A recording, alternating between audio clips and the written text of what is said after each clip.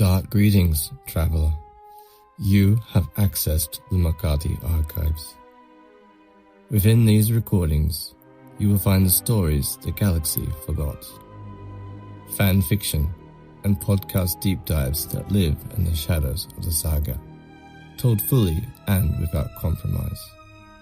Every transmission is unabridged. Nothing has been lost. Nothing has been left out.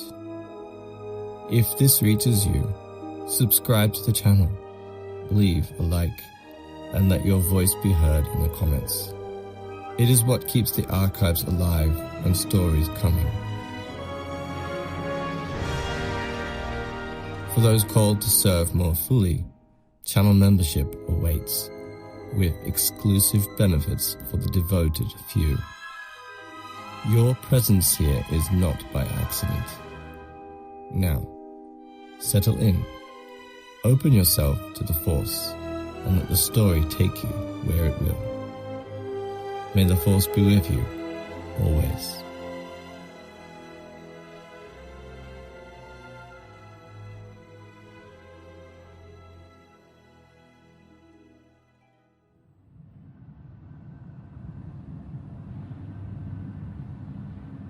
Makati Productions present Darth Vectivous, written by Ben Benjamin. In the shadow of a shattered empire, one Sith Lord refuses to kneel.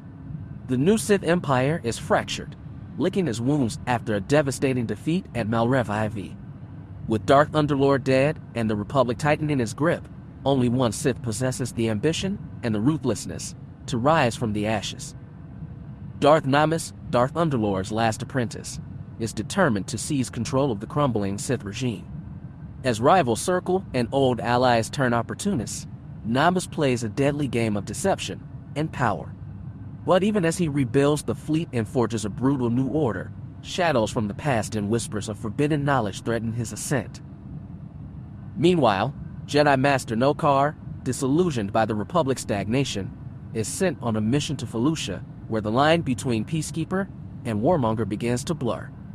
As diplomacy falters and war draws near, Kar must decide where his loyalty truly lies. Across a galaxy of broken promises, ancient secrets, and rising empires, destiny sharpens his blade. The Sith are reborn, and this time they intend to win. Prologue. Twice we've tried to burn away the hypocrisies and weaknesses of the Republic and their Jedi. Twice we have failed. We must not fail again, for there is precious little tinder left to keep our fire burning. Darth Malgus. The trees rippled. The ground shook. He moved through the forest like a storm given form, silent, absolute, and merciless. He was a menace, a blade of the dark side. One weakling after another fell beneath him, each death an offering to the power that burned in him like 1,000 suns. Blaster fire cracked in every direction. Friendlies, enemies, it no longer mattered. The woods had become a crucible, and all within it were reduced to cinders. He impaled them with his metal blade, cut through flesh and armor, not out of rage, but with terrible clarity. This world, Bacca, a forgotten speck. No future, no legacy. Yet, what there was to raid, he raided. His black knights advanced beside him, butchering with the same wordless fury. The air reeked of smoke and blood. Screams echoed through the ravine, then fell silent one by one. And then, something pulled at him, not with hands, not with sound, but through the force. A tremor, subtle, singular. He stopped. Dust swirled around his feet. It wasn't fear.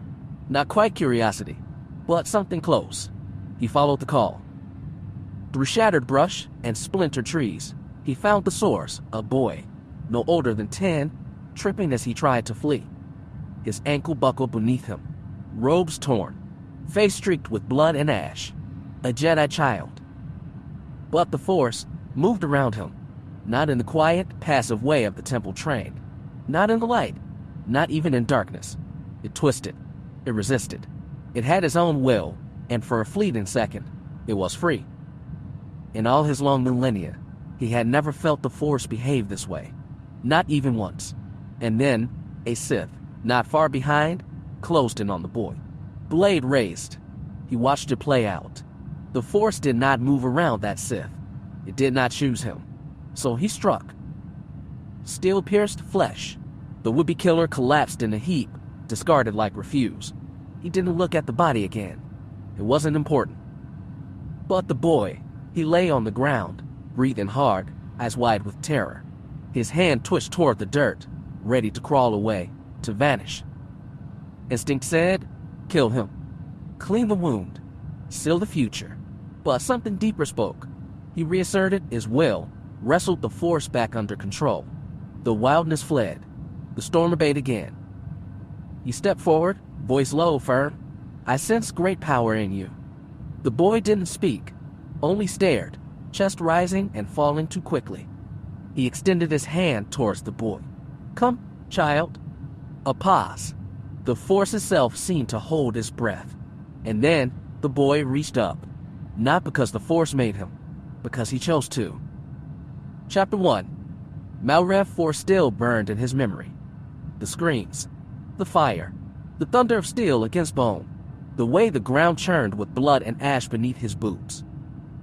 Namas hadn't been one of Darth Underlord's Black Knights, but he'd fought beside them, marched with them, killed with them. He still remembered the way they shattered the Republic line at Sorrel Ridge, remembered dragging Commander Settle's bleeding body across 3 clicks of artillery-blasted ruin, remembered watching Sith Lords fall one by one, and not being among them, remembered the Sith's face when he was informed that the Sith Emperor, his master, had fallen, the anger that drove him, the fury that allowed his retreat, cutting down hundreds, maybe even thousands. If he hoped to carve a place in the post-Underlord Sith Empire, he had to get to Korriban, the Sith seat of power, the only seat of power holding together a fragile empire only held together by fear of the one at the top. Underlord had been there for centuries, and now the Empire was on the brink of collapse.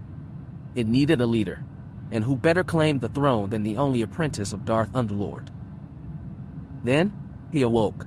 The trance unraveled like smoke, retreating into the corners of his mind. Korriban is in sight, said a voice behind him, deep, steady, and familiar. Darth Feral stood at attention, not bowed, but angled forward, out of respect, not subservience.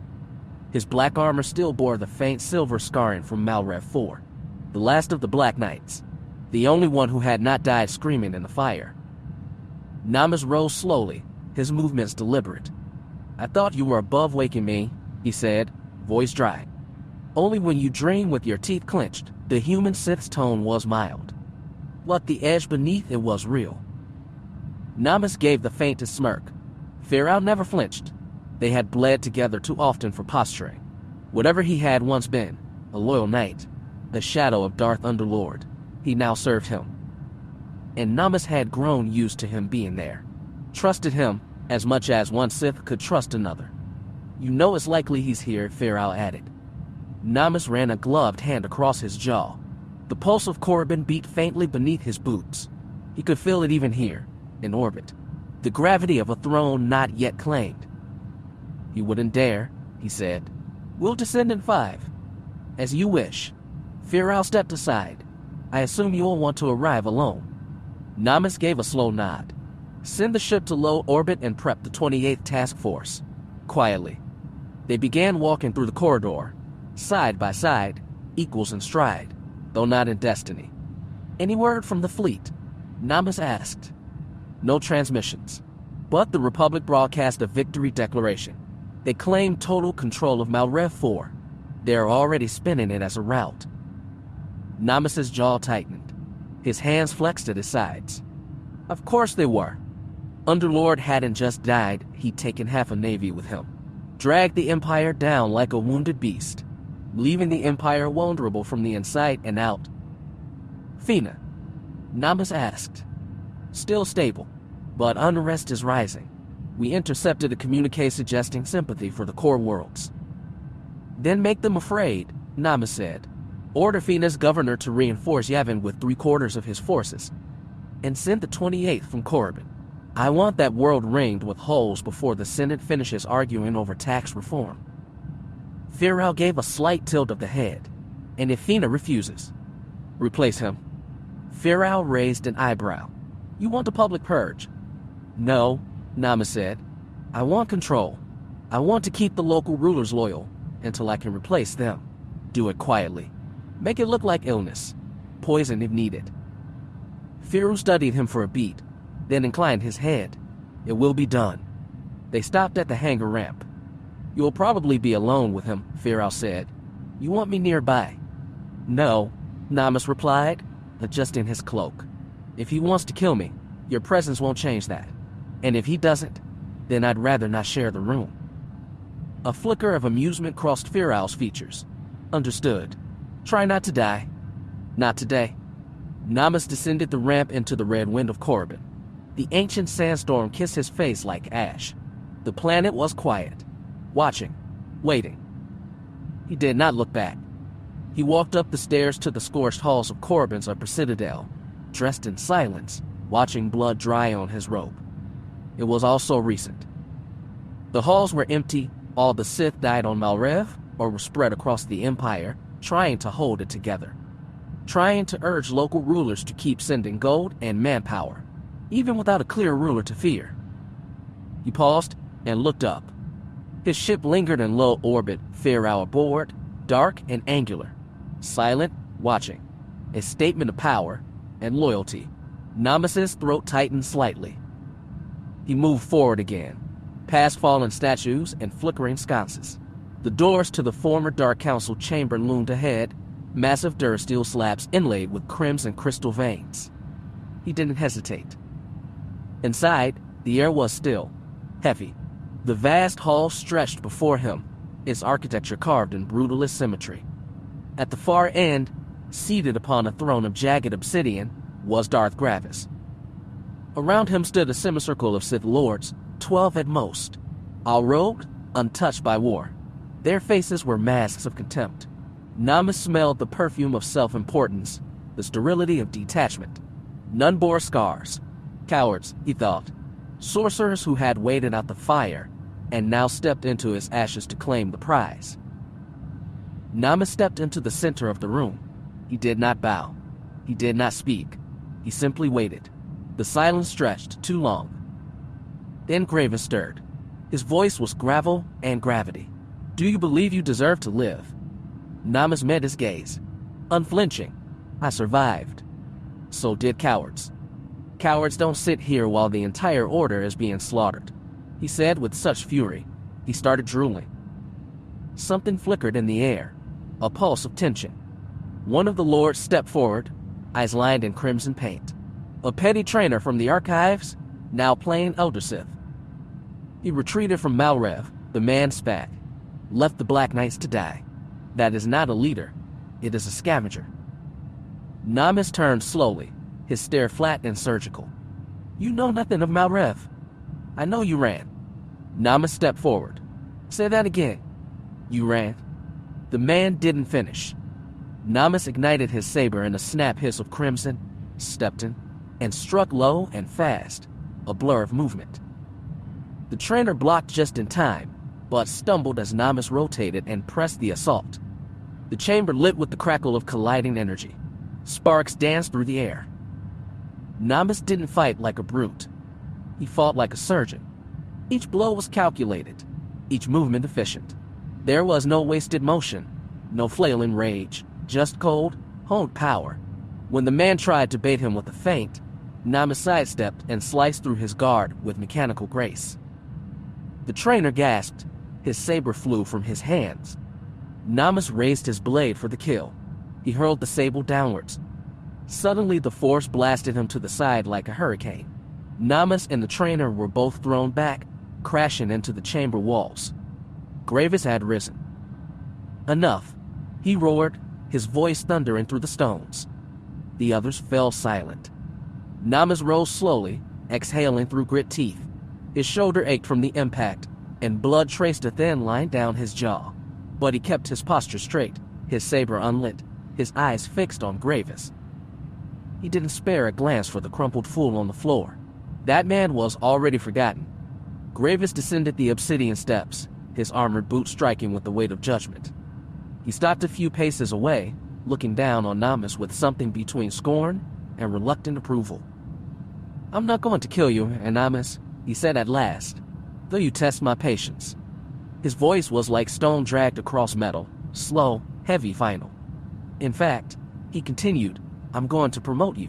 Not because I like you, not because you bent the knee, but because this empire, this unstable relic Darth Underlord left behind, needs more than brutality and fire to survive." He paced in a slow arc around Namas, speaking not just to him, but to the watching Sith. "We teeter on the edge of collapse, Namas, and the only thing that can keep us from breaking apart is centralization. Order. You will provide it?" Namas didn't flinch, but he didn't nod either. "A title," he said, voice low. "That's what you offer me?" Gravis's expression darkened. "I offer you survival, purpose, a place at my side, not beneath my boot. You should be grateful. This is exactly what you want." "I deserve more," Namas said evenly. "I am the last apprentice of the Underlord. I stood when your best sat here." He leaned forward, just slightly, enough to suggest danger, not enough to provoke it. "I am destined to destroy the Republic." Gravis's eyes narrowed. His next words were soft, but sharp as blades. "You are destined to kneel." A silence pulsed through the room. "You deserve to do as I require," Gravis continued. "And if your performance proves satisfactory, I may permit your escapade." His smile was thin, crooked, almost amused. "But make no mistake, Namas. Until then, you belong to me." Namas stood silent in the echo of Gravis's words. The phrase lodged like a blade behind his ribs, but he gave no outward sign. His face remained composed, cold, unreadable. Behind his eyes, the fury twisted, not like fire, but like ice. Controlled, slow, piercing. So be it. Let Gravis think he had one. Let him believe submission had replaced ambition. Namas lowered his eyes, just enough. "I understand. I thank you," Namas said with feckless gratitude. He watched Gravis carefully. Let the man see what he wanted to see: restraint, loyalty, perhaps even gratitude. The mask fit easily now. Gravis smiled slyly. "Yes, I knew you would appreciate your new position. One more thing," he added, stepping closer. "From this moment, you, and every being in this empire, will refer to me by my true title." His voice dropped an octave, thick with command. "You will call me Emperor. Is that understood?" A beat. Namas paused just long enough for the moment to sting. "Yes, he began, but Gravis raised a hand. "Bo." The word cracked through the air like a whip. Namas knelt, slowly, smoothly, no tremor in the motion. He dipped his head, not in reverence, but in strategy. He had bowed before the Underlord. He would bow here too, because bows could be temporary, and thrones could be stolen. "Yes, Emperor," he acquiesced. Gravis's posture relaxed. There was triumph in it, but Namas was already thinking 10 moves ahead. "Rise, Darth Namas," Gravis said, voice now rich with regal command. "Your first task will be to reorganize the Navy and military in an efficient manner, to better defend against the Republic. Go to Bastarda, where you will commission a new official fleet to be built." Namas rose, his movements calm, composed. He met Gravis's gaze one final time, and behind his eyes, there was no loyalty, only intent. He would go to Bastarda. He would build Gravis's fleet, and then, when the time was right, he would command it. Chapter 2. 1 month later. Namas meditated in his chambers. He was still comprehending what happened. Was this a blessing or a curse? Sure, he wanted to be emperor, but he technically possessed all the power he had claimed. For the moment, he felt an odd sense of satisfaction. But Namas knew that eventually he would ascend to the throne. Gravis was old, claiming to be 93, though the deep wrinkles and crevasses etched into his skin suggested a far greater age. When the time came, Namas would ensure that no other Sith Lord attempted to claim the title of Emperor. Currently, Namas was on Bastarda, busily planning the expansion of the Empire's navy. The shipyards were working at a breakneck pace, churning out frigates and cruisers every day, with other shipyards pitching in additional vessels from time to time. The feasible expansion routes were limited. The Sith worlds, including Korriban, Zayast, Dromedkas, as well as Ord Radima and Yavin 4, had been conquered all the way back by Darth Ruin. But Sith advances stalled. Darth Underlord tried once more to expand the new Sith Empire by attacking the Zona Mickey route with success at first, albeit he was defeated on Malrev for ending Sith expansion altogether. A following Republic counteroffensive even retook all gains made by Underlord, threatening the Sith core world of Yavin 4, an essential and sacred planet to the Sith. His loss would be devastating for morale, but due to political developments in the Republic, a strike on Yavin 4 never took place. Acknowledging that another strike towards the Hydean Way, the trade route Darth Underlord wished to conquer, would be foolish. The only other explored route leading out of Sith space was the Thanium Corridor, which also acted as an expansion route for the ancient Zem's Empire. At the end of the hyperspace lane lay Liana. It was part of the Tion Cluster, a rich and dense area of the galaxy, only second to the core worlds. A conquest of the Tion Cluster would enormously strengthen the Empire and turn it from a small regional threat into a galactic contender. After Darth Ruin left the Jedi, the Sith required ships. All they could muster were some Republic ships that had deserted and a few ships they purchased from smaller shipyards. They used secret shipyards on worlds rarely visited by the Republic, like Korriban, Bastarda, and Yavin 4. For producing these ships, the decentralized new Sith Empire resurrected the ancient Terran Starship Manufacturing Company, or TSMC, which used to be active in the former Sith Empire. The task of producing these ships was now in the hands of the TSMC, which was locally controlled by the newly established governors who held full authority in their domain. With the resurrection of the TSMC came a search for a ship design. TSMC eventually came up with some designs, which Darth Ruin refused. However, some new designs like the Revenge-class cruiser were effective and cost-efficient. This was the first ship to be mass-produced by the shipyards alongside the SH-19 Duststorm starfighter, which was developed as an advanced model of the T-6 Ricer used by the Sith Empire in the Great Galactic War.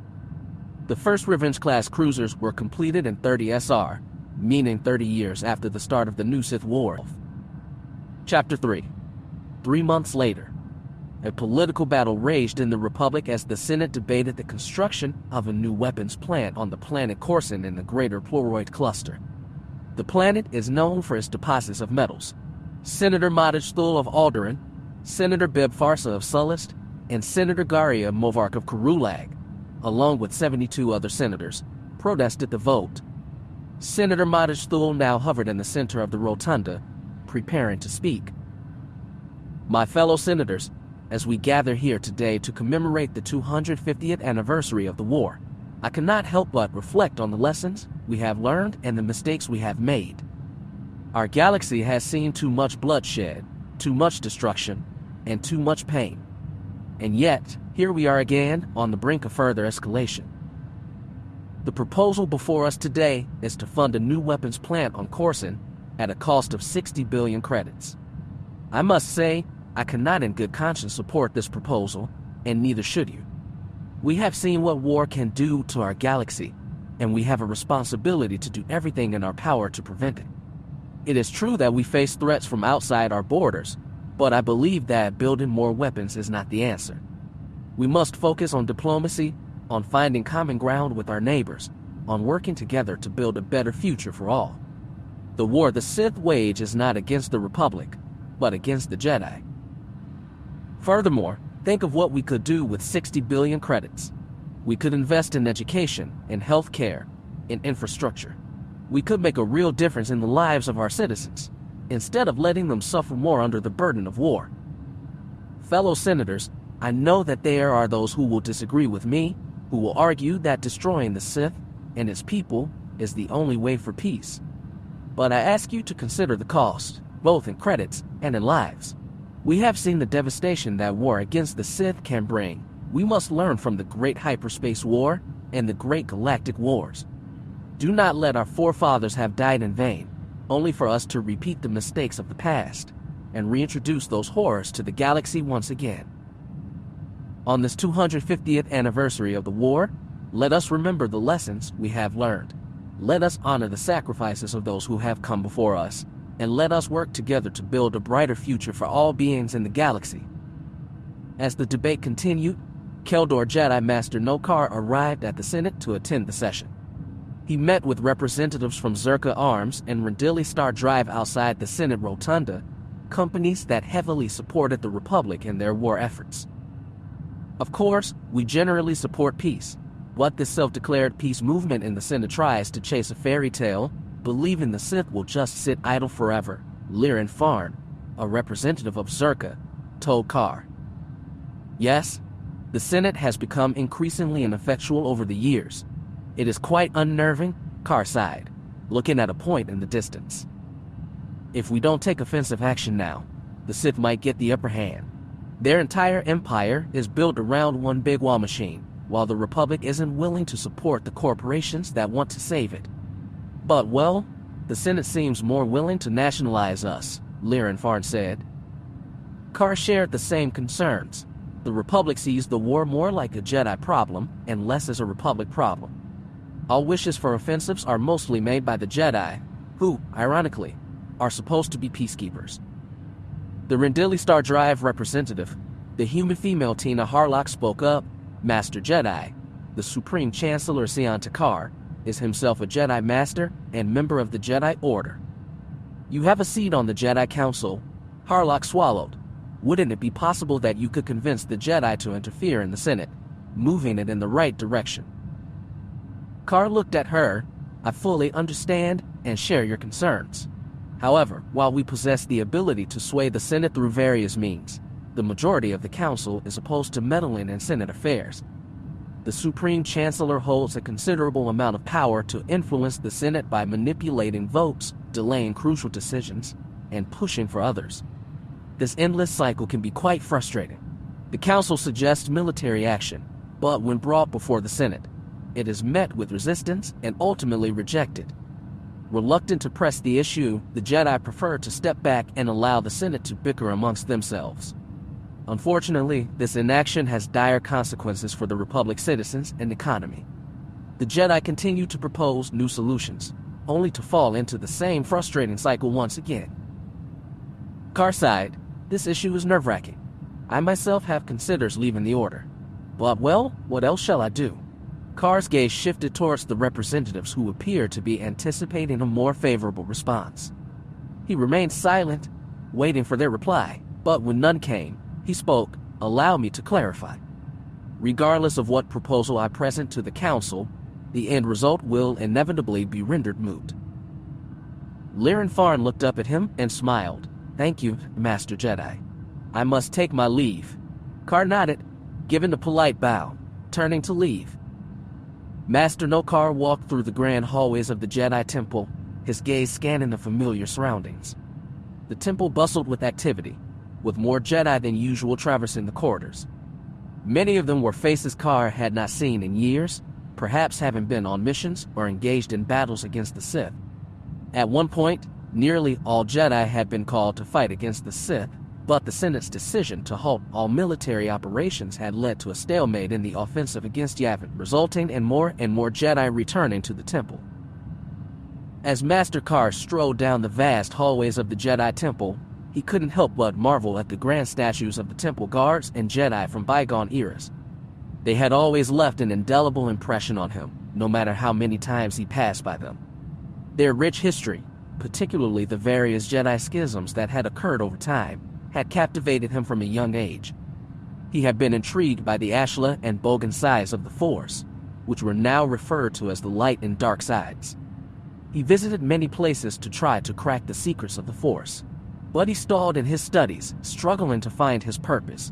He tried being a trainer, a master, a historian, but all didn't fulfill him. Now he was practically an ambassador to the Senate, spending most of his time in the Senate talking to different delegates. Lost in thought, Carr suddenly found himself standing before the imposing doors of the Jedi Council chamber. It was a path he had walked countless times before, much like the one that led to the temple's library. After all these years, the route had become almost second nature to him, a familiar journey back and forth. Carr entered the council chambers, where all masters were present, a rare sight. Typically, only a couple of masters were physically present, while the others were either projected as holograms or simply absent. Only 2 Jedi were absent, including the recently killed Master Murdag and another Celestian Jedi Master who was currently tackling a civil war in the Siswina sector. Carr took a seat, 2 seats next to the Grand Master. This peace faction in the Senate is getting out of hand, forbidding all offensive operations, the Duro Master Jazerwin Stowe started. Master Stowe, we should support peace in any way possible. Less violence is always a welcome sight, Master Kins answered. Master Stowe countered, the Senate wishes to negotiate with the Sith. We all know diplomacy with them is impossible. That is true. However, we are peacekeepers first and foremost, Master Kins acknowledged. Grandmaster Cosmer Thal interrupted the discussion with the clap of his hands, drawing everyone's attention. Masters, we must address several matters. Firstly, I have received a request from Admiral Hijito. He is greatly frustrated by the Senate's decision to forbid offensives, and his appeals have been entangled in bureaucratic red tape. He has requested direct Jedi support. The Grandmaster paused, turning to look at Master Carr. Master Carr, you have had dealings with the Admiral. What is your view on this matter? Carr observed the Grandmaster gathering his thoughts before responding. The Admiral is hasty and reckless. He holds little regard for his crew, and his campaigns have resulted in high casualties. However, he has achieved a high rate of success. The Grandmaster nodded. Very well, he declared, his voice echoing through the council chambers. Admiral Hijito has requested the council send a Jedi emissary to Felucia in order to establish a military base on the planet. However, the native Gossams have been reluctant to allow such a base to be established. The Admiral was recently reassigned to command the fleet stationed at nearby Liana. He paused, his piercing gaze resting on Master Carr. Master Carr, I am aware that you have been inactive for some time, Cosmer Thal continued. However, your expertise in historic studies makes you a perfect candidate for this mission. I believe that you are suited for this task. Carr was taken aback by the Grandmaster's words. He had not left Coruscant for quite some time, but he knew that he could not refuse this mission. Perhaps it could even bring some sense of purpose to him. Very well, Master, Carr replied with a deep bow. I will depart for Felucia immediately. The Grandmaster nodded towards Carr. He then inhaled and looked around at the other masters. As for the second matter, it concerns the new leadership of the new Sith Empire. A proclamation has been issued, and a Sith Lord by the name of Darth Gravis has declared himself Emperor, with the endorsement of Darth Namas, former apprentice of Darth Underlord. This information has been disseminated throughout the galaxy, but due to the Empire's encryption and general lack of communication, details regarding the shift in power remain shrouded in mystery. Speculation is all that can be done at this point. Carr drifted off as the Grand Master continued speaking, his mind ingrained in his mission for the duration of the meeting. As Carr made his way out of the council chambers, he couldn't help but ponder the state of the galaxy. How could a decentralized political entity like the new Sith Empire possibly endure such widespread chaos? With no clear leadership, seemingly random military maneuvers, and a general air of disorganization and sloppiness, the new Sith Empire appeared to be teetering on the brink of collapse for its entire existence, constantly on the verge of crumbling into the depths of oblivion. Carr couldn't help but feel a sense of nostalgia for the stability and order that the Republic had once embodied, many centuries ago. But even that once great institution had become increasingly fragmented in his lifespan. As Carr walked through the halls of the Jedi Temple, his mind was preoccupied with the inefficiencies of the Republic military. Battles were needlessly costly, and losses could have been avoided with proper leadership. Carr believed that the Jedi were the solution to this problem. With their quick thinking and reliance on logic over emotion, they would be more effective leaders than the current commanders. It made perfect sense to him that all military leaders should be Jedi like him. To Carr, this was not about seeking power. He believed that his leadership would bring peace and save countless lives. It was the very definition of the Jedi Code, a selfless act to benefit the greater good. He couldn't help but wonder why others couldn't see the logic in this. If the military were under Jedi command, this war could have been over long ago. The lack of a meritocracy in the current system only added to the inefficiencies. Despite his frustrations, Carr knew that he could not act on these thoughts. It was not his place to seek power, but to serve as a Jedi and uphold their values. He continued down the hallway, lost in thought about the state of the galaxy and what could be done to bring about true peace and harmony. As Carr entered the hallowed halls of the Jedi archives, he was struck by the familiar scent of old data pads and holocrons. The dimly lit room was a haven for knowledge, and Carr had spent countless hours here during his years as a Padawan. His eyes roamed the shelves, searching for any relevant information on Felucia. The planet was known for its humid, oppressive heat and deadly wildlife, but it was also home to some of the most beautiful flora in the galaxy. Carr's thoughts were interrupted by a presence behind him. He turned to see his former apprentice, the Twi'lek Master Kaya Taro, approaching. "Master Carr, it's good to see you," Kaya said with a bright smile, politely bowing next to him. Carr stood up from his seat. "And you as well, Kaya," Carr replied. "What brings you to the archives today?" "I just returned from Ilum," Kaya said. "I have made this trip many times, but it's always wonderful to watch the younglings construct their first lightsaber." Carr nodded at Kaya. Although his face was obscured by a mask he needed to survive, he knew Kaya could tell he was smiling at her. "May I ask what you are up to, Master?" Kaya asked. "I'm here to refresh my knowledge of Felucia. I have accepted a mission to negotiate with the natives for the Republic to construct a military base on the planet." Kaya's eyes widened with surprise. "Felucia, that is quite the undertaking. In the Outer Rim next to Sith space. I wish you the best of luck, Master Carr." Carr expressed his gratitude to Kaya with a nod of appreciation. "I realize I neglected to properly congratulate you on you being named Master last year. My mind was preoccupied with other matters at the time, Master Taro." Kaya smiled at him, her Leku ear tails twitching. "Please, Master. It was your guidance and training. I could not have imagined any better master." Carr waved off the compliment. "You give me too much credit, Kaya. You are a talented and dedicated Jedi in your own right." Kaya smiled at him. Kaya bowed respectfully. "Thank you for your kind words, Master. I shall leave you to your studies. May the Force be with you." She then departed to her quarters. Carr sat back down and delved deeper into the archives. Felucia had once been a retreat for the wealthy Gossam people, who had colonized it over 25,000 years ago. However, it had changed hands multiple times over the centuries, falling under the rule of Zim the Despot and his kingdom of Kron before settling into a relative peace. Despite this, the Gossams exported valuable crops, including the native Felucia Nissalin and various biotoxins found in the jungle. This made Felucia a prime trading hub in the Thanium worlds and the Tion cluster. Trading companies came and went, but the Gossams managed to maintain their sovereignty. This is also why the Gossams declined any sort of military treaty and were only interested in the benefits of trade. Felucia was in the Outer Rim next to the Prelimian trade route, a busy trade route leading towards the core. It was also a world that was next to the Thanium Way, which led to Stenos in Sith space.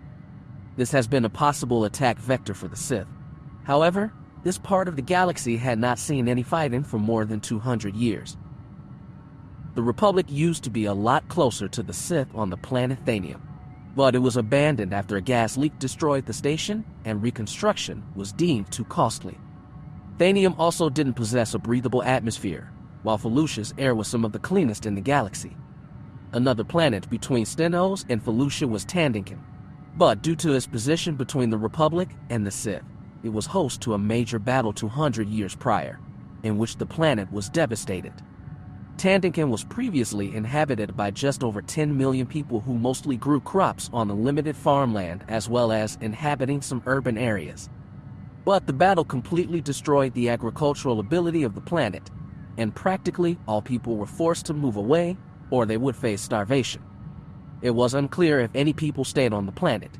Despite the battle's inconclusive victor, both the new Sith Empire and the Republic retreated with heavy losses and never established a presence on the planet again. Finally, as the moon was high in the sky, Carr retired to his quarters, his mind abuzz with the knowledge he had acquired. He would need to prepare for the challenges that lay ahead, but he was confident in his abilities as a Jedi. With a sense of purpose, he allowed himself to drift off to sleep, ready to face whatever lay ahead on Felucia. Chapter 4. Over Bastarda, the Indiquidator had just completed its final safety tests and was now filled with an elite team of skilled personnel, battle-hardened veterans, and formidable Sith warriors. Namus had also successfully unified 6 separate task forces to form his new fleet, which he intended to use for his upcoming offensive. Joining Namus on the bridge were Darth Pharaoh and the experienced Commodore Chorus, who was appointed as the commander of Namus's flagship, the Indiquidator. Darth Pharaoh had been a longtime friend of Namus. Underlord had sent Namus to the academy on Zyast, where he was instructed by other Sith, while Underlord was off fighting the war. Darth Pharaoh was another Sith who showed promise, earning the respect of many of the overseers in the academy, and they became well acquainted. Pharaoh bound himself to Namus, serving him as if he were his master. Over time, Pharaoh became one of Namus's most trusted allies and advisors, providing him with counsel and support as he rose through the ranks of the Sith Order and the new Sith Empire. Despite the political machinations and backstabbing that were commonplace within the Order, Namus and Pharaoh remained steadfast allies, united in their desire to bring about the downfall of the Jedi and the triumph of the dark side. The Indiquidator traversed through the vast expanse of hyperspace. The system controls showed a steady supply of confirmations and status reports coming from the engines and the weapon stations. The monotonous beeping noise in the background. The low murmur of the lieutenant's conversations could be heard in the background. Namus, standing on the bridge, gazed intently into the void of hyperspace, observing the luminescent streaks of light traveling from the front to the back of the ship, representing the countless uninhabited star systems under the control of the new Sith Empire.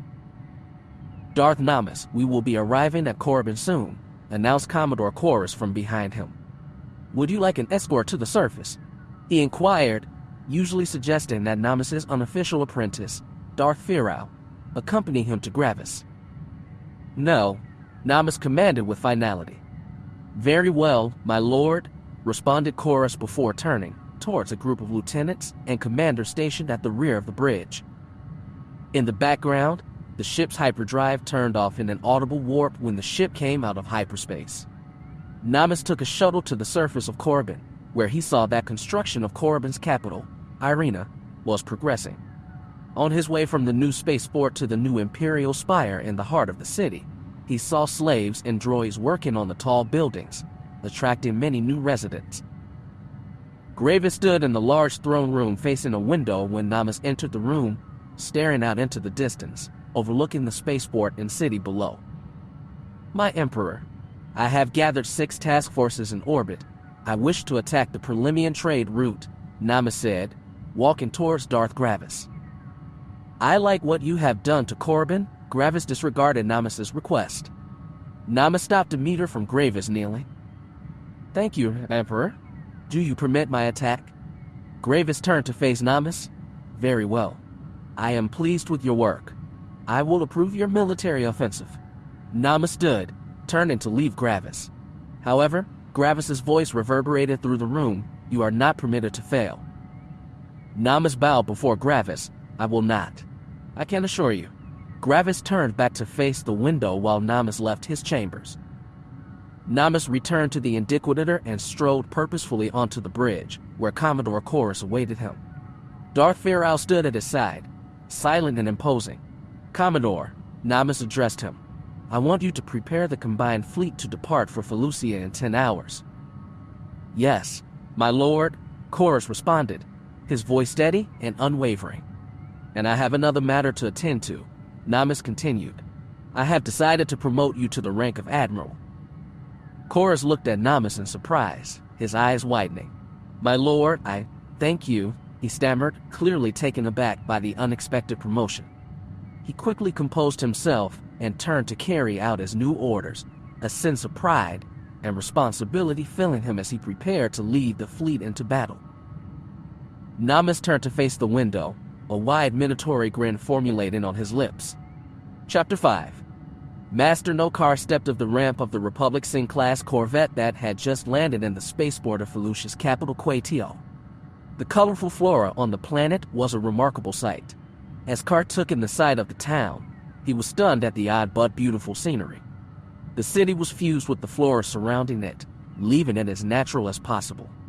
Dirkreed is a rare sight on Felucia, where most buildings are made of local building materials gathered from the local oversized fungi and peculiar trees. The plants on Felucia grew to extraordinary sizes, dominating the forests with their odd shapes. Even though the city was intertwined with the planet's flora, it wasn't unorganized or dirty. The plants were well kept, and the paths made from local material were free of any obstacles. It was obvious that this was a wealthy planet, or at least the capital was.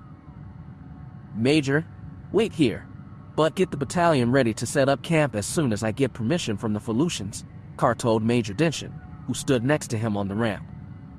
Car was greeted by a local Gossam entourage and a protocol droid ready to translate the native Gossam language into Galactic Standard. The Gossam started talking. Car looked at the protocol droid, awaiting a translation. "Welcome, Master Jedi. Felucia welcomes you. Please follow us," the droid translated. Car nodded and followed the Gossams to a speeder situated next to the landing pad. The speeder took Car through the city, passing by housing and commercial districts, the streets buzzing with activity. They arrived at a tall, oval building surrounded by a large, gated park. The speeder passed through a gate guarded by Gossam soldiers and stopped in front of the building. The Gossam stepped out of the speeder, with Car following them inside the building. The building consisted of a large hall decorated with local Felucian art. The building itself was a curious blend of metal and natural materials, achieving a delicate balance between the two. The door to a spacious turbolift slid open at the far end of the hall, beckoning Car and his companions forward.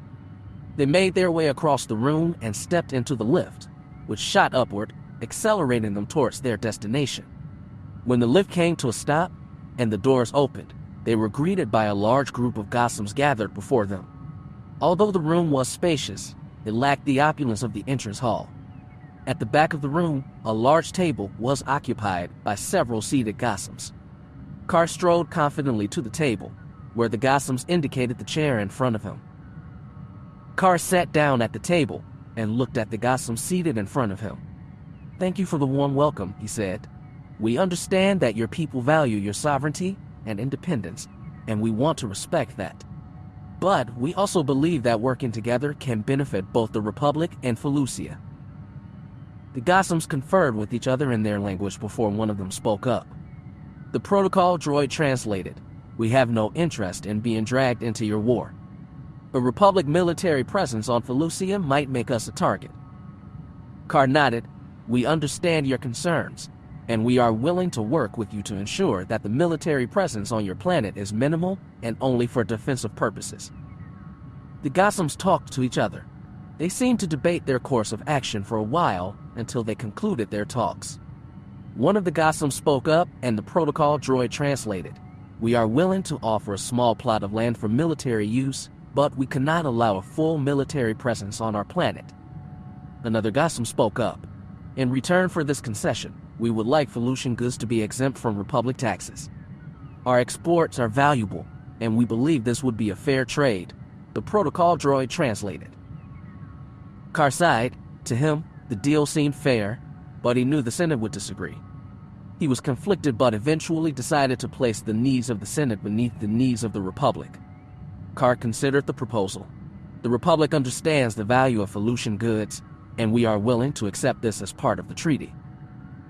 The Gossams conferred again before one of them extended a hand towards Car. "Agreed. Let us sign the treaty." Car shook the Gossam's small, three-fingered hand and smiled. "I will review the plot immediately. This is the Republic delegation that will discuss the details. I will return once a treaty has been set up," Car said, gesturing to a group of Republic diplomats next to him. The Gossams nodded, and Car turned to leave. When Car arrived at the designated plot of land, Major Denshin was already setting up camp. The plot was small but sufficient to house a battalion. The plot was situated next to the city, and in case of an invasion, the capital could be occupied in a matter of minutes. Carr entered the preliminary camp, which had just been set up. Inside, the tent had already been equipped with the holodeck and other electrical devices. Republic troops were already operating. As Carr entered the tent, the major immediately saluted him. "Sir, our camp is set up, and supplies are being brought in for a larger military base." Carr nodded in acknowledgement. "Have you conducted a survey of the area?" he asked. The major gestured towards the holodeck, where a map of Felucia was projected. Carr approached the table to get a closer look. "Here is a detailed view of the surrounding areas of Felucia," the major explained, pointing to a particular location on the planet. The holo table responded, displaying the geography and topography of the areas surrounding Quatio. In the event of an attack, most of the planet's terrain is too densely forested with fungus forests, the major continued. Clearing the land for troops would take too long. The most probable landing sites are the cleared lands and farmlands in the settlements here. He pointed to a location on the map, revealing small villages surrounded by farmland. The city is positioned near the defendable Duzani Ridge here. Major Denshin pointed to a mountain ridge near the capital. It is the most defensible position, only having a few narrow passes. "Very well, Major. I see you are well prepared." He paused to look at the Major. "I must take my leave. Do you have a room for me?" Carr asked. Major Denshin nodded. "Yes, of course. I will show you." The Major strolled past Carr and out of the tent. Carr followed him over the campsite, which was rapidly progressing. Pre-made structures were being built all around them. "Over here, all rooms are currently unoccupied." The Major gestured to a small Durasteel building. "Thank you, Major," Carr said, entering the prefabricated building. The short hallway had about 10 rooms. Carr entered the room first on his left. It was a small room, similar to the rooms in the Jedi Temple dormitory, but without windows. The light came from a panel on the back wall, illuminating the room in a bright white color. Carr dimmed the lights and sat down. After sitting down, he removed his lightsaber, which he put before him, crossed his legs, and closed his eyes. He focused on his breathing, feeling the force flowing through him, interacting with his cells. The feeling could range from a slight tingle to an oppressive anxiety, similar to how one felt when consuming too much kaf. He used an ancient meditation technique called Ultrika, developed by the ancient Jedi Order, the precursor to both Jedi and Sith. As his concentration furthered and his muscles relaxed, following the same routine as in every meditation, he slowly lifted off the ground. An hour went by, then 2. Carr was in a total trance, floating a meter above the floor. Carr focused on his past and his future, combining them into one possible existence. Force visions as well as precognitions were forbidden by the Jedi because knowing the future could lead to someone wanting to control the future, leading the individual to the dark side. Only the Grand Master was allowed to glimpse the future. But this didn't discourage Carr from trying.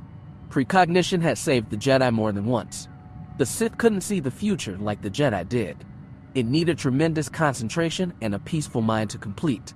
Some Sith, like the ancient Darth Treya, could mimic this peace without possessing it, but usually, precognition was a trait only possessed by Jedi, while only some Sith were able to glimpse some aspects of the future. Carr tried to deepen his trance, making his mind free of any interferences. Suddenly, Carr saw something.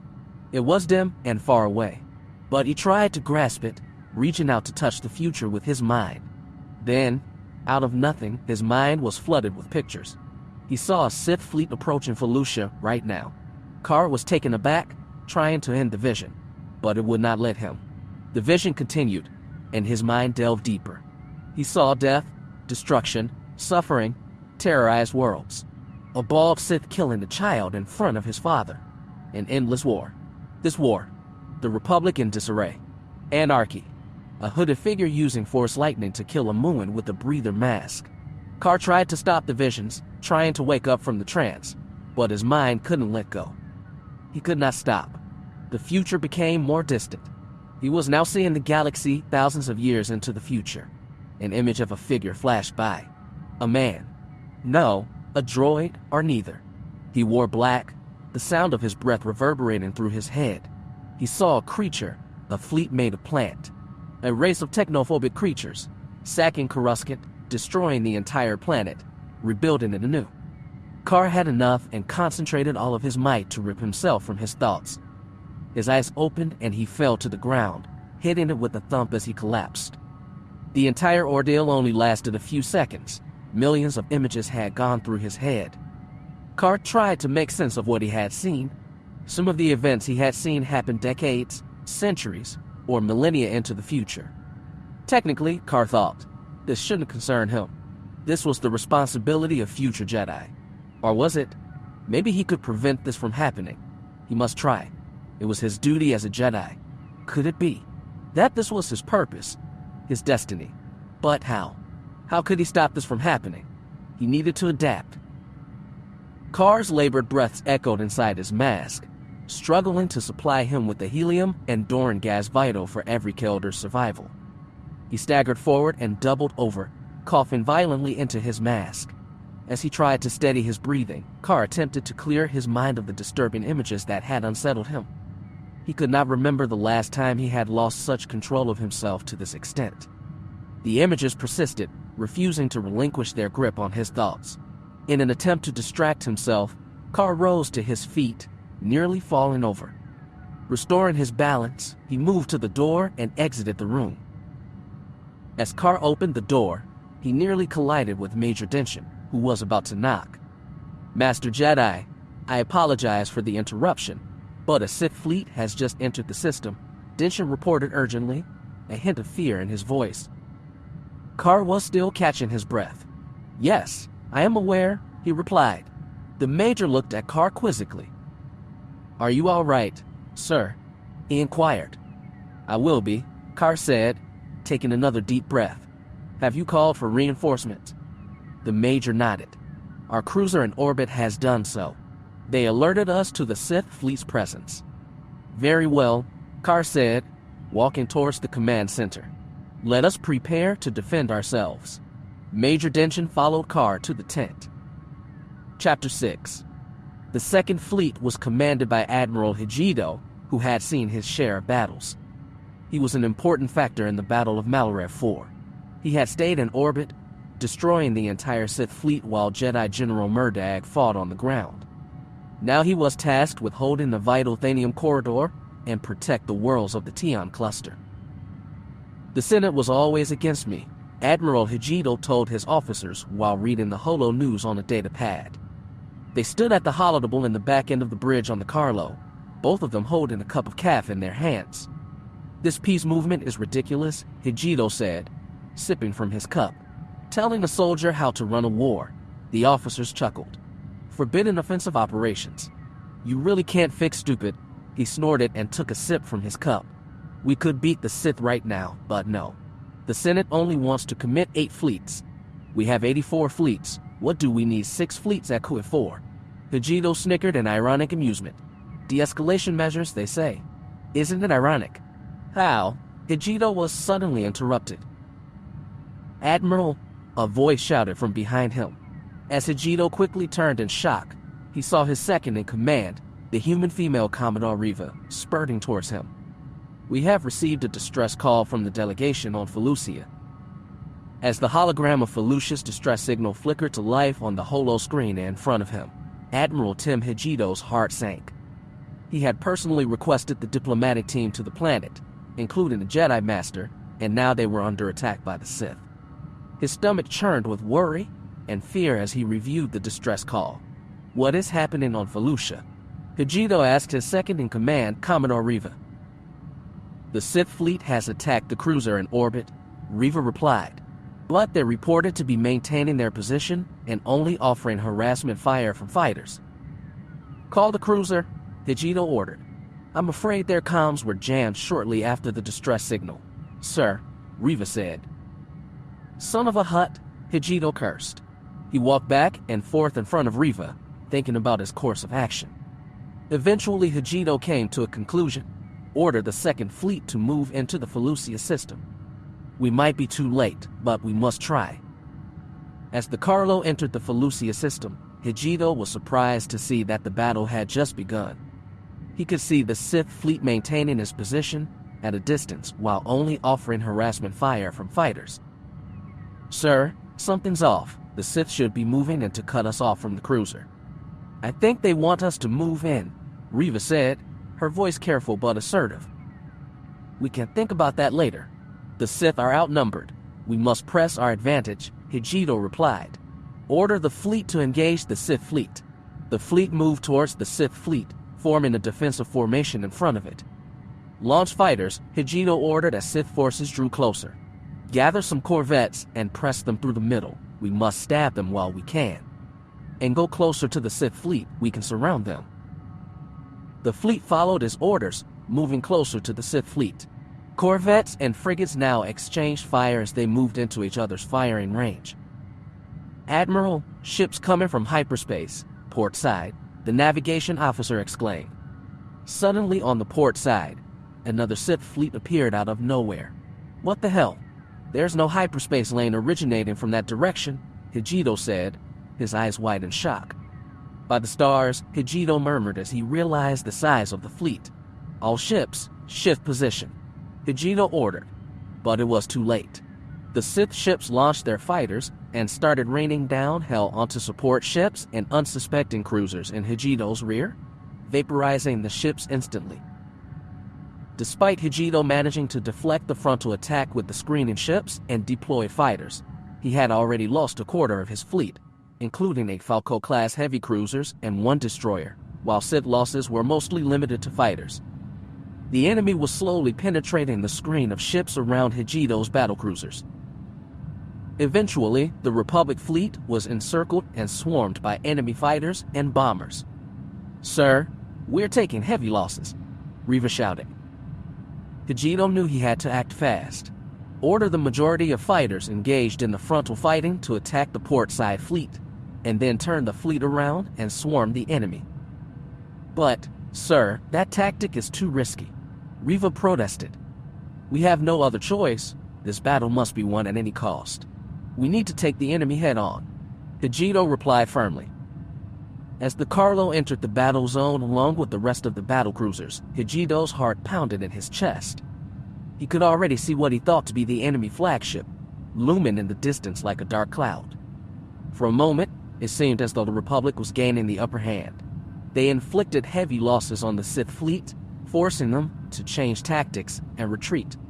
But just as quickly, the Sith regrouped and launched a new wave of fighters, this time with bombers in tow.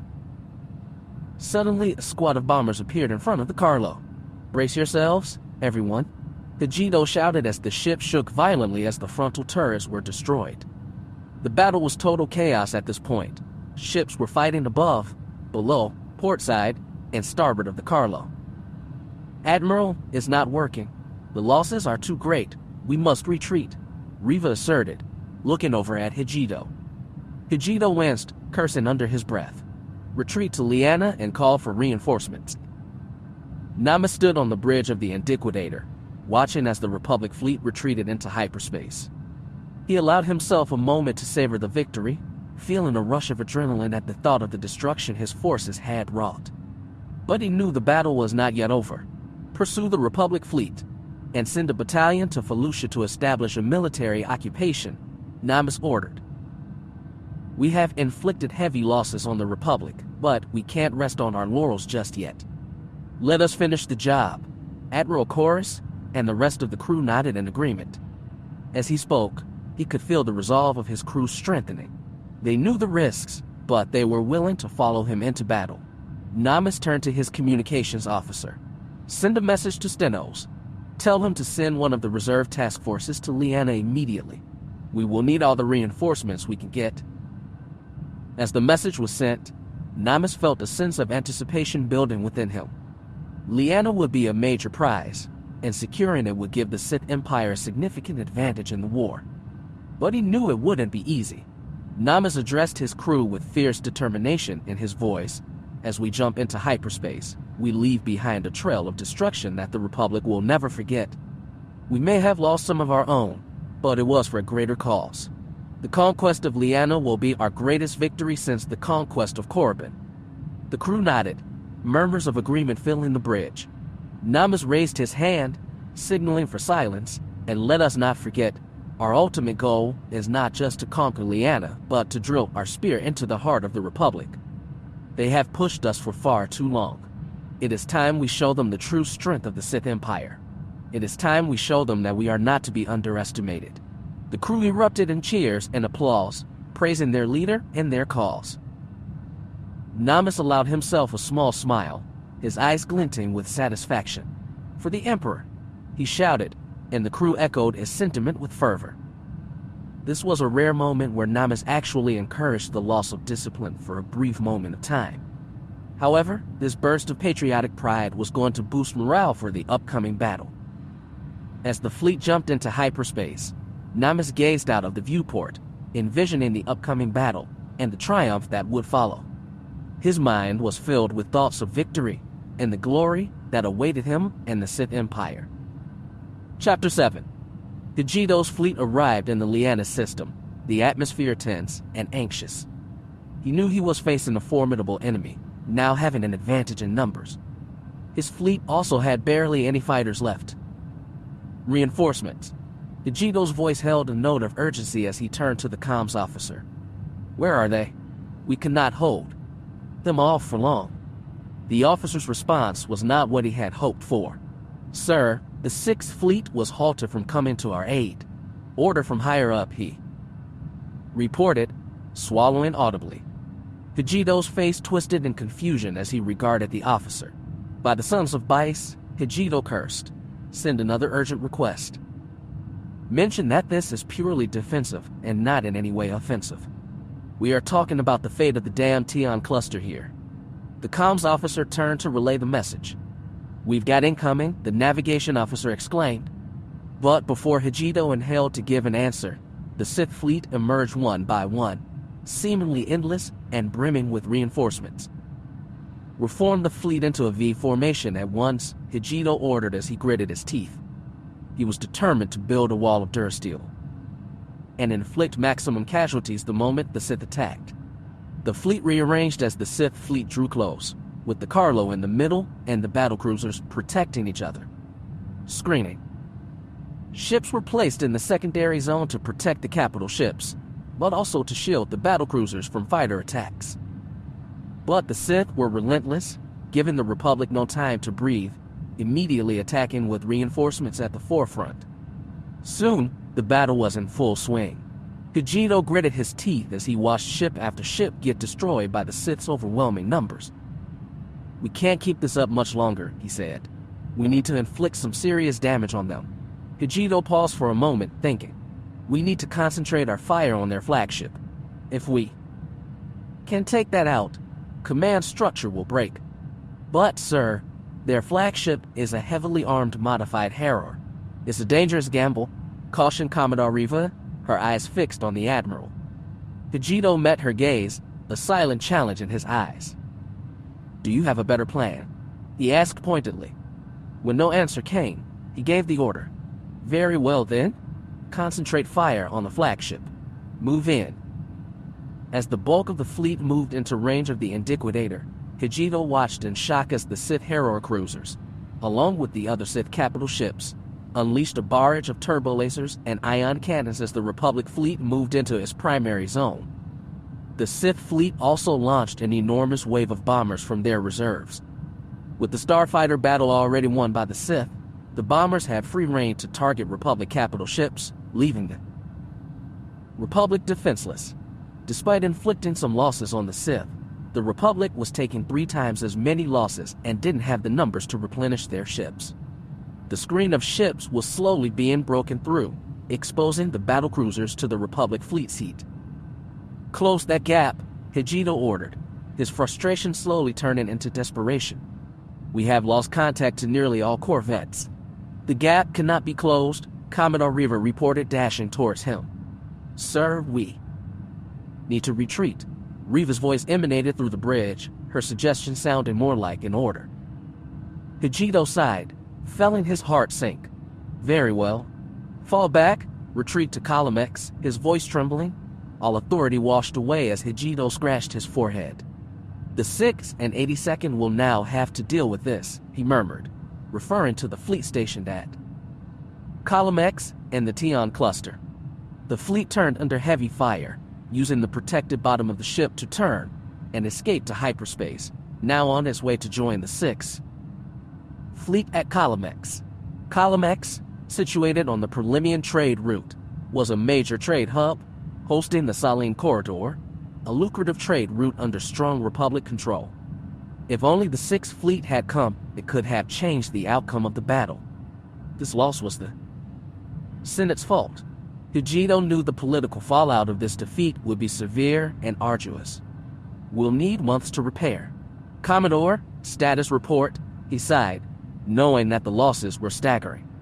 The Commodore gave him a data pad on which he reviewed his losses. Hijito felt a sense of despair wash over him as he recouped his losses. His fleet had suffered immense damage, with only 16 battlecruisers left out of the 40 he had begun with. Nearly all corvettes and frigates were destroyed, while 85% of his fighters were lost, and 95% of the fleet was damaged and needed urgent repairs. Namas felt a surge of triumph as he surveyed the bridge. The crew's morale was high, buoyed by their recent successes. His fleet had taken heavy casualties, but he had inflicted many times the losses on the Republic. Darth Gravis would be pleased, although he may be too busy with his Sith rituals to even acknowledge his existence. He found the arrangement between himself and Gravis fitting. He practically run the new Sith Empire while Gravis was off meditating, or whatever he was doing. It didn't matter anyway.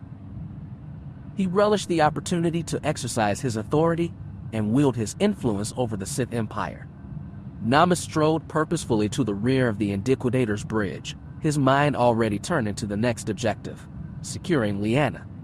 He knew it would be a relatively easy task. The planet was practically a backwater. As he approached the Hala terminal, he watched with satisfaction as the hologram flickered to life, revealing the leader of Liana. Despite its ostensible status as a representative democracy, Liana was, in reality, a corporate oligarchy, with power concentrated in the hands of a few.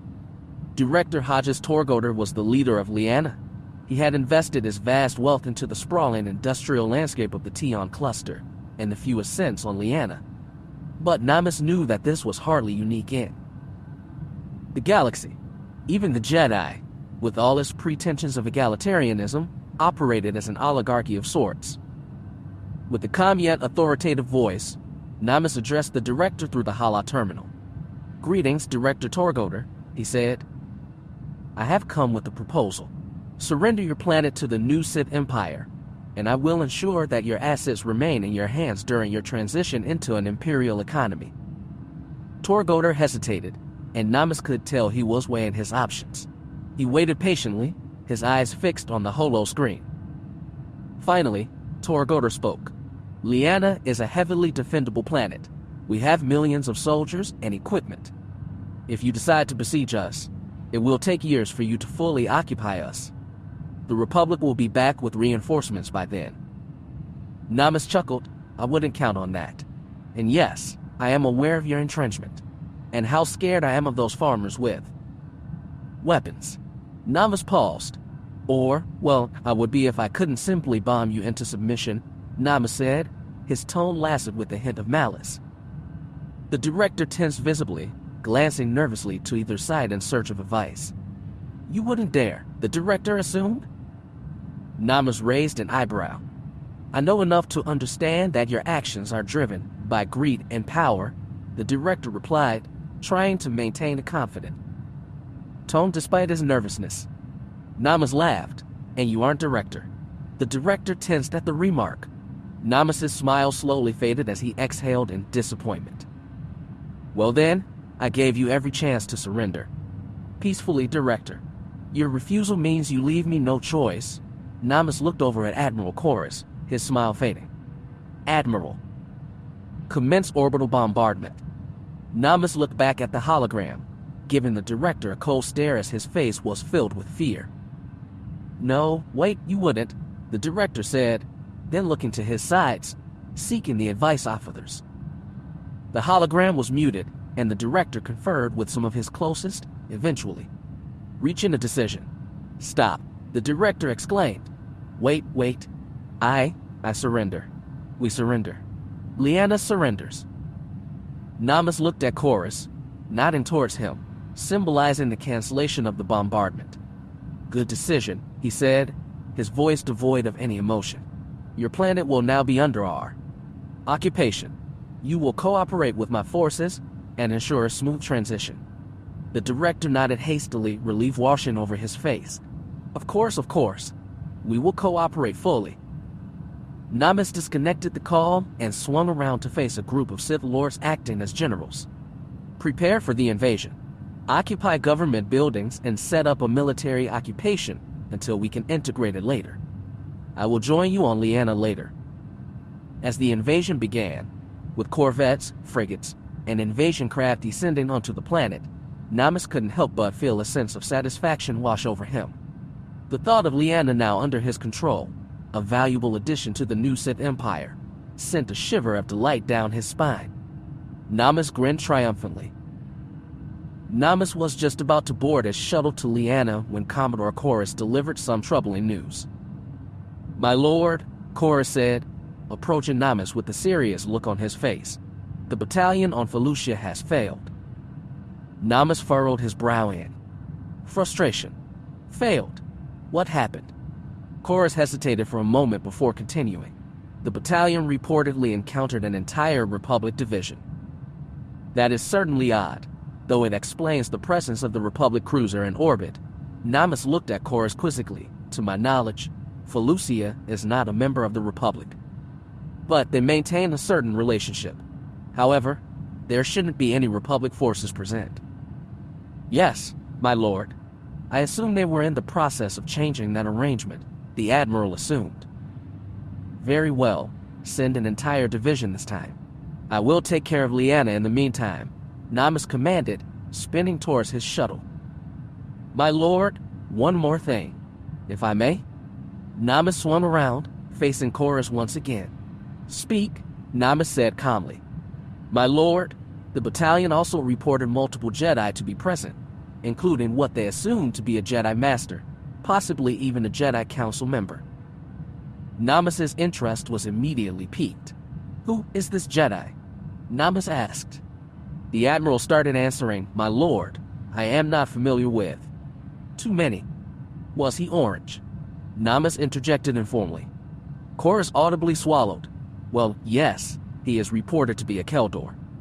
Namas felt his blood run cold, anxiety building up inside him as Chorus confirmed his thoughts. Master Kar is on Felucia. The news shook Namas to his core, altering his plans entirely. We could not allow the Jedi to escape, he declared, his mind racing with new strategies.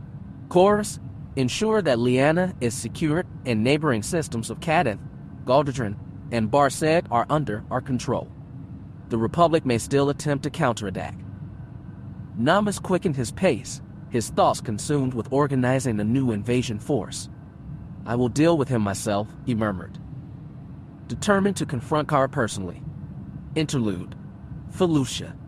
General Kar and Major Denshin collaborated on a defense strategy to protect Felucia's capital city, Quaitio, and its inhabitants. Although the Republic had established a base on the planet, there was not enough time to have built it to a sufficient extent to make it useful in any way. Kar and Denshin decided to abandon the base, occupying the city instead. They set up a new headquarters in the large oval government building that Kar had visited earlier.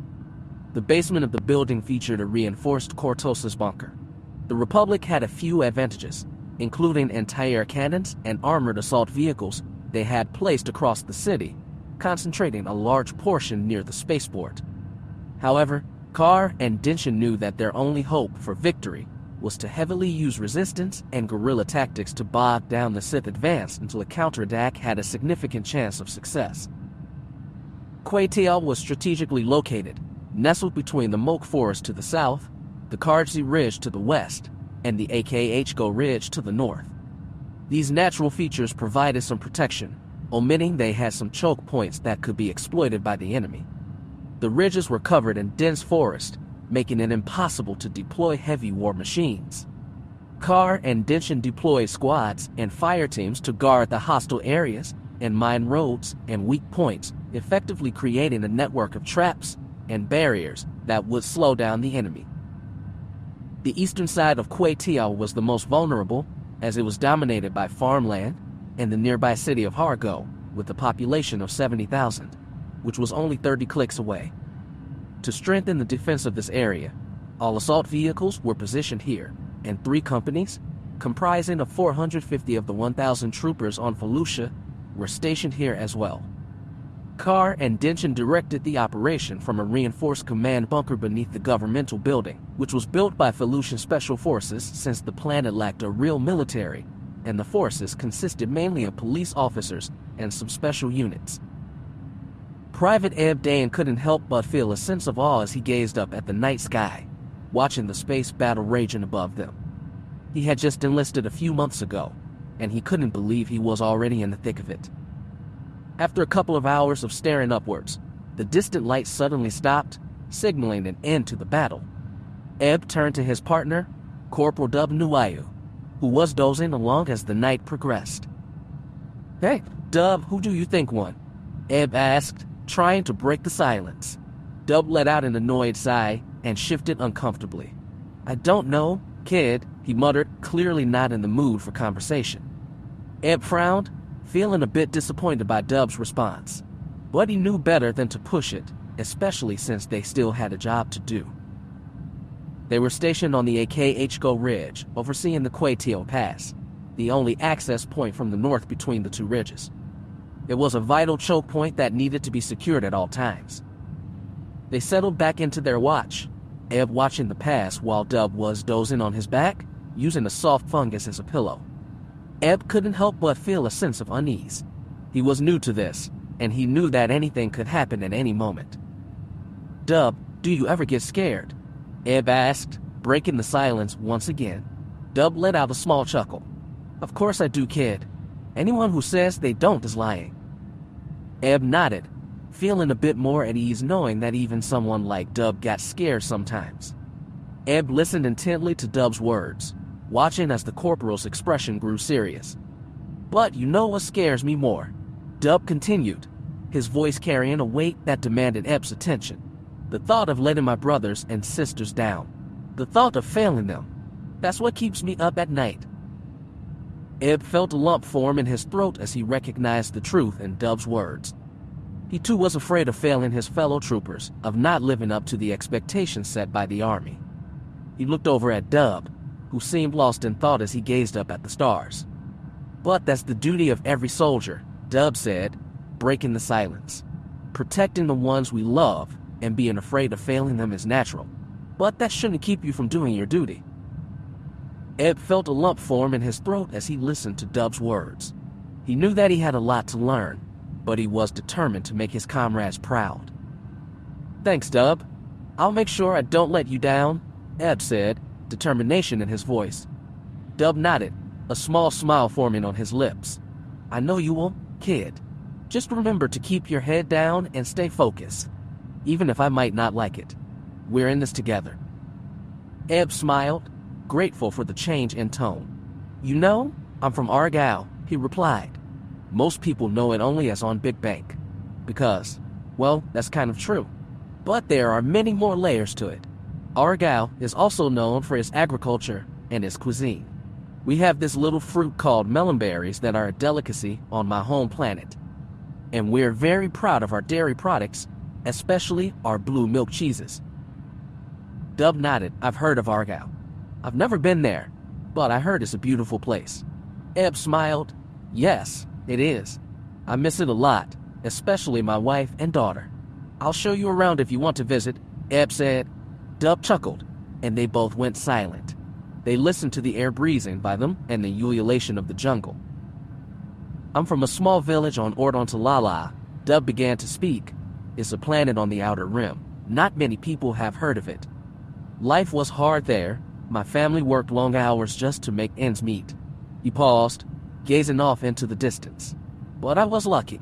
I managed to save up enough credits to move to Corellia with my wife and 2 sons. We settled in Axial Park, and I found work as a nighttime worker at a local shop selling cominks and hollow devices. Ebb nodded, listening intently. It must have been hard, moving to a new planet like that. Hard to imagine. Dub shrugged. It was tough, but we managed. Ebb leaned back on the rocks and looked up at the stars. You know, Dub, Argyle, is famous for its natural beauty. It's a peaceful place with green fields and forests. My family owns a small farm there. We grow a lot of crops, and my wife, she makes the best bread. Dub smiled. Sounds like a nice place. It is, Ebb replied. But it's not just about the landscape, Dub. It's about the people. The way they treat each other. There's a sense of community there that's hard to find elsewhere. Dub nodded. I know what you mean. Corellia is like that too. We've got a tight-knit community in Axial Park. Ebb smiled. Tell me about it. Dub leaned back on his elbows. Well, it's a pretty big place, you know. But it's like a small town in the middle of the city. People look out for each other, you know. And there's always something going on. We've got a farmer's market on the weekends. They sell a ton of cheap Corellian wine there. Anywhere else, you would pay a fortune. But on Corellia, you can get it for a fraction of the price. We also have festivals and concerts. On some holidays, the entire park is brightly lit. That sounds like a lot of fun, Ebb said. It is, Dub agreed. But it's not just about the fun stuff. It's about the people. In Coruscant, this is a foreign concept. But on Corellia, or at least in Axial Park, we trust each other, everyone in the neighborhood. They're like family. They're always there to lend a hand, you know. Ebb nodded. I know exactly what you mean. It's the same way on Argyle. That's why I miss it so much. Dub looked up at the stars. Yeah, I miss Corellia too. But we're doing something important here, Ebb. I became a soldier 5 years ago, because I felt like the Republic needed me. I planned to only stay for 2 or 3 years, but well, here I am. I realized that what we are doing is good for people, and I would do anything to protect them. We are serving the people of our Republic, and that's something to be proud of. Ebb could sense the weight of responsibility that Dub carried, and the sacrifice he had made for his family. It's an honor to serve with you, Corporal. Dub smiled, a hint of pride in his voice. Likewise, Private. We may come from different worlds, but we share a common duty now. And that's all that matters. Suddenly, Ebb's eyes widened as the distant sound of shots caught his attention. He looked over at Dub, who had already risen to his feet, taking out his macro binoculars, scanning the surrounding area. What's happening? Ebb asked, his heart racing with anticipation. I don't know, Dub replied, but we need to be ready for anything. Stay alert. They both crouched behind a log, observing the situation in silence, their eyes scanning the darkness for any sign of movement. The sound of shots grew louder, and Ebb could feel his palms getting sweaty. Suddenly, Dub pointed to a spot in the distance. There, he exclaimed, movement at the pass. Ebb squinted his eyes, trying to see what Dub was seeing. Finally, he spotted it, a group of figures moving quickly down the dirt path towards them. What do we do? Ebb asked, his voice shaking. We hold our ground, Dub replied firmly, and we don't let them through. Get ready to fire. Ebb's heart was pounding in his chest as he raised his blaster, ready to defend their position. The figures grew closer and closer, until Ebb could see that they were a group Sith soldiers, probably a platoon, their weapons drawn and aimed at them, followed by 2 armored Sith tanks. He peered over the ridge and saw the entire platoon approaching the pass. We have incoming, Dub muttered under his breath, reaching for his comms to alert their command. Before he could speak, a blaster bolt struck Dub in the head, killing him instantly. Ebb froze, unable to process the sudden loss of his friend. Ebb's heart raced as he stared at the lifeless body of Dub, the person who just moments ago had been talking to him about his life and family. He felt paralyzed, unable to move or speak, until he heard the approaching sound of assault vehicles. Panicked, Ebb realized that he needed to report the enemy presence to his commanding officer. Trembling, he took Dub's comms unit. Man down. Man down. The Sith are attacking. He tried to keep his voice steady. The other squad stationed at the ridge opened fire on the Sith column, and the Sith returned fire. Ebb took a deep breath, his heart pounding in his chest. He knew he had to act fast. The sounds of blaster fire and screams echoed in his ears as he peeked over the log to survey the situation. The firing stopped after the last of his squad fell victim to the Sith advance. He was now the only one left. The Sith column was advancing, and he knew he needed to move quickly. With a sense of urgency, Ebb crawled on his belly, his movement slow and deliberate as he made his way towards the safety of the forest. The mud soaked through his clothes, but he pushed on, his eyes scanning the darkness for any signs of movement. As he approached the forest, fear gripped his heart. He knew the dangers that lurked within those trees. Acklay, huge reptiles with 6 deadly claws and razor-sharp teeth, were known to roam these woods. One wrong move could cost him his life, but he had no choice. He needed to find cover and regroup with the Republic forces. Ebb's mind raced as he navigated through the forest, his senses on high alert. Every rustling leaf made him jump, and every snapping twig sent shivers down his spine. But he pressed on, his determination to survive overpowering his fear.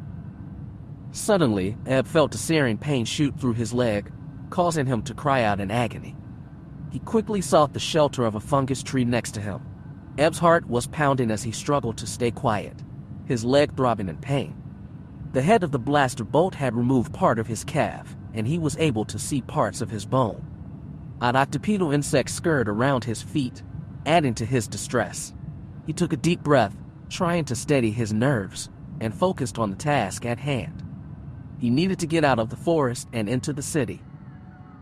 As he stumbled through the underbrush, Ebb couldn't help but reflect on how his life had brought him to this point.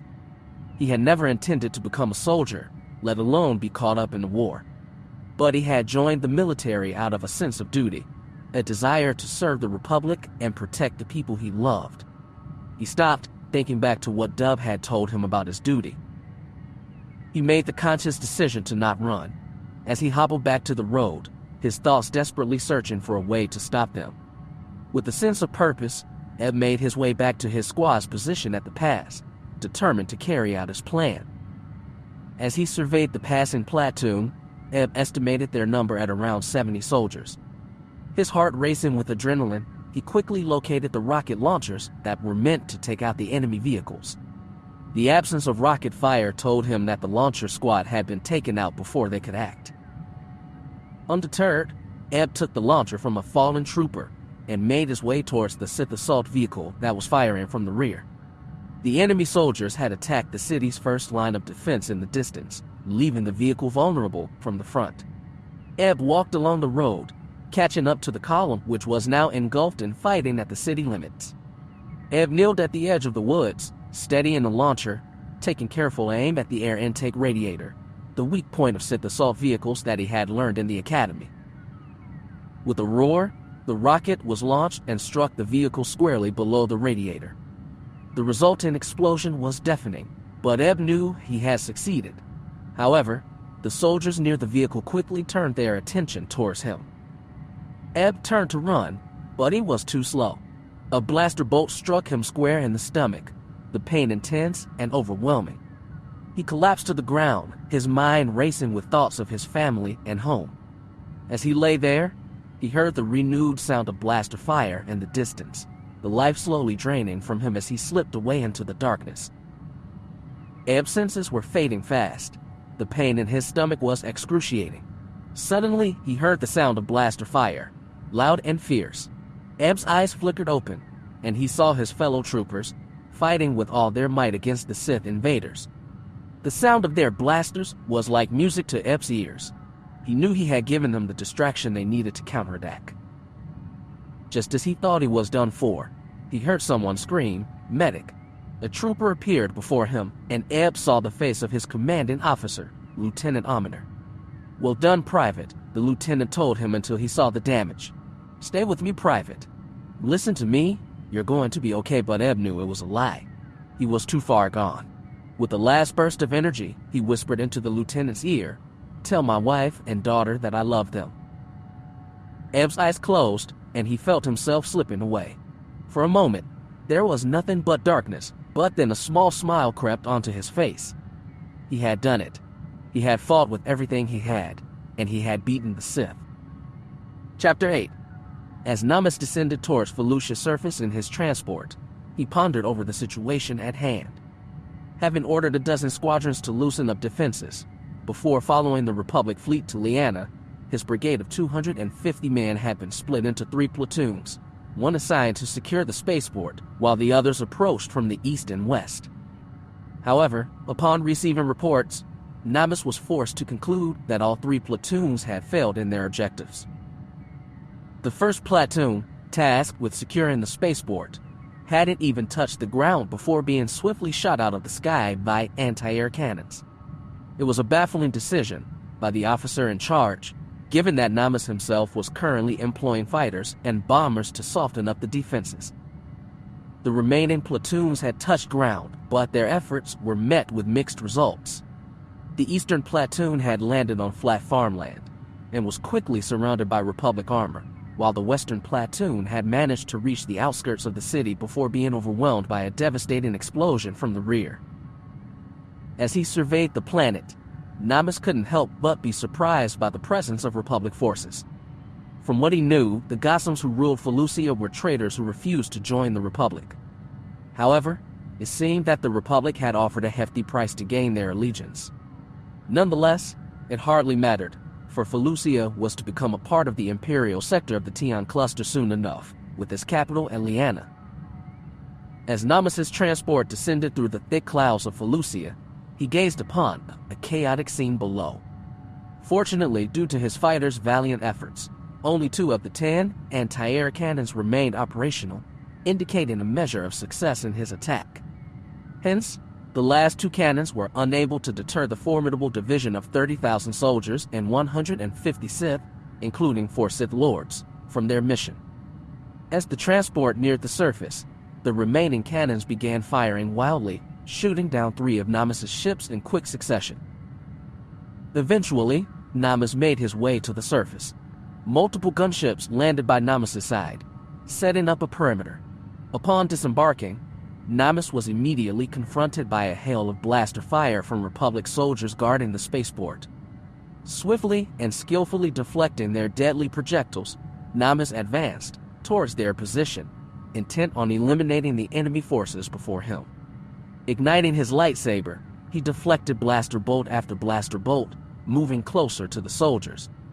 However, before he could even reach them, all of the soldiers had already been dispatched by his adept deflection technique. As the blaster fire ceased, a colonel rushed towards Namus. "My lord, the Republic is fortified in what we believe to be the main governmental structure at the heart of the city." The colonel swallowed, out of breath from rushing towards him. "The Republic has also set up mines in the entire city. It will take a while to clear a path. But we have secured large parts of the city, only smaller parts still being under Republic control." "Very well. As soon as you have cleared a path, advance with assault vehicles.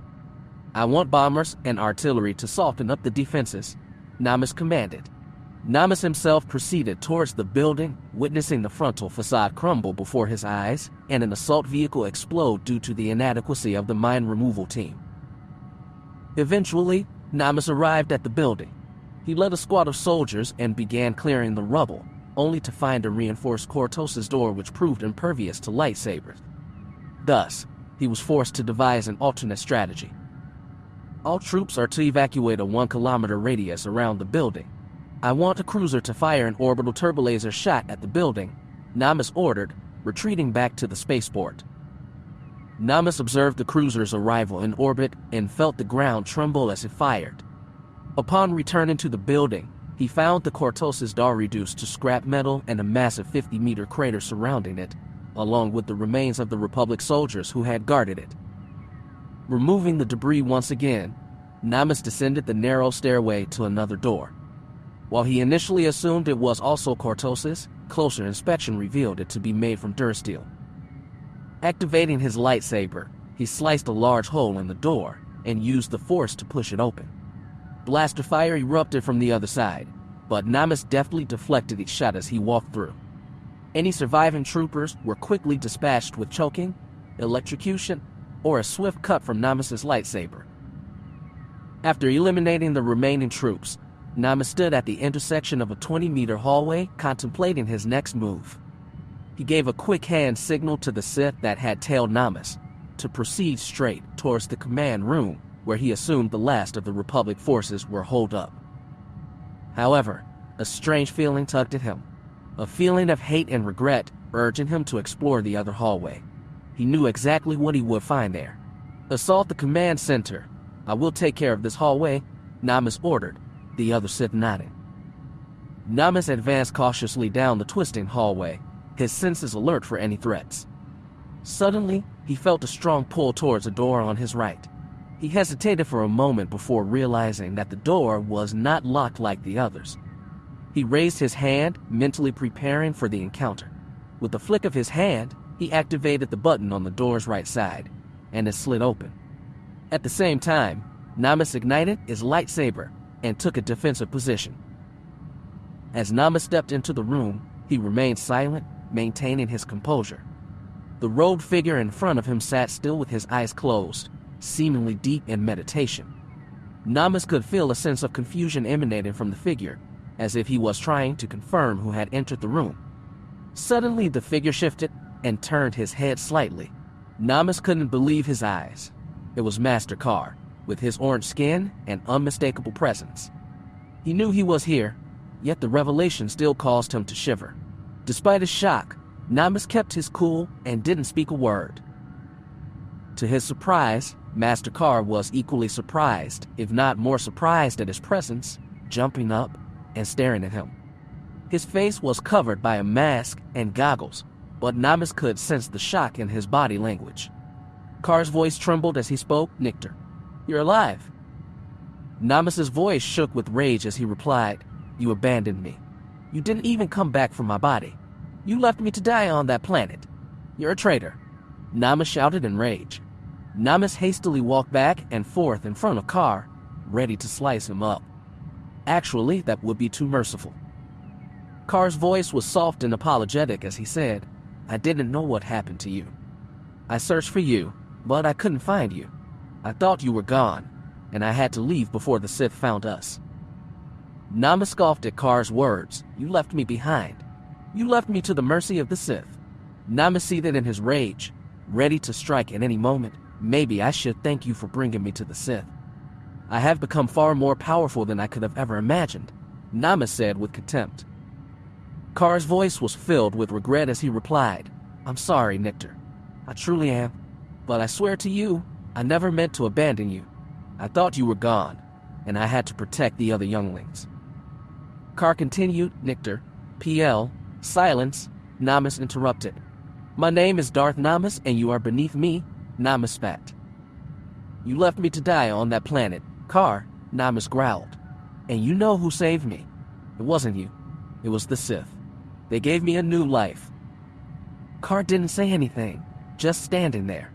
Namas looked at him, his pupils yellow, every muscle tensed. "I will make you suffer.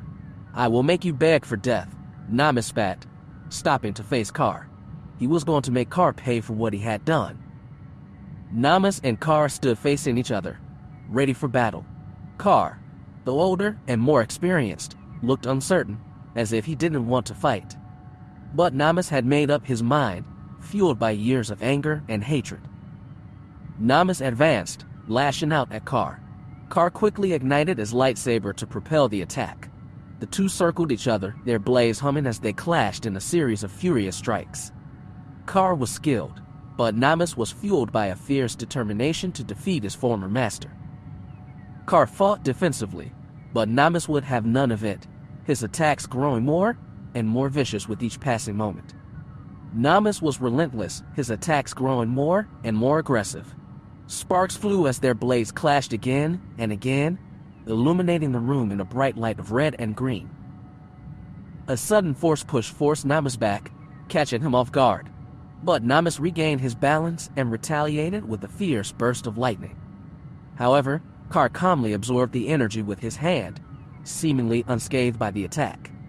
The two stood there, staring at each other, both powerful in their own right. The tension between them was palpable as they circled each other, waiting for the other to make the first move. Namus advanced once more, now trying to disarm Car. Finally, with a swift and brutal strike, Namus knocked Car's lightsaber out of his hand, sending it spinning across the room. Easy enough, Namus told himself, maybe too easy. Car stood defenseless, looking up at Namus with a mix of sadness and regret, but also accomplishment. Namus strode up to Car, his lightsaber held out before him like a deadly spear. With a fierce blast of the Force, he slammed Car against the wall with bone-shattering force, leaving the Jedi Master crumpled and unconscious at his feet. Breathing heavily, Namus stood over Car's prone form. He was interrupted by the sudden entrance of Darth Cartridge. The Sith Lord wasted no time in questioning Namus about the commotion he had heard. But as soon as Darth Cartridge's eyes fell upon Car, he knew something more was happening. "Darth Namus, what is this? Is that a Jedi Master?" Darth Cartridge demanded. "You know they can't be turned. We need to kill them on the spot." Namus gritted his teeth, anger seething within him. "I don't want to turn him. This is my former master. He returned after all these years, and now he will face the consequences of his actions. I will take him to Corbin and make him pay for what he did to me." Darth Cartridge shook his head, disagreeing with Namus's plan. "No, the Emperor demands every Jedi Master be killed on sight. Only Jedi Knights and Padawans are to be taken alive if the chance arises." Namus's eyes widened with fury as he glared at Darth Cartridge. "No one will kill him but me. He is mine to punish." Without a second thought, Namus reached out with the Force and choked Darth Cartridge, lifting him off the ground. "You will do as I say, or you will suffer." Darth Cartridge gasped for air, struggling against Namus' grip. Namus released him, dropping him to the ground with a thud. "Now, go and bring some soldiers to escort Car to Corbin. He will face his judgment there." As Darth Cartridge left the room, Namus turned back to Car, his disgust growing with each passing moment. He took Car's lightsaber and looked down at the former Jedi Master, who was coming back to his senses. "You should have stayed dead," Namus sneered, his eyes flaring with a yellow hue as he unleashed a barrage of lightning bolts at Car. Chapter 9. Namus stood in front of the cell, two Sith guards opening the high-security door. As Namus strode in, he saw Jedi Master Nokar suspended on a durasteel plate, tubes rushing beneath Car's rope, keeping him drugged at all time. "You didn't expect us to meet again this way, did you?"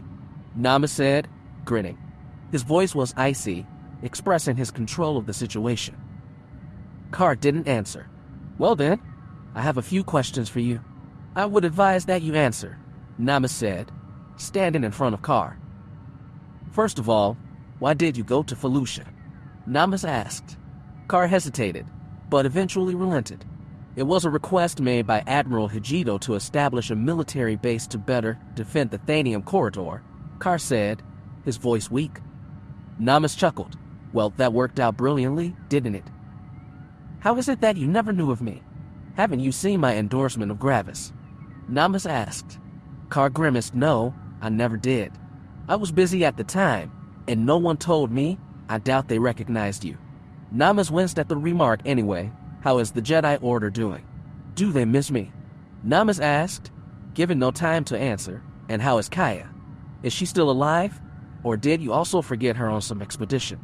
Namus asked sarcastically. "You were always missed, Namus." Car swallowed. "Kaya too. She is now a Jedi Master." Namus snickered. "Let me guess, you took her as your Padawan after you disposed of me. Not having to choose anymore." Car didn't answer. "I see you haven't quite understood the rules of your stay yet," Namus said, walking over to the door.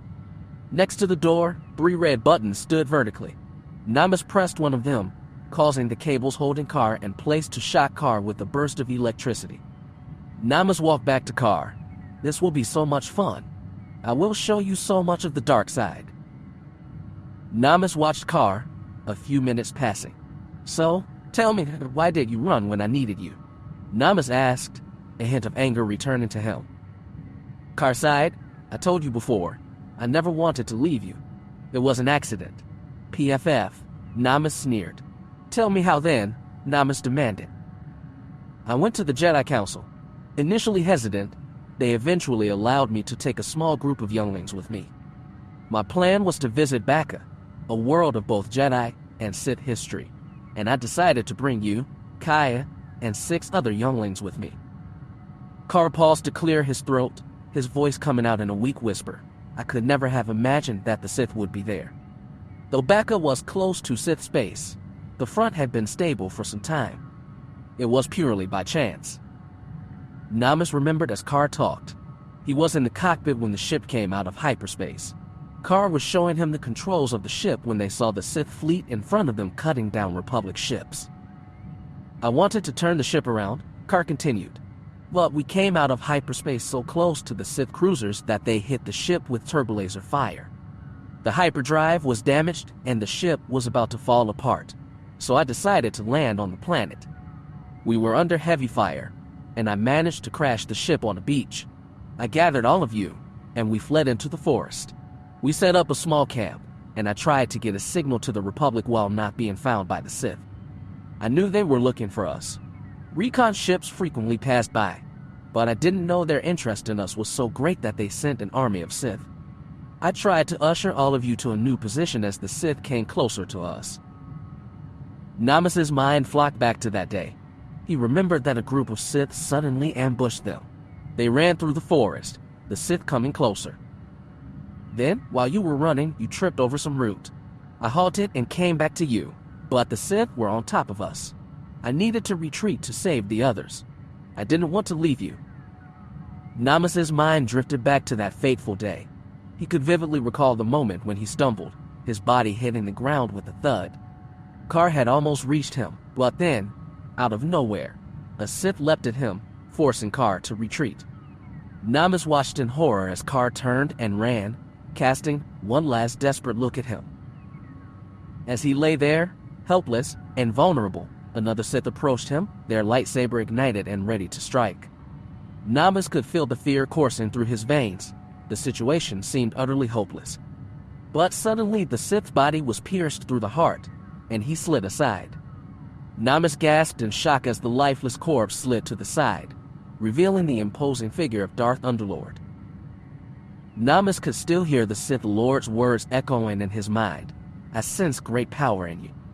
Come, child. Underlord had extended one hand, beckoning him to join him.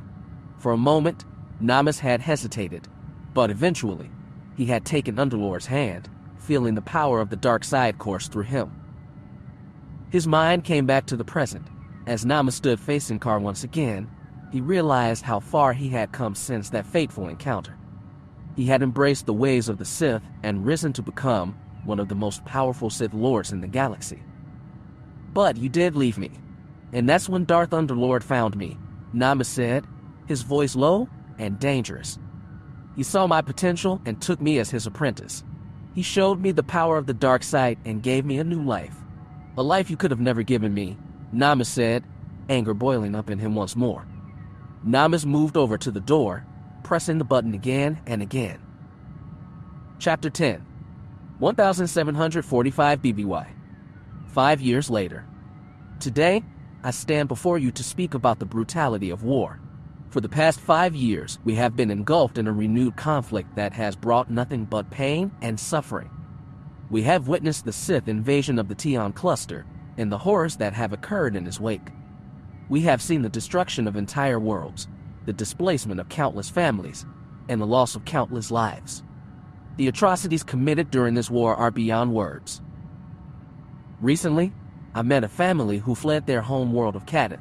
They had lost everything they had ever known and loved and were forced to seek refuge in a world far away from their own. Their story is just one of many, and it is a stark reminder of the human cost of war. But even in the midst of all this destruction, there are those who seek justice.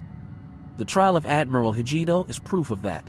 He has been the cause of this tremendous suffering, and has committed crimes against the very people he was supposed to protect. The Jedi have been the ones delaying his court verdict. It is important to remember that this war is not about the people of the Republic and the people of the new Sith Empire. It is an internal Jedi problem, the consequence of a schism in their ranks. The war is being fought over different interpretations of the Force, and without the Jedi, this war would not exist. The Jedi and the corporations they support are the ones pushing for war, and it is up to them to find a way to end it. Let us remember the brutality of war and the human cost it brings. Let us support those who seek justice, and let us work towards a peaceful resolution to this conflict. Gariah Movark of Karulag was holding her speech as suddenly the platform of the Senator of Liana, who also happens to be a director of Zerka Industries, detached, floating into the center of the rotunda. I appreciate your sentiments, Senator, he began, but you must understand that the Sith Empire is not interested in peace. They are relentless in their pursuit of destroying the Republic, and they will stop at nothing to achieve their goals. What solution do you propose to this problem? The senator paused for a moment, considering his response. Well, as you know, the Sith Empire is not monolithic. There are many factions within it, and not all of them share the same goals or ideals. We need to find ways to exploit these divisions and create opportunities for peace. The senator of Liana shook his head. I'm sorry, but that's a naive and simplistic view of the situation. The Sith are not interested in peace, and they will never negotiate in good faith. We must be prepared to use force to defeat them. The other senator sighed. You are mistaken. Let me remind you of the Treaty of Coruscant. That peace treaty was signed with the Sith centuries ago, ending the Great Galactic War. It is possible to negotiate with them and find common ground. The senator of Liana scoffed. This is an old argument, Senator. That was a different time, a different era, and different circumstances. The other senator remained undeterred. I believe that the Sith can be reasoned with, but it will require patience, diplomacy, and a willingness to compromise. We cannot simply resort to violence as our first option. The senator of Liana shook his head again, now becoming angry at the senator. This is wrong, Senator. The Sith are our enemies, and they will never stop until they have achieved their goals. We must be prepared to fight them with all our might. This is the exact issue, Gariah Movark said. The Sith cannot hold out their hand if we close our palm. The two senators continued to debate the best course of action, each arguing passionately for their own perspective. Kayatara turned to Olgo Valorum, a longtime friend of the Jedi and a moderate in the Senate, as they sat side by side watching the debate unfold. This seems to be the same topic as last week, Kaya remarked, to which Olgo nodded in agreement. Olgo sighed. It has been the same topic every day for decades. Nothing has been done except for talking about the Sith and the Jedi. The Republic is deteriorating before our eyes. Kaya nodded, acknowledging Olgo's concerns. We should have more senators like you. Under your leadership as the senator of Coruscant, Coruscant has solved many problems, and the quality of life in the lower levels has improved immensely. Olgo chuckled. Master Jedi, you're giving me too much credit. There are still many issues on Coruscant that just seem to get worse, with more and more funding being redirected towards the military. They both sat in silence, pondering the arguments made in the debate. Olgo looked at Kaya with a solemn expression. I have never offered up my condolences for the loss of your former master. I never had the privilege of meeting him, but from what I have heard, he was a great Jedi. Losing someone close to us is never easy, regardless of our beliefs or practices, he said with empathy. Kaya nodded in agreement. Indeed, Senator, it was a difficult time for me, but as Jedi, we must strive to let go of our attachments and focus on the greater good. Olgo nodded slowly. I can't imagine that must be a challenging task. It is, Kaya replied, her voice carrying a hint of sadness. But it is a necessary one. The Jedi way demands it. I see, Olgo said thoughtfully. Well, I appreciate your dedication to your beliefs, Master Jedi. It is an admirable quality. Kaya gave him a small smile. Thank you, Senator. It is our duty as Jedi to uphold our principles, no matter how difficult it may be. Both of them sat there, listening to the increasingly vocal debate. Olgo shook his head from time to time. I understand that the Sith must be defeated, but time has shown again and again that the Sith are persistent, and more effort is needed in Republic attacks. Olgo interjected, the only reason the Republic isn't pushing the Sith all the way back to Korriban is because our military equipment is outdated. While the Sith spend 65% of their budget, the data is, of course, unreliable. On the military, the Republic spends only 5%. In total, the Republic's budget is a lot higher, though, since the Republic is far bigger, but we are spending 10 times or even more for the same item. Kaya furrowed her brow, considering Olgo's words. That is a concerning disparity. What do you propose we do?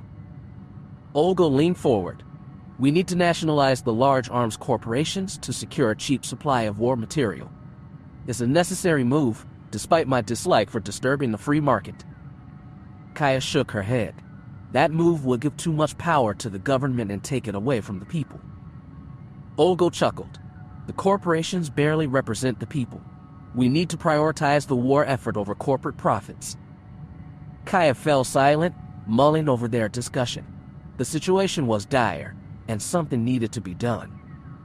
Kaya Terra nodded but hesitated. I see your point, Senator, Kaya said, but we must also consider the consequences of nationalization. It could lead to corruption and misuse of power. Olgo chuckled. Do not worry, Master Jedi. That already happened. Olgo looked at her, his face serious but placative. Master Jedi, my proposal has been in limbo for months. I am merely asking that you discuss this matter with the Council so they can bring it before the Senate. I am asking you as a friend? Kaya sighed. I will discuss this with the Council, Senator, but I cannot promise anything. Olgo nodded in agreement. I appreciate your help, Master Jedi. As Kaya got up to leave, she paused and looked back at Olgo. We must work together, Senator. The Jedi and the Senate. Only then can we bring peace and prosperity to the Republic. Olgo smiled. I couldn't agree more, Master Jedi. Kaya stood in front of the Jedi Council, prepared to speak on Olgo's behalf. I must speak on the nationalization of large corporations. We need to secure a cheap supply of war material to defeat the Sith, and this seems to be the only way forward. She gave the Grandmaster a data pad, who took a minute to review the information. Grandmaster Cosmer Thal's eyebrows furrowed as he read Olgo's proposal. This vote could create even more unrest in the Senate. He cautioned, we must consider the consequences of our actions carefully. I understand the risks, Grandmaster, but we have involved ourselves in political matters before, and the consequences were less severe, Kaya argued. It's a difficult situation. On one hand, we need to do everything we can to ensure victory in this war. On the other hand, we must be careful not to overstep our bounds as Jedi, Master Jazerwinstow interjected. Agreed. We are peacekeepers, not politicians, Master Kine said. Kaya was surprised at the rare sight of both masters agreeing on an issue. I understand, Masters, but the current system is not working. The corporations monopolizing the arms market are charging exorbitant prices, forming one unified cartel, and slowing down our war effort. Nationalization would ensure a cheap and steady supply of war materials, Kaya tried to argue, listing Olgo's arguments. This is a difficult decision, one that the Council is not able to make. I believe it is in the Republic's interest to bring this before the Senate. The decision should be in the hands of democracy. Kaya smiled, inclining her head. Thank you, Masters. This is all that I am asking. Kaya was glad to have the support of her fellow Jedi on this matter, but the thought of the potential consequences weighed heavily on her. She knew that proposing the nationalization of large corporations would not only create unrest in the Senate, but it could also be seen as a direct threat to the very foundations of the Republic itself. As she left the council chambers, Kaya couldn't help but feel a sense of unease. She knew that the decision they had just made could have far-reaching consequences, both for the Jedi Order and the Republic as a whole. However, she also knew that they had a responsibility to do everything in their power to defeat the Sith and protect the people of the galaxy. Kaya decided to take a moment to meditate and gather her thoughts. As she closed her eyes and focused on her breathing, she couldn't shake the feeling that something was amiss. The outcome of the vote would bring radical change to the Republic. After several minutes of meditation, Kaya opened her eyes and stood up. She knew that the fate of the Republic rested on their shoulders and that it was up to the Jedi to ensure that they made the right decisions. With a sense of determination, Kaya made her way to the Senate Rotunda. As the Jedi Supreme Chancellor announced the vote on the nationalization of large corporations in the Senate, a tense hush fell over the crowd.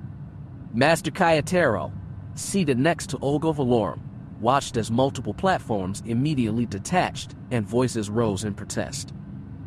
"It seems the corporations are not pleased with this turn of events," Kaya remarked, her voice tinged with a hint of sarcasm. Olgo nodded in agreement, his eyes scanning the sea of senators below.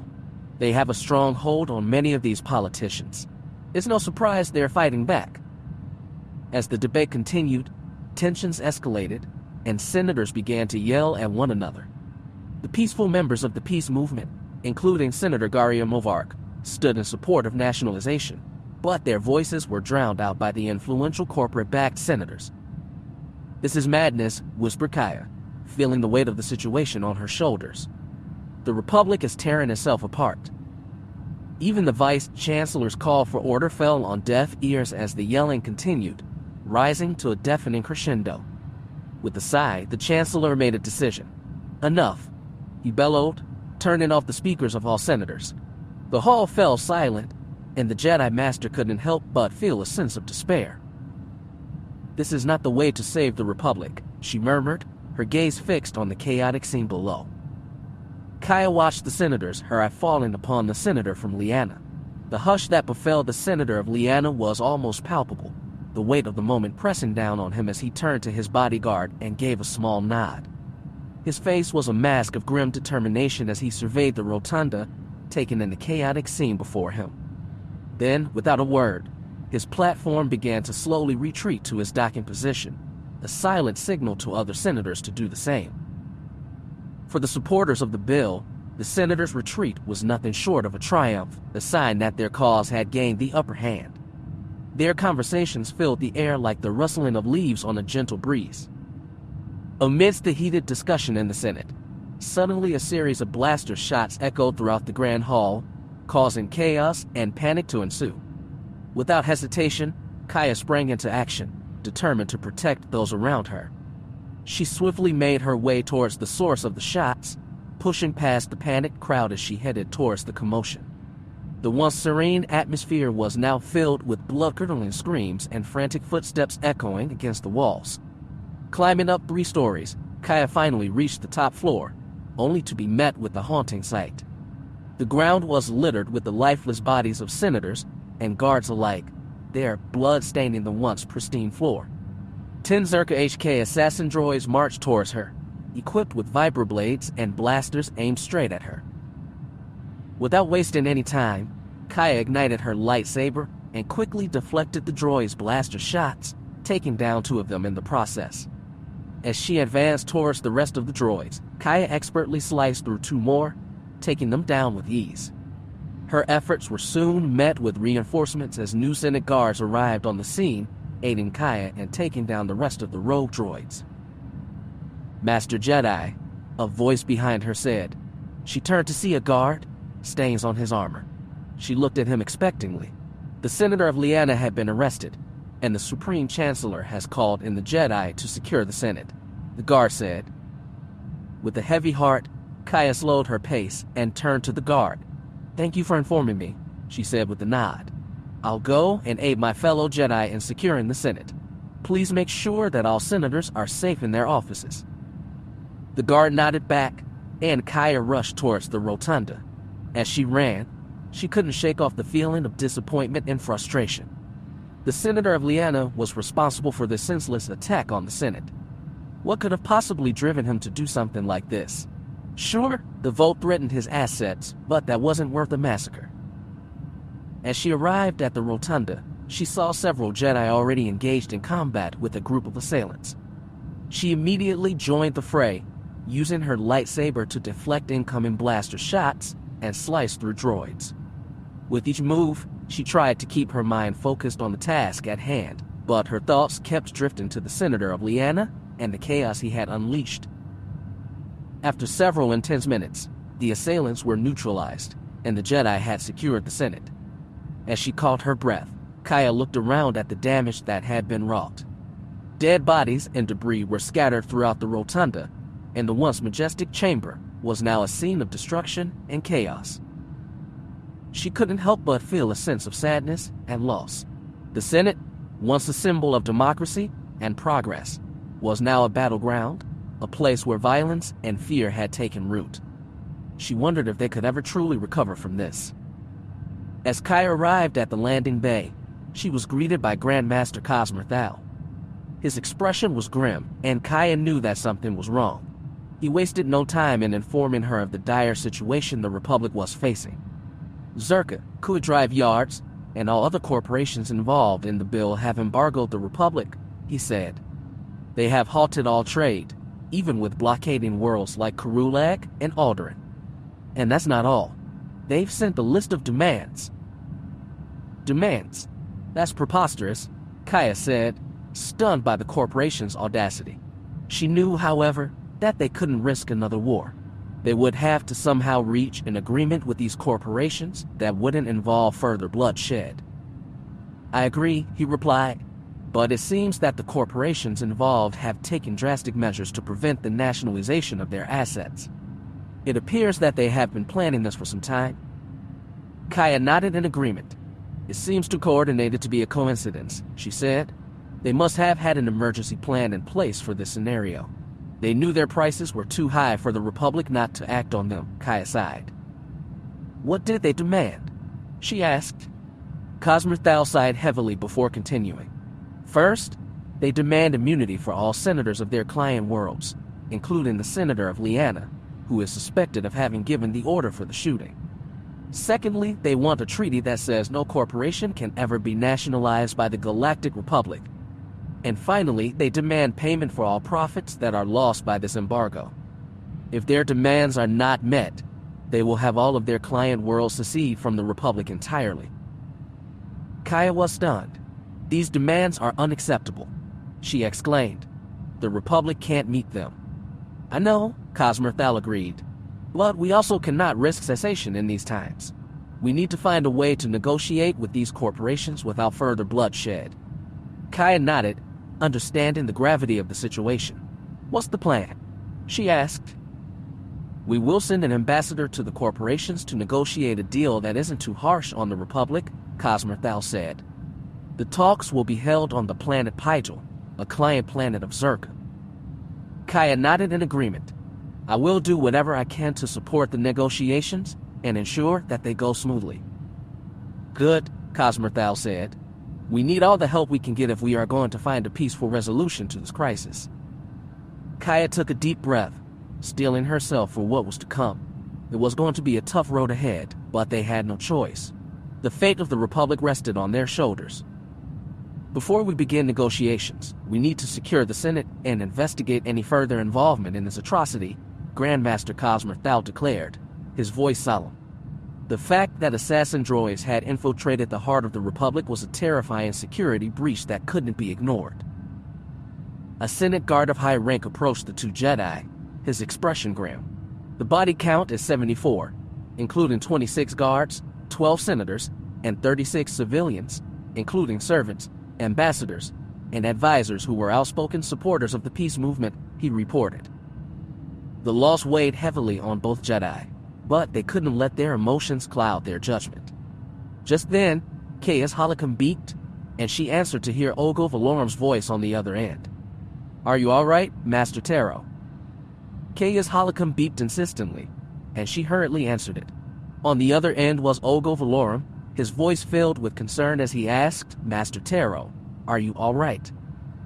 I'm fine, Ogo, Kaya replied, her voice steady despite the chaos surrounding her. I'm terribly sorry, Ogo said, his voice filled with regret. I knew this vote was controversial, but I had no idea that it could have escalated this badly. Kaya shook her head, even though Ogo could not see her. You are not to blame, Senator, she said firmly. This was bound to happen sooner or later. This was out of your hands. We just have to deal with it now. What's the situation there? Ogo asked. It's a mess, Kaya replied, looking around the chaos of the Senate. The corporations have practically embargoed the Republic and are making outrageous demands. That's not good, Ogo said with concern. What will you do? We're sending an ambassador to negotiate with them, Kaya explained. We need to find a solution that doesn't involve more bloodshed. I understand, Ogo replied. Please keep me informed, Master Jedi. Stay safe, Senator, Kaya said before ending the call. She turned to Grandmaster Cosmer Thal and said, we need to act fast. We cannot let this crisis escalate any further. I agree, Cosmer Thal said with a solemn nod. We need to find a way to resolve this peacefully before it's too late. Chapter 11, 1744 BBY. 8 months later, Namis stood atop a tall podium in the middle of Korriban's capital, Irina, watching as a large, organized group of soldiers and Sith stood below him. Citizens of the new Sith Empire, Namis began, his voice echoing across the plaza. Today, we stand here in the heart of our glorious empire, surrounded by our brave soldiers, to celebrate the unprecedented growth and prosperity of our empire. Over the last 6 years, we have undergone a remarkable transformation, thanks in no small part to the visionary leadership of our great emperor. The new Sith Empire has become an organized entity, one able to provide stability, security, and prosperity to its subjects through robust government institutions that have strengthened our foundations and secured our place in the galaxy. Through unwavering dedication and tireless effort, our military has reached an unprecedented level of power, ensuring the safety and security of each and every one of you. Behold the emblem of our magnificence. This grandiose metropolis, erected over the course of the past 6 years, stands as a tribute to the proficiency and perseverance of our empire. Its purpose is to enhance the lives of those who serve our noble cause, a testament to our unwavering commitment to excellence. Make no mistake, my friends, the new Sith Empire is a force to be reckoned with. Our power and influence stretch across the galaxy, and we will not rest until our goals are achieved. Let us continue to work together, to build on our successes, and to ensure that the new Sith Empire becomes even stronger and more prosperous for generations to come. I now call on you, citizens of the Empire, take up your weapons and fight for your Emperor. I call on you to march into the heart of the Republic and bring them to their knees. I call on you, for it is your duty to share this wealth and success with the rest of the galaxy, spreading our greatness far and wide, so all may prosper as we do. I can assure you that if you lay down your lives on the battlefield, your sacrifice will not be in vain. I shall carry your corpses to victory, drowning the Jedi in your blood. Your selfless act of bravery and dedication to our empire's cause will be remembered and celebrated as a heroic deed in the service of our great civilization's eternal legacy. Long live the Emperor! The soldiers and Sith below the podium roared with enthusiasm and raised their weapons high in the air as Namis concluded his speech. They shouted in unison, "Long live the Emperor!" and the sound echoed through the streets of Irina. The energy was palpable, and Namis felt a sense of pride and satisfaction in his heart as he looked out at his loyal followers. He knew that his empire was stronger than ever, and he had the support of the people to carry out his vision. Over the past 6 years, the new Sith Empire has seen unprecedented growth and development. The Empire has seen the introduction of government institutions overseen by the esteemed Imperial Minister, Darth Namis. He has been entrusted with the governance of the entire Empire, establishing a functioning government, and answering only to the Emperor himself. But Namis knew that, in truth, even if he had told the crowd differently, he was the true Emperor. He alone achieved all the successes he attributed to Darth Gravis. It was under Namis' leadership that the Empire achieved victory in the Tion Cluster, which has become the newest sector of the Empire. Not to forget the remarkable developments on Korriban as they stood today. Namis left the podium, returning to the Imperial Spire. While he was speaking, multiple Sith Lords had gathered behind him, listening to his annual address. But when Namis passed the gathered Sith Lords, he almost stumbled upon the Emperor, flanked by multiple of his personal acolytes. "My Emperor," Namis said, his voice trembling as he kneeled.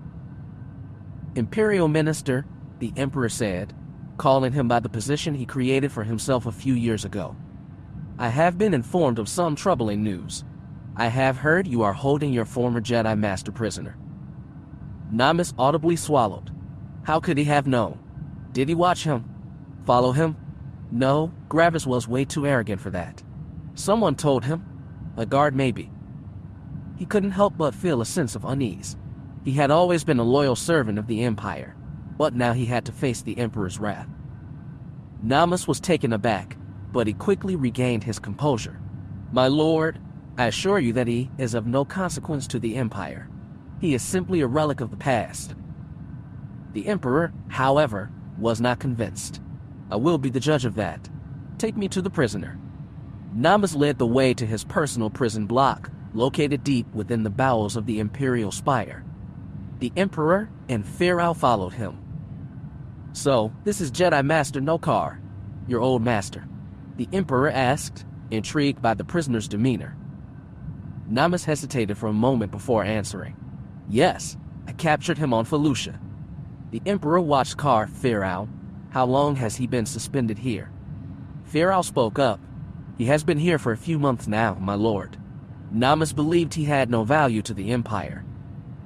Namas winced as Pharaoh spoke. He could have never imagined that he would betray him. Why didn't you kill him? Jedi Masters are too hard to turn. That's why we killed him on sight, the Emperor asked. I wanted to make him suffer. Punish him for his treachery. Death would have been. Namas paused. Too simple. The Emperor circled Kar, intrigued. I can sense his power. Even on medication, he is strong in the Force. And it is not the light side I feel. The dark side radiates from him. I believe you may have turned him. Namas watched the Emperor, thinking about his words. He had never thought about that. Yes, he had told Kar his worries and sorrows from time to time, telling him about the Empire and the dark side. But he never made an effort to turn him. However, the more Namas thought about it, the more he saw it. Kar had a strong connection to the dark side. Was this his doing? Well done, Namas. He can be a powerful asset, the Emperor said, looking at Pharaoh. Transfer him to my prison block. Namas and Pharaoh looked at each other, surprised by the Emperor's decision. My Emperor, I must protest, Namas started. You will not, the Emperor cut him off, his voice firm but oddly calm. Why not let him prove himself? If he truly is powerful, he could be of great use to us, the Emperor continued, his eyes fixed on Kar. And if he fails, well, we can always dispose of him then. Meanwhile, Pharaoh approached Kar, who seemed to be in a trance, his body limp and his breathing shallow. Pharaoh carefully disconnected the tubes that had been sedating him with medication, allowing them to dangle freely. Then he released the belts that had been restraining him, which were specially designed to hold powerful Force users in place. Finally, he removed the large durasteel block from Kar's feet, which had prevented him from moving. As Pharaoh removed the restraints, Kar's body slumped forward, but Pharaoh was quick to catch him before he hit the ground. All of a sudden, in the split second, Kar sprang into action. He launched himself at Pharaoh, grabbing his lightsaber from Pharaoh's belt and igniting it in one fluid motion. The blade pierced through Pharaoh's body, leaving him no time to react. Kar stood upright, the lifeless body of Pharaoh slumping to the ground. Without missing a beat, Kar turned his attention to the Emperor and launched a rapid attack. With lightning-fast reflexes, Kar had managed to catch the Emperor off guard, exploiting his advanced age and weakened reaction time. Despite the Emperor's efforts to defend himself with his own lightsaber, Kar's attack was too swift and forceful to be fully blocked. However, the Emperor's years of training and experience allowed him to partially parry Kar's strike, preventing it from being a fatal blow. But Kar was not done yet. In one swift motion, he followed up with a powerful kick aimed at the Emperor's hilt, knocking the lightsaber out of his hand and sending it spinning away. The Emperor stumbled back, momentarily stunned by the unexpected attack. The Emperor remained silent, too stunned to speak. Kar stood before him, panting heavily as he struggled to regain his strength after exerting himself while still under the effects of the sedative. Namas stood frozen, unsure of what to do. He had never expected this turn of events. Kar was supposed to be an old, crippled Jedi, not this. Abruptly, while Kar was focused on his breathing, the Emperor shot a powerful burst of Force lightning at Kar. Kar was caught off guard, but still reacted in time to block the powerful energy. However, this gave the Emperor enough time to jump to his feet, taking up a defensive position. Kar and the Emperor stood on either side of the room, while Namas stood aside from the two. Kar turned to Namas, still exhausted from the fight. "Join me, Namas. Together we can rule the Empire as equals." Namas chuckled sarcastically before his expression grew serious. "You can't be serious. I would never ally with you." The intensity of Namas's anger towards Kar had certainly diminished during the 6 years he could enact his revenge upon Kar, but the idea of being equal allies was simply preposterous. "You hate him, Namas. You told me yourself. If you follow him, you will never be emperor," Kar replied, trying to sway him. Namas remained unconvinced, but Kar continued, "If we work together, we can bring about a new era of power and prosperity. The Empire will be stronger than ever before." As Namas pondered Kar's words, the Emperor's voice interrupted his thoughts. "What is this supposed to be?" he demanded, his tone laced with contempt.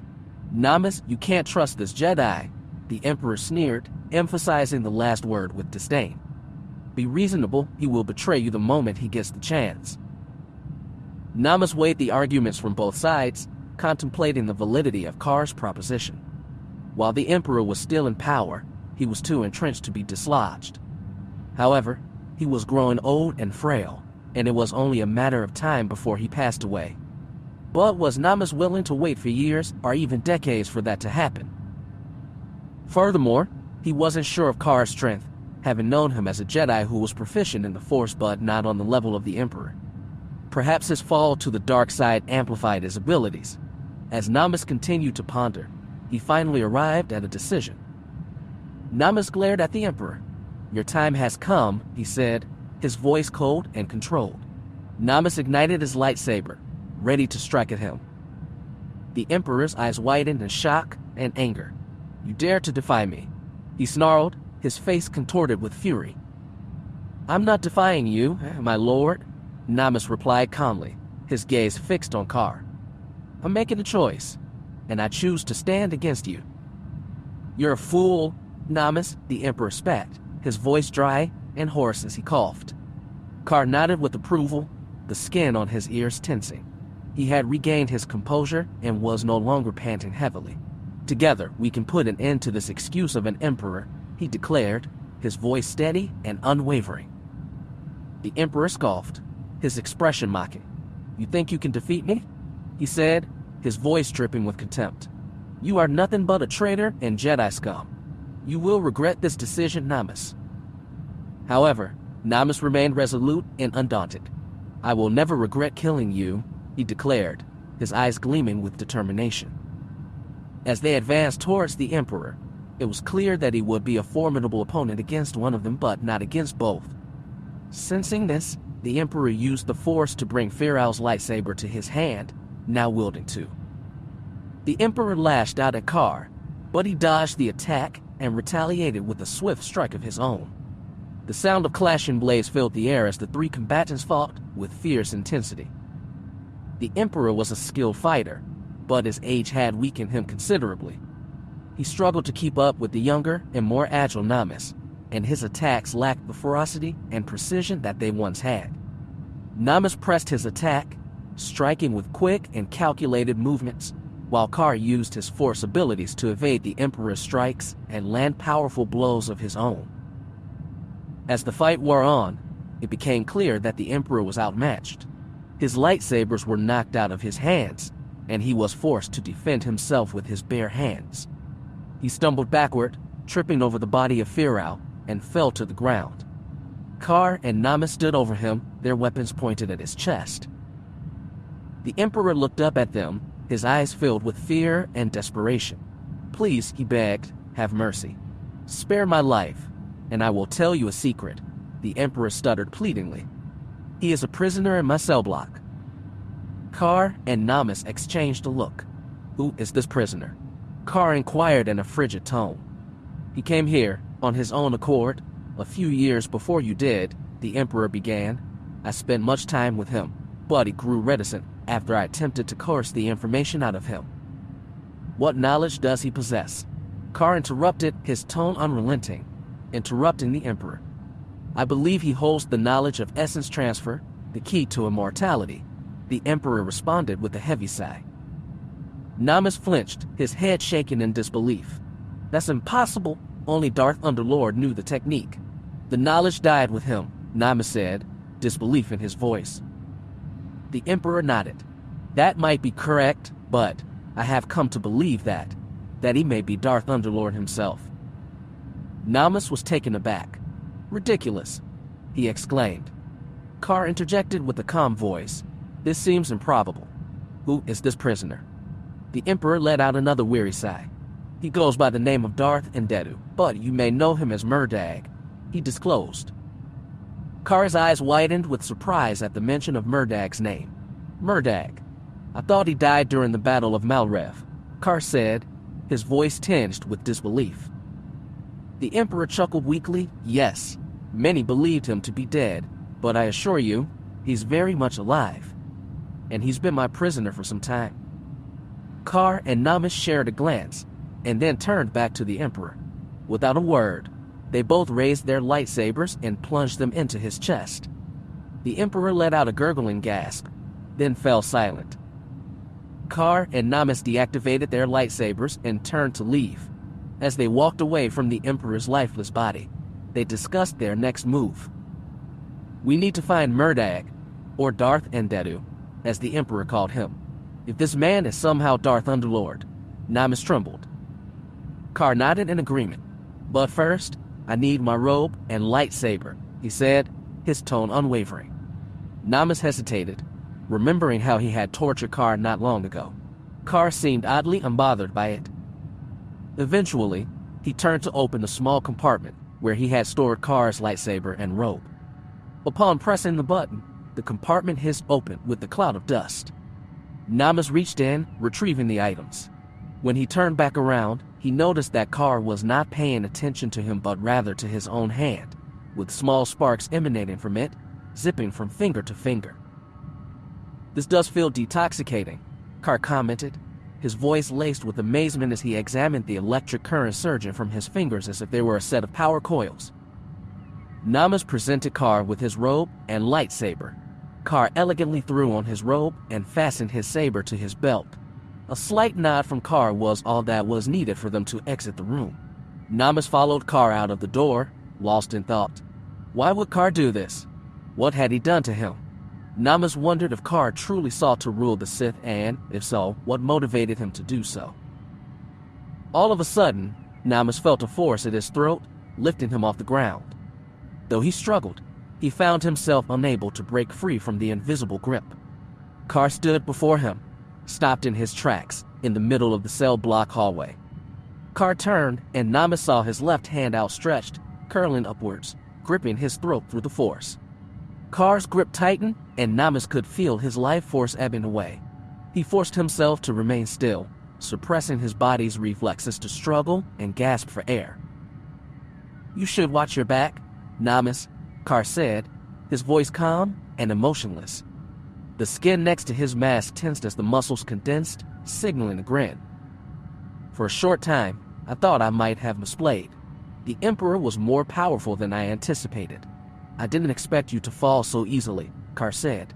Namas felt his cells struggling to get oxygen. Luckily, he had practiced this, being able to hold his breath for minutes at a time. I sense confusion within you, Namas. Let me clarify. I will be the new Emperor of the new Sith Empire, and you will be my subject once again, Carr declared. Namas's struggle increased as he heard Carr's words, the reality of the situation setting in. I would kill you right now, but it would be a lot more challenging to assert authority on my own. However, with the de facto leader under my thumb, this makes my rise to power easier, Carr continued, watching Namas's feeble movements. Do not fear, Namas. You will retain your rank, and together, we will establish stability and order throughout the galaxy, Carr exclaimed. We shall start with the Jedi, and once they are vanquished, we will turn our attention to the Sith, Carr stated with conviction. I never anticipated that you would give me a better chance. Carr paused. When you first brought me here, I was oblivious, but I had time to contemplate, Car continued. But I must thank you, Car said, and Namas looked up at him quizzically. The time and information you gave me about the Sith, the Force, the dark side, emotions. It was a great help in finding. Car struggled to find the right word before finally looking up purpose. Namas slowly regained his composure, standing up and facing Car, still breathing heavily. Car took his lightsaber from his belt, and Namas instinctively reached for his own but stopped as he saw that Car was merely glancing at it. Car lifted the lightsaber, letting it hover in front of him before disassembling it in midair. The parts swirled around him, and he deftly plucked the green kyber crystal from the mix, letting it float into his palm. With a burst of energy and a ripple through the force, Car closed his palm and opened it again, revealing a red kyber crystal. He then swirled the parts around him once more and reassembled his lightsaber with a flick of his wrist. And before you ask, Car added, reattaching his lightsaber to his belt, you did not turn me to the dark side as much as you would like to take credit. You were a catalyst, not the cause. Come, Namas, let us meet this Darth and Dedu now, Car commanded, gesturing towards the door. Namas cursed himself for falling for the same trap once more, free but imprisoned. Intermittently, this didn't change anything about his current situation. It probably elevated it.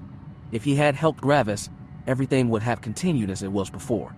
But Car, he seemed more powerful, determined, and capable.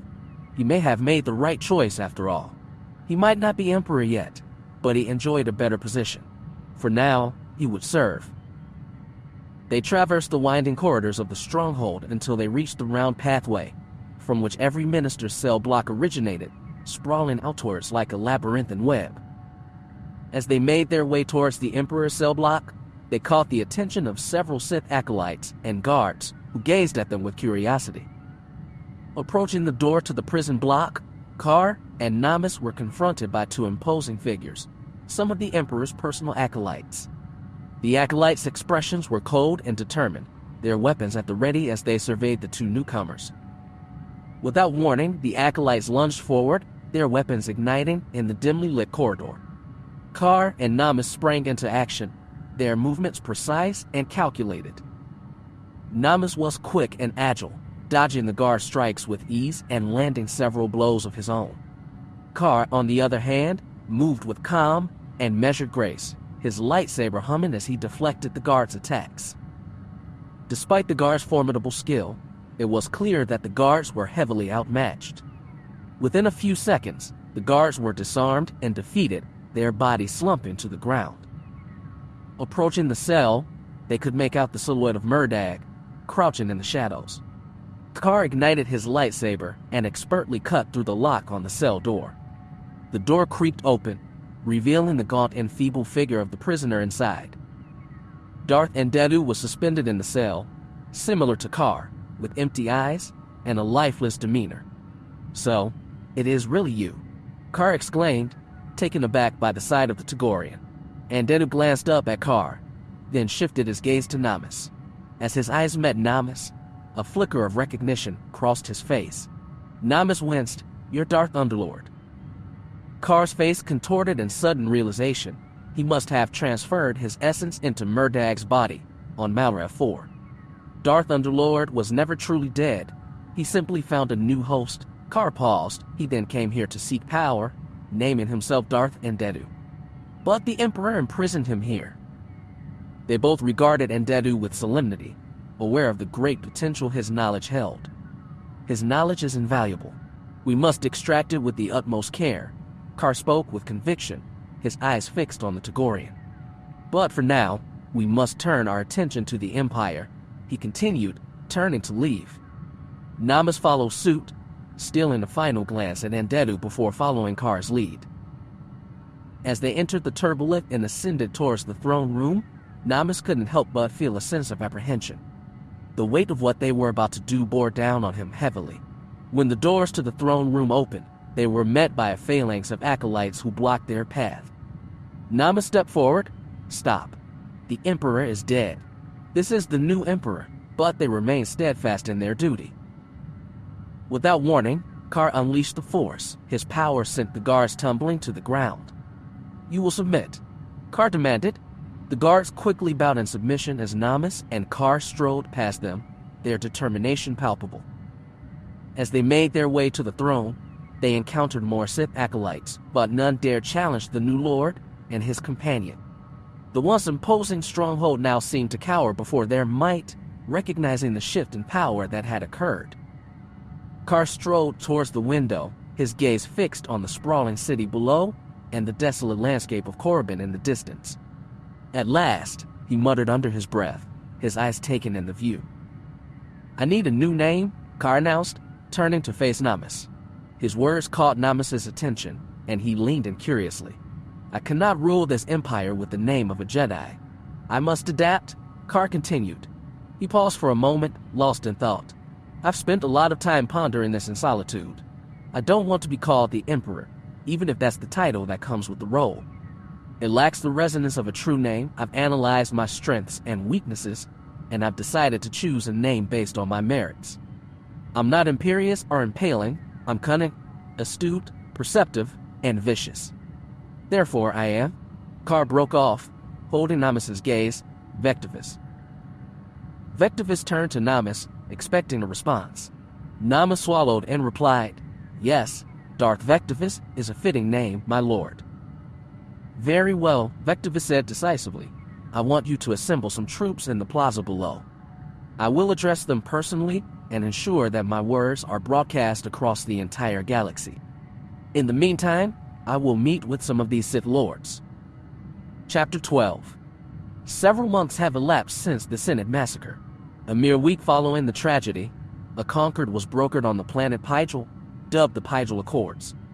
Due to intense pressure from both factions and blockaded planets, the Republic succeeded in negotiating minor concessions. While the senators of the corporation's patronized planets were spared prosecution, they were required to exit the Senate, albeit those forced into retirement were replaced by like-minded successors. Additionally, the blockades and embargoes were lifted, and both parties entered into an agreement that prohibited the nationalization of 16 corporations for the next 2 centuries. Finally, instead of a monetary payment, the corporations were granted a tax reduction, which they assented to. The aftermath of the massacre necessitated heightened security measures in the Senate, with 1,000 new Senate guards roaming the rotunda, overseen by a cohort of 20 Jedi. Despite many senators denouncing it as a Jedi occupation, the voting process had not been influenced. As Kaya Terra made her way towards the Senate, she strolled down an alleyway adorned with a solemn memorial, paying homage to the fateful sacking of Coruscant that had inflicted severe damage upon the Senate. Upon arriving at the Senate, she rendezvoused with Olgo Valorum, with whom she had forged a deeper bond. To her, Valorum stood out as the only scrupulous politician in the Senate, genuinely invested in the welfare of the people rather than solely driven by personal ambition. Furthermore, she harbored a sense of responsibility to safeguard him, as he had been the one to propose the nationalization of the colossal galactic corporations, which started this entire ordeal. "Hello, Kaya. I see you've come to partake in yet another riveting debate on a topic that eludes my comprehension, the war," quit Olgo, prompting the chuckle from Kaya as she took her seat. "It's good to see you," Kaya said with a smile. "It's been quite some time since we last met, Kaya. How have you been?" he inquired. "I've been occupied with the Council's decision to dispatch more Jedi to the Outer Rim in anticipation of the next Sith offensive. As it stands, I am one of the few instructors left at the temple," she replied. "What gives the Council reason to believe that there will be another offensive? The Sith have been dormant for years. I'm telling you, they are busy enough suppressing the Tion cluster. They hardly have the bandwidth for another attack," Olgo retorted. "That may be true, but they possess the military might to launch one," countered Kaya. "I have some insight from the SIS, and they've tried to infiltrate the Empire with more agents, but it's proving difficult to remain undetected. Most end up taking a route through the Tion cluster, posing as deserters." Intrigued, Olgo probed, "What does the SIS have to say about the Empire's current state?" "According to my sources, the Empire has been undergoing a 6-year-long political, technological, and economic revolution with no signs of slowing down. It's unlikely to be a ruse, given that the information comes directly from Imperial data. Apparently, they have a high-ranking Sith Lord aside from the Emperor, who serves as the de jure leader, and he's transformed the Empire into a stable economic powerhouse without the usual infighting that tends to undermine their efforts. But we still lack sufficient intel, including the identities of most Sith Lords, Kaya divulged. So, while the Empire thrives, the Republic teeters on the brink of a dark age, Olgo mused. If they do attack, what will you do? Olgo asked. Whatever the Council demands of me, Kaya declared with unwavering conviction, her gaze set towards the inner sanctum of the rotunda. Together, they attentively absorbed the speech of a newly minted senator, who, just a month into his tenure, had already put forth his inaugural bill. What was most remarkable, however, was that he stood alone, unassisted by the typical machinery of committees that typically galvanize support for bills. When I was first elected to the Senate, I waited an entire year before proposing anything. And when I did, I had the backing of multiple committees, Senator Olgo Valorum said. Kaya nodded in agreement. Yes, it's unusual to see a senator propose a bill without the support of a committee. It shows a certain level of confidence, or perhaps even arrogance. Olgo raised an eyebrow. I would be cautious before labeling it arrogance, Kaya. It could also be a sign of independence, a willingness to take a stance on an issue without being beholden to any particular interest group. Or he is simply too naive, thinking that goodwill can sway the Senate. Kaya considered his words before nodding in agreement. As they continued to listen to the senator's speech, Kaya couldn't help but feel a sense of apprehension. The Republic was facing many challenges, both internal and external, and she couldn't help but wonder if they were equipped to handle them all. Chapter 13. A few hours later, Namas returned to the throne room. He had visited a general, ordering him to send some of his troops to the central plaza. Upon returning to the throne room, he could see a group of Sith in the chamber. This included the Sith Lords he had appointed as ministers, running his government. Vectivous saw him. Namas, you are just in time. I invited all of your Lord Ministers for a small chat. Namas walked around the group of Sith, keeping his distance, until he stood aside Vectivous. Leading the group of Sith Lords was the Sith called Darth, whom Namas had appointed Lord Minister of Finance, a political favor heavily influenced by Darth Gravis. What is this? Darth said, his voice a snarly growl. Fawn glanced at Namas. You are aligned with this self-declared emperor. Namas opened his mouth to reply, but Vectivous cut him off before he could speak. My lords, he began, his voice commanding attention. I have gathered you all here today to discuss the future of our empire. Recent events have left us in a precarious position, but I assure you that I am more than capable of leading us to greatness. Darth spoke up, his tone laced with skepticism. And how do you plan to do that, Darth Vectivous? We were all appointed to our positions by the Emperor, and we have served him faithfully for years. Why should we pledge our loyalty to you? Vectivous fixed his gaze on Darth, his expression unreadable. Because I am the only one who can save this empire, he said calmly. The former Emperor was a fool, blinded by his quest for immortality. But I have a vision for our future, one that will bring us glory and prosperity. You really believe you can just come here, kill the Emperor, and take his title? You're not even human. Fawn scoffed in disgust. Vectivous' voice remained steady and unwavering. The Sith have always been led by the strongest. I believe I have demonstrated that I am deserving of this position. Namas stood silently beside Vectivous, observing the exchange with interest. Fawn sneered at Vectivous. You're pretty sure of yourself, he remarked, and nodded towards the other Sith Lords.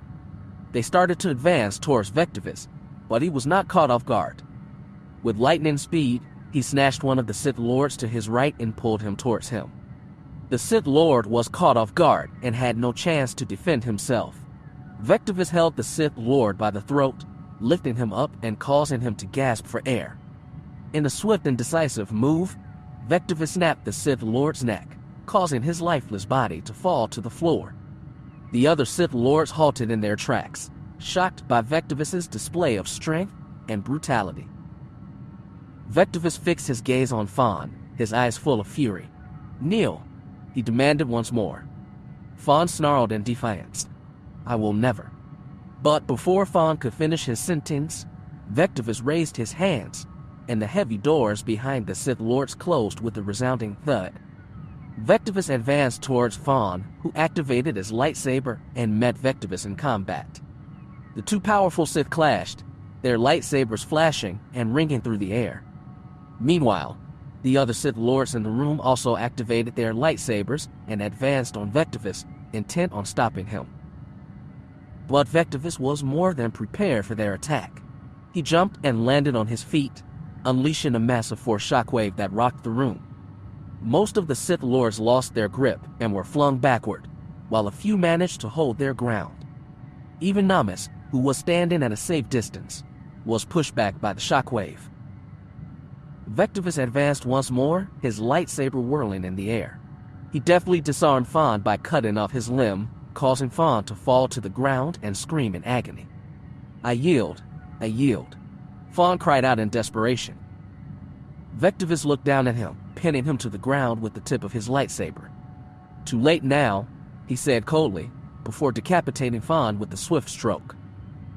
The other Sith Lords were frozen in shock at the display of power they had just witnessed. Vectivous fixed his gaze on them and spoke again, his voice ringing with authority. "Kneel," he demanded once more. At first, the Sith Lords hesitated and looked at each other uncertainly, but soon one of them began to kneel, and then another, until all of them were on their knees before Vectivous, acknowledging his authority. With a calm yet menacing tone, Vectivous spoke anew. "Let this be a reminder to all of you that I am not to be defied. Disloyalty will be punished." The Sith Lords remained on their knees. "Now leave," Vectivous demanded. The Sith Lords respectfully bowed and turned to leave. Vectivous extinguished his lightsaber and walked back to the window, leaving behind the decapitated body of Darth Vaughn. Darth Vectivous strode confidently onto the podium, his piercing gaze scanning the sea of faces gathered in the vast plaza of the Dark Lords, at the heart of Irina.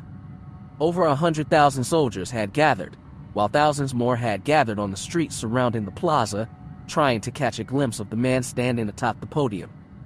They had all come to witness his address, eager to hear his vision for the future of the Empire. Namus, his imperial minister, stood at his side. "Beloved citizens of the Empire," began Vectivous, his voice resonating with power and conviction. "Today marks a historic moment in our history. For too long, we have languished under the weak and misguided leadership of Darth Gravis, a man who cared nothing for the Empire or its people." His words were met with murmurs of agreement from the crowd, some of whom had grown weary of the old Emperor's complacency. "What, no longer?" continued Vectivous, his tone ringing with a fierce determination. "I am Darth Vectivous, your new Emperor. I have seized the reins of power." Darth Gravis begged for mercy on his knees like a coward, weak and pathetic. He was not the leader you envisioned. He was not the leader you respected and admired. He was not the man who tripled your salary, doubled our military, or added the Tion cluster to our growing empire. He was a man, supremely self-centered, only caring to extend his own life, leaving others to rule on his behalf, enjoying your praises from the comfort of his throne. I am not here for my own glory or comfort, but for the sake of our great empire. I will fight for your respect. I will fight for your praise.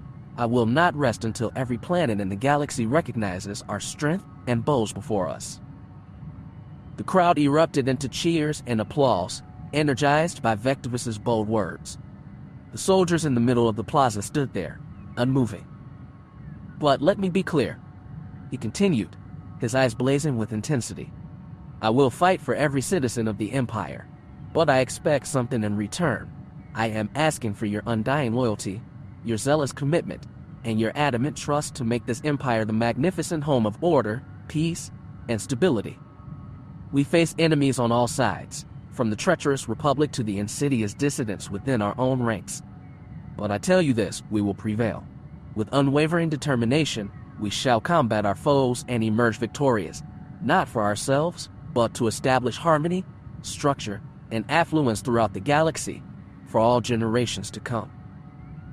The crowd roared its approval, swept up in the fervor of Vectivous' fiery rhetoric. "We must be vigilant, my fellow citizens," he intoned, his voice rising to a crescendo. "As a visionary, I recognize that the Empire cannot remain static if it is to endure. To prevent the recurrence of the great galactic wars, we must expedite the downfall of the Republic. As we bask in the zenith of our prosperity, we must also embrace a spirit of generosity. Nevertheless, the Republic's demise is inevitable, and I shall show them no clemency. We must be united in our purpose, unyielding in our resolve. Only then can we achieve true greatness and secure our place among the stars." With a final flourish, Vectivous raised his arms in triumph, his face blazing with passion and conviction. The crowd erupted into a thunderous ovation, hot and inspired by the Sith Lord's visionary leadership. The soldiers saluted, calling out his name in unison. Vectivous walked over to the spaceport, a flurry of activity and motion all around him. The ships departed one by one, their engines roaring as they ascended into the sky. He watched with a sense of satisfaction as they amassed into a massive fleet in the exosphere of Corbin. As he approached Namus, his new apprentice and imperial minister, he spoke in a hushed tone, "Let us initiate Phase 1. Namus nodded in agreement as Vectivous spoke with conviction and authority, his words conveying a sense of determination and unwavering commitment. "This will be easy with the new signal jammers. They will make it easy to block communications system away." Vectivous nodded. As he watched the fleet depart, Vectivous felt a sense of pride and purpose wash over him. He knew that the fate of the Empire was in his hands, and he was determined to lead them to victory. Interlude Voss. Jinso ran down the winding streets of Voss Ka, the capital of Voss, dodging people and creatures alike. Jinso was a Voss, living on the planet, named after them. The Voss were a humanoid species known for their remarkable force sensitivity and striking sexual dimorphism. Male Voss had a distinct blue skin tone and bright orange eyes, while their female counterparts boasted red skin and azure eyes. What set them apart even further were their unique facial, neck, and body markings, a clear indication of their ancestral ties to the Gormak.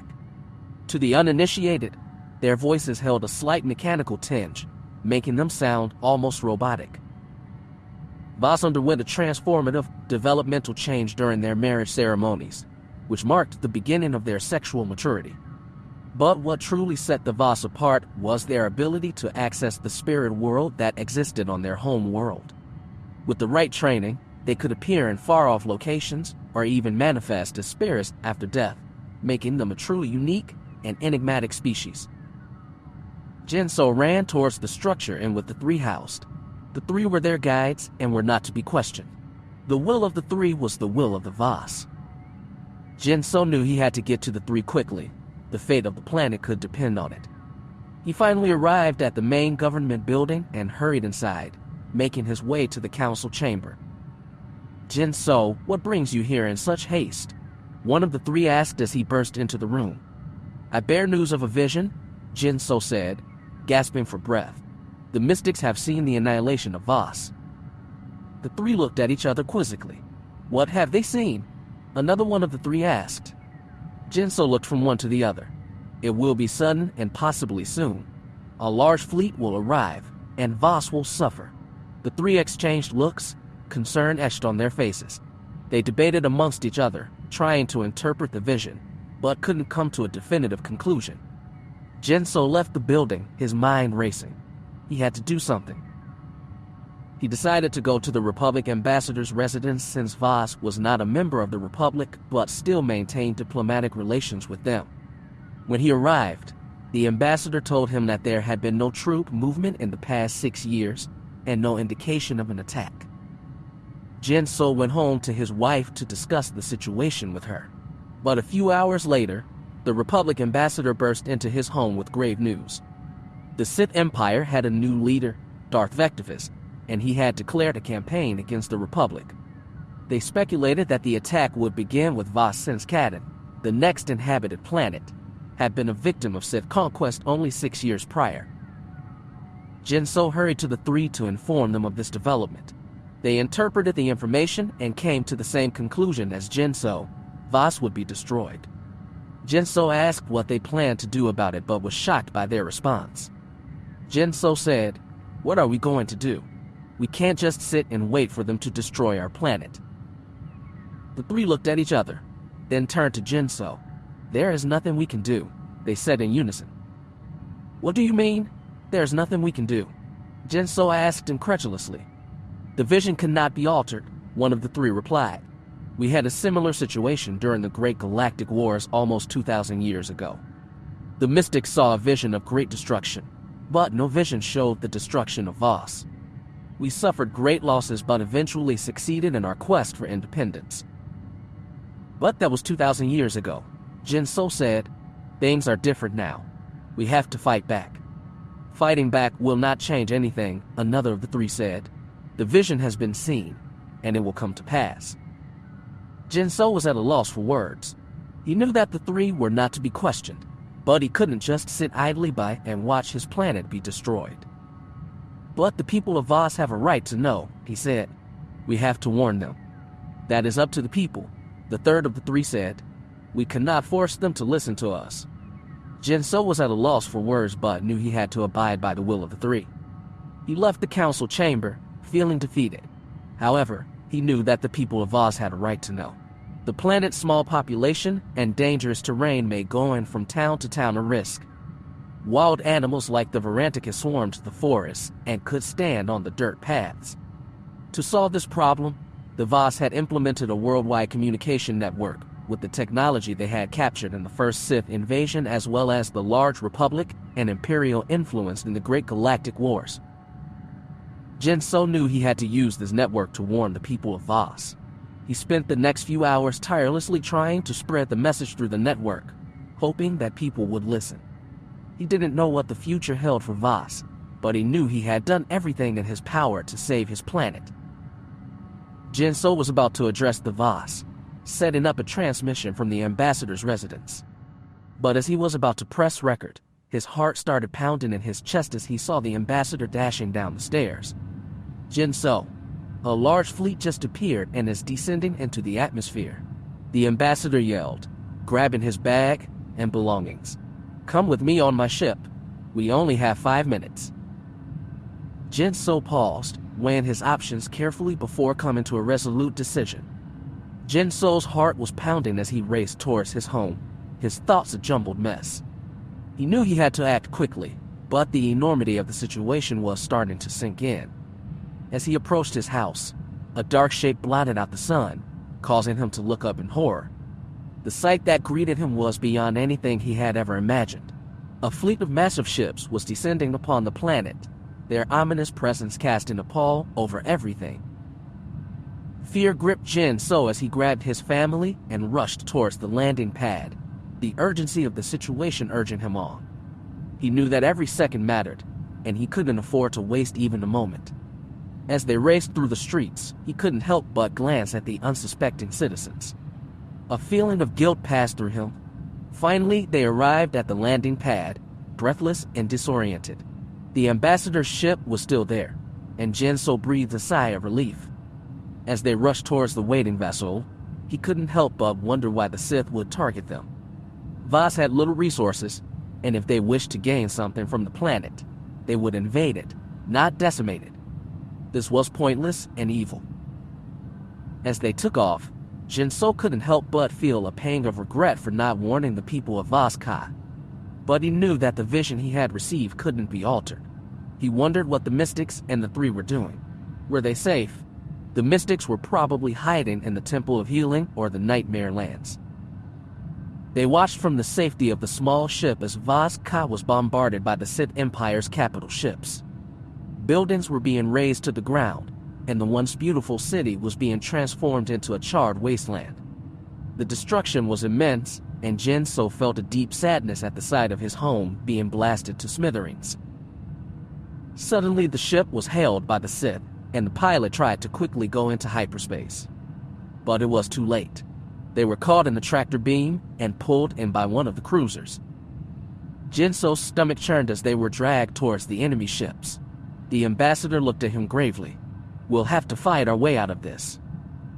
Jinso nodded grimly. stealing himself a blaster for the battle ahead. He could feel the tension in the air as they prepared for the inevitable confrontation with the Sith Empire. Chapter 14.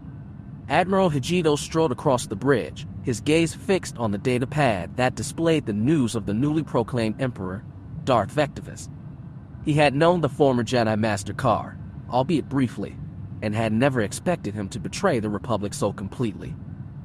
The fleet was on edge, bracing for an imminent attack, but the ominous silence from the Sith forces was perplexing. It made no sense for them to wait, and Hijito knew it. Suddenly the comms officer yelled out, "Admiral." The bridge went silent as everyone turned to look at the lieutenant. "What is it, Lieutenant?" Admiral Hijito quickly answered.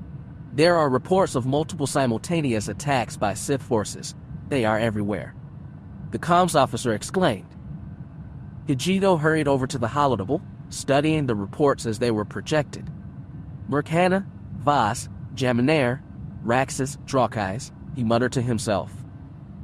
As he studied the pattern, he spoke up. This might be a chance. That new emperor openly announced an attack, though he thought that attack would come in the form of an all-out attack on his forces in Column X. These are testing or probing attacks against helpless worlds. What else do the reports say? Hijito asked. The comms officer reported, "Nothing, sir. Most of these reports are just the encrypted SOS code. All of these are very short. They probably wanted to send a holo message, but their comms were jammed before they could do so. The one from Voss is especially short." Hijito searched for Voss in the holocomputer, a mystical planet in the Outer Rim inhabited by the Voss people. They are led by mystics known for their precognition skills. Fiercely independent, they defended themselves against a Sith invasion almost 2,000 years ago with no navy at all. "This doesn't make sense," Hijito murmured, but he knew he didn't have time to ponder. He needed to act quickly. Perhaps Darth Vectivous had misplayed. The 82nd Fleet was at Jaminair. Perhaps they had beaten back the Sith fleet, or they were still fighting, but their comms were jammed. He had a chance. The Sith were occupied at the other end of the Tion. They knew the approximate size of the Sith Navy, and this was a significant portion of it. If they would strike now, they could cut the Sith off, before any reinforcements could interfere. He looked at the comms officer. "Tell the rest of the fleet we are going to Liana again," he ordered. The comms officer looked scared but relayed the order. Hijito then turned to the nav officer and said, "Set course for Liana."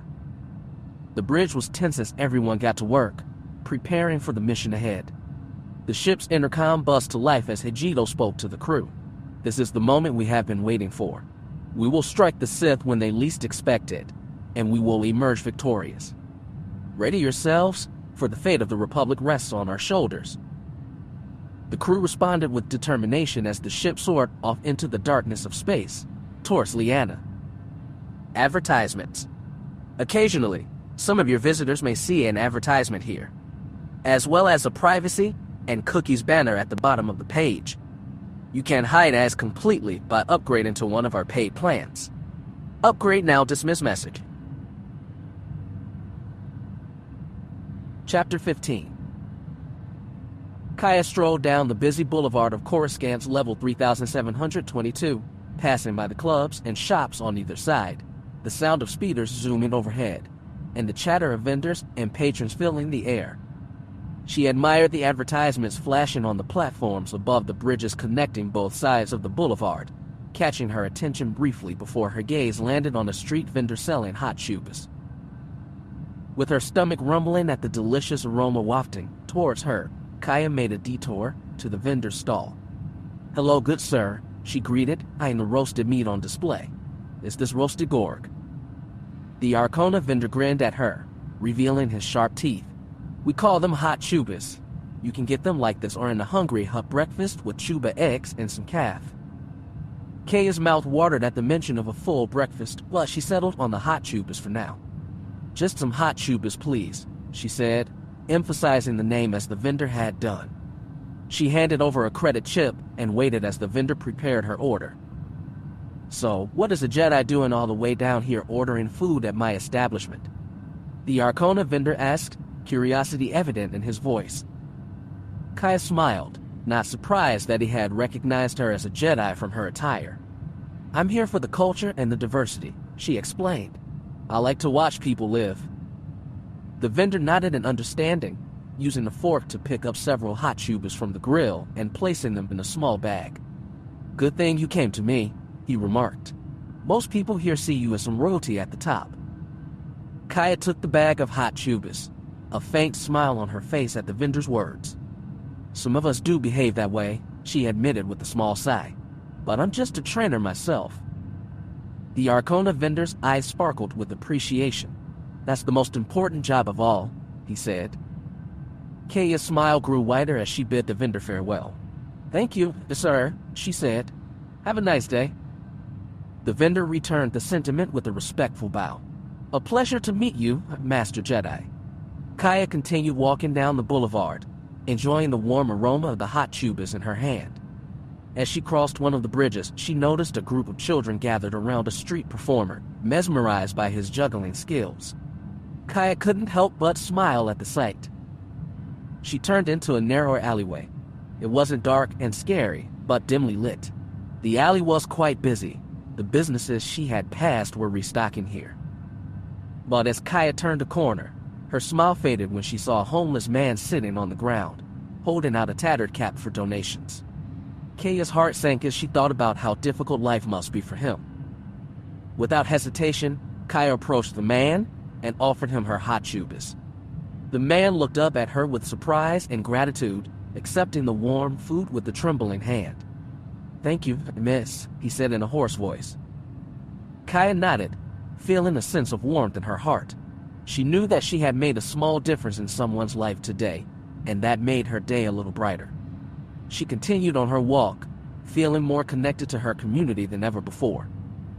As Kaya continued walking, her holoprojector began to buzz.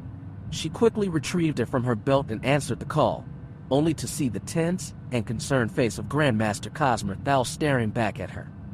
The joy she had felt just moments before vanished instantly upon seeing such an authority in such a state.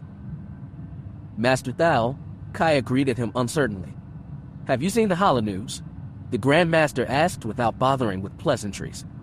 "I have not," Kaya replied, her uncertainty growing. "Hurry to the council chambers at once," Master Thal instructed urgently. "Of course, Master," Kaya replied hastily as the image of the Grandmaster faded away. She briefly considered checking the holonews in the nearby clubs, but quickly dismissed the idea, opting instead to hurry directly to the temple. She briskly walked down the alley and entered an elevator on the right side, which would take her 225 levels up to the surface with only a short taxi ride or walk remaining. As she ascended, Kaya peered out of the glass walls, watching the levels flash by. It was a relatively quiet hour for Coruscant, so she felt confident that she would not be disturbed. Around the 40th floor, the elevator exited the building, and the elevator ascended along a large pillar connecting to the next building above. In the distance, she could see a street marked by hovering lights on either side and a large news screen displaying changing images, including a news reporter and scenes of battle and destruction. She surmised that the urgency displayed by Master Thal was likely due to the renewed attacks from either the Republic or the Sith. Kaya was lost in thought when she caught a glimpse of what appeared to be a speech by a Kelder Sith. She only had a moment to process the image before the elevator ascended through the roof of the next level. Her thoughts turned to her old master, Nokar, who had died 6 years prior during the Sith campaign for the Tion cluster on Felucia. A brief wave of sadness washed over her, but she quickly suppressed her emotions and focused on the present.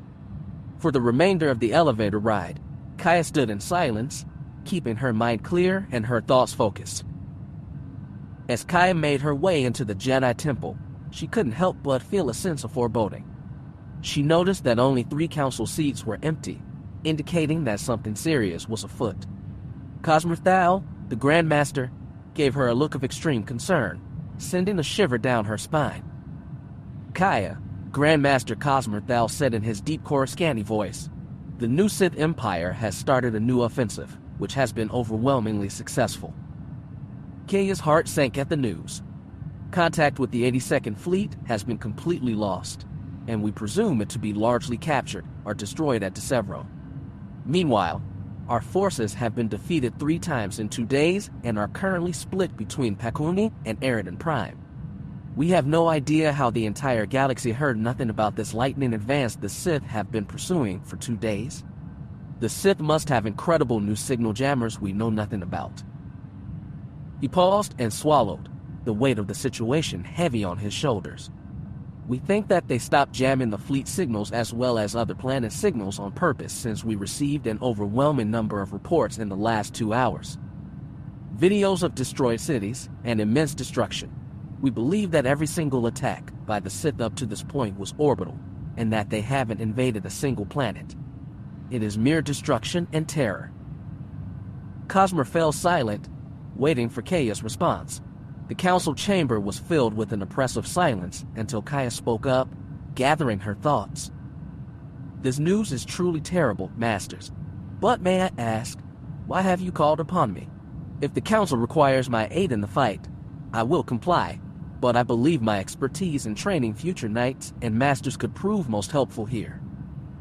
Grandmaster Cosmer Thal cleared his throat and began to speak. Part of this sudden influx of information was a speech given by what we believe to be the new Sith Emperor delivered to a crowd on Korriban. It was broadcast to other Sith worlds, but their jamming technology was so advanced that we only picked it up now. Surprisingly, even the Strategic Information Service has been unable to obtain any recent information from the new Sith Empire. He paused, his throat dry. Kaya furrowed her brow. How is this possible? The Sith have always been masters of deception and secrecy, but this is on a completely different level. What is their game? It gets worse, said Grandmaster Thal gravely. The reason we contacted you, Grandmaster Thal continued, is that we believe that the new Emperor, who calls himself Darth Vectivous, is, he paused, your old master, Master Nokar. Kaya's heart sank, skipping a beat. No, it can't be, she said, trying to suppress the emotions rising within her. Impossible, I refuse to believe it. Nokar would never do such a thing. The room fell silent once again as the weight of Cosmer Thal's words settled upon her. Master Carr is Darth Vectivous, she repeated, disbelief coloring her tone. Cosmer Thal nodded gravely. Yes, we have reason to believe that he has taken up the mantle of the new Sith Emperor. Kaya's mind raced with conflicting emotions, disbelief, anger, betrayal. How could he do this? She said, her voice rising. He was a Jedi Master sworn to protect the galaxy from the Sith. How could he turn his back on everything he stood for? Cosmer Thal placed a comforting hand on her shoulder. We don't know for sure what led him down this path, Kaya. But we do know that the galaxy needs us now more than ever. The Sith are on the march, and we must do everything in our power to stop them. Grandmaster Thal stood up and placed a comforting hand on her shoulder. We know it's a difficult realization, Kaya, but we need you to be strong. You are the only one who knows Master Nokar's fighting style and tactics. You are his only Padawan, and you are the best chance we have at defeating him and putting an end to the Sith offensive. Kaya struggled to suppress her emotions.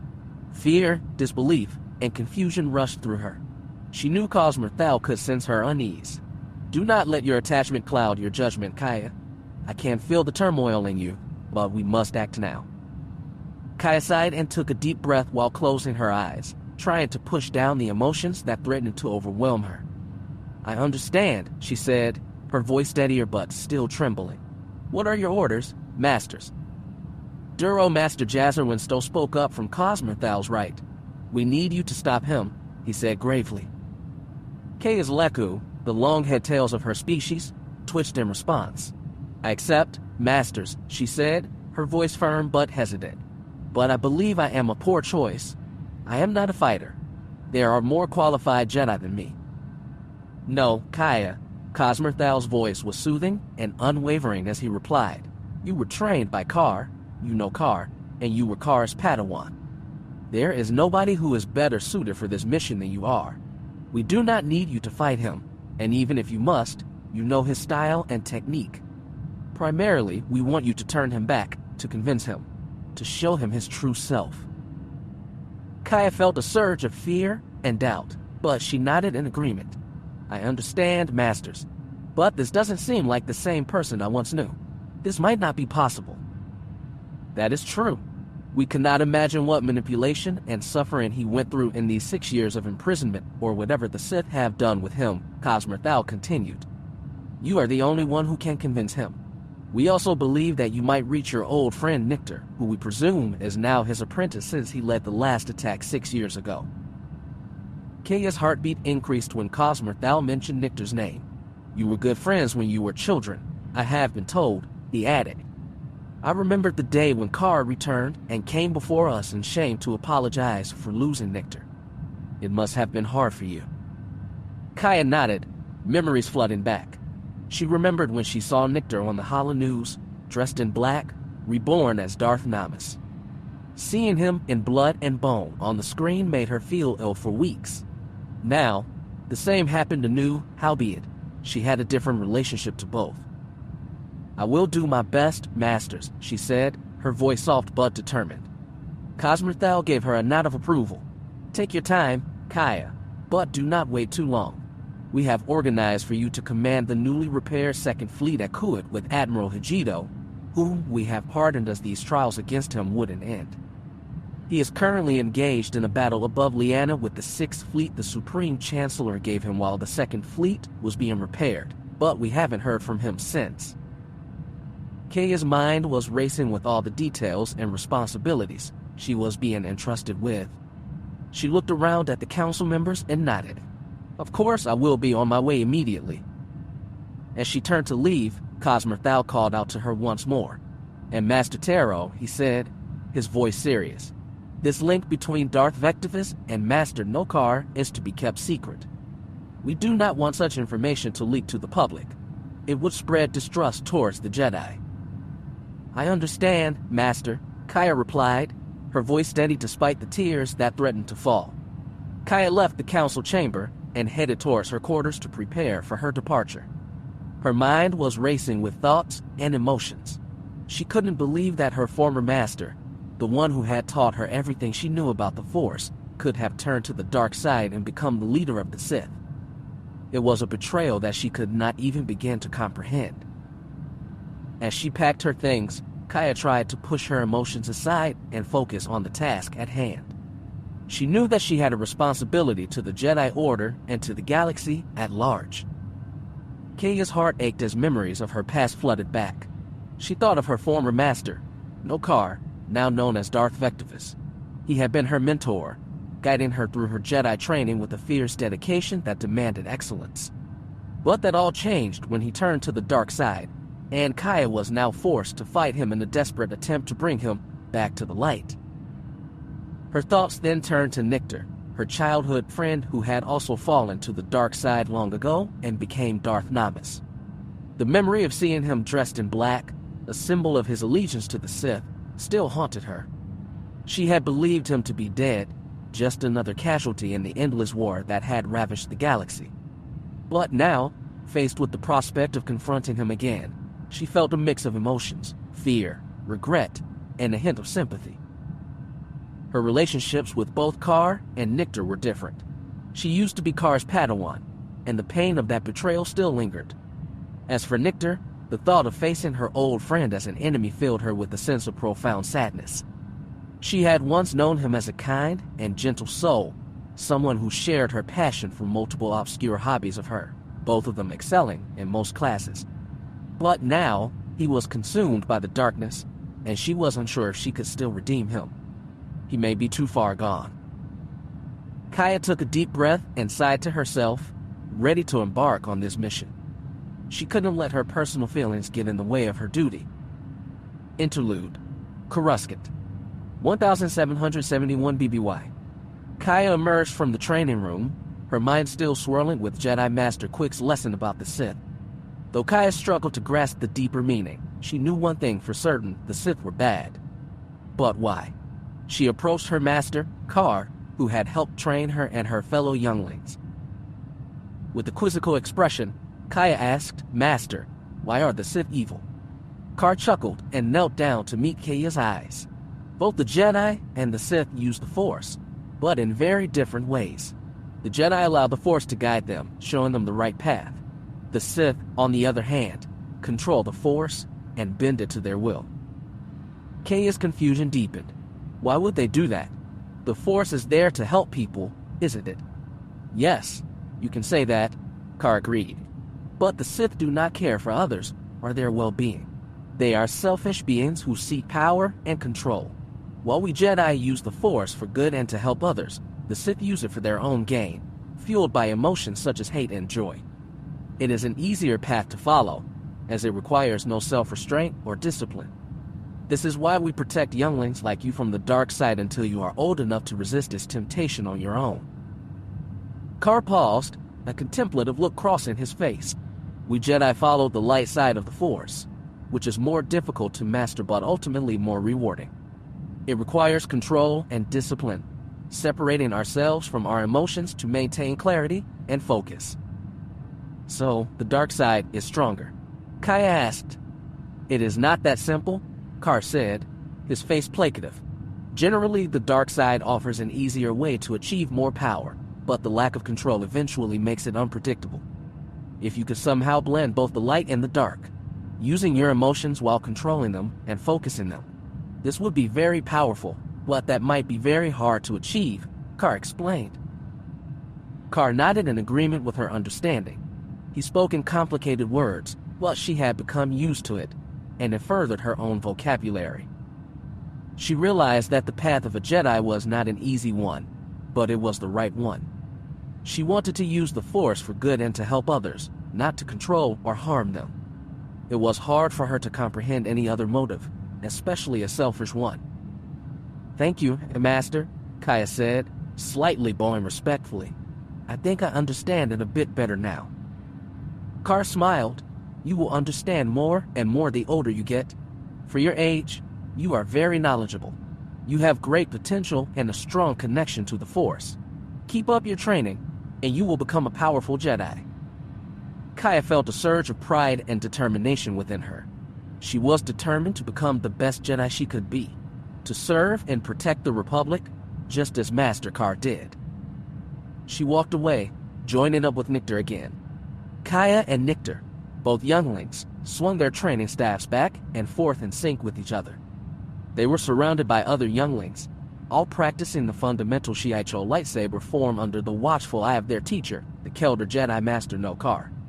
Despite his cryptic and sibling teaching style, Kaya found herself fascinated by him.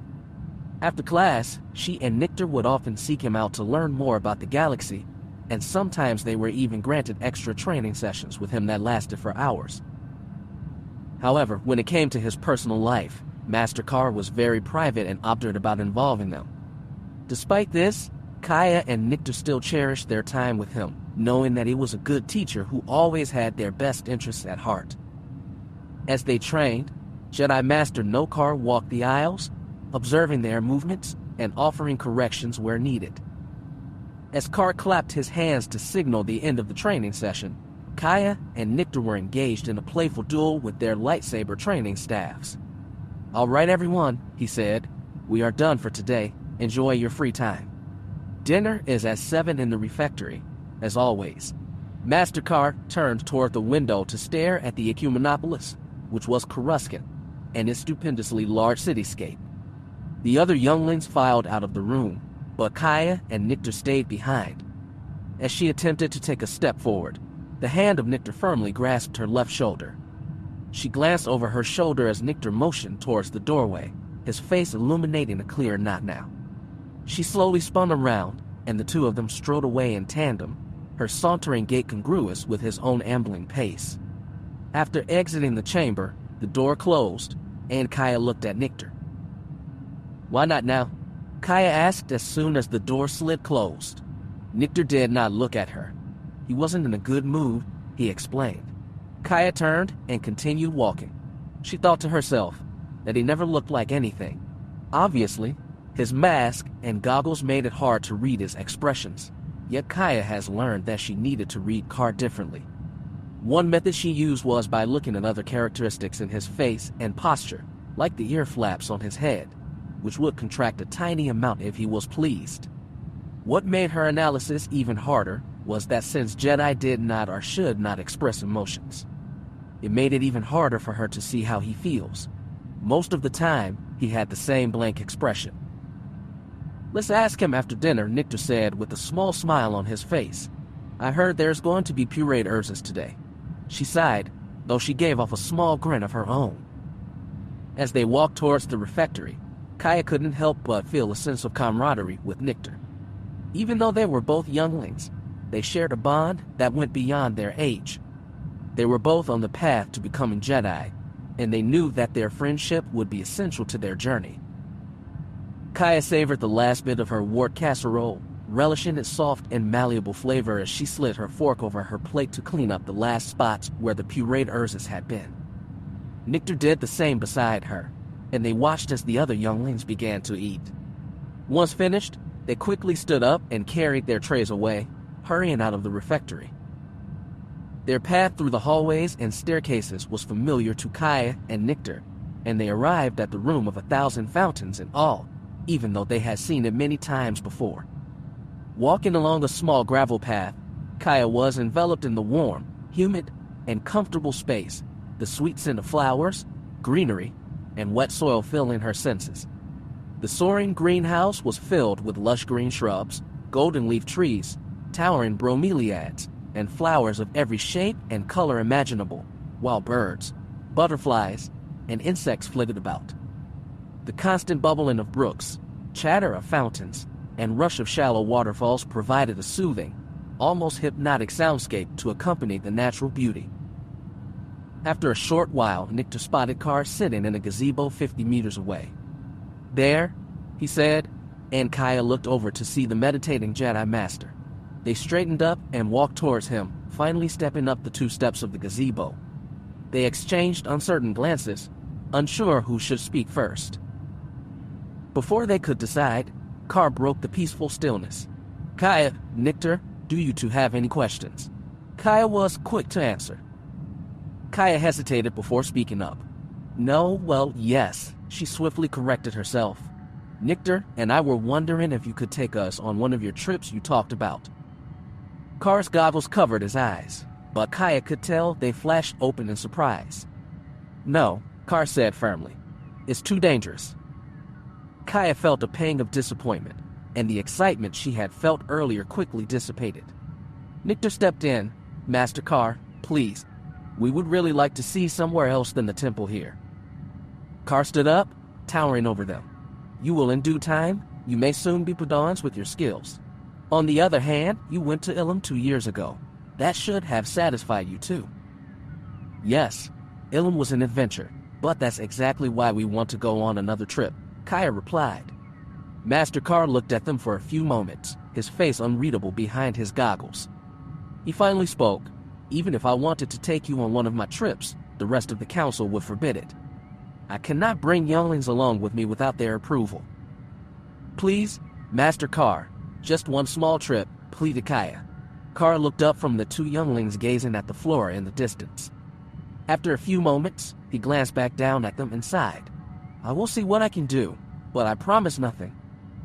Kaya and Nictor smiled and simultaneously said, "Thank you, Master," and bowed. They were crestfallen but still grateful for the consideration. They backed out of the gazebo and continued on their way to their dormitory. As they walked back to their dorms, Kaya could sense the disappointment still lingering within Nictor. She turned to him and said, "You were right to wait." He felt better now. Nictor looked at her with a hint of surprise, shaking his head. "I have no idea how you see under that mask. For me, he always looks the same." Kaya smiled softly. "I could feel it in the air. And besides, you warned me before in the training room." Nictor chuckled. "That was because I was hungry, Kaya." Kaya smiled at Nictor, slightly bumping him as they continued to walk to their dorms. Chapter 16. Nama stood at the nose of the bridge, his eyes fixed on the twinkling lights in front of him as the battle raged before him. The darkness of space gave the spectacle an eerie glare, but he couldn't be bothered by its beauty. His thoughts were disturbed by the sound of Admiral Stein's voice behind him. "My lord," Stein said, his tone confident, "Darth Vectivous wishes to speak with you."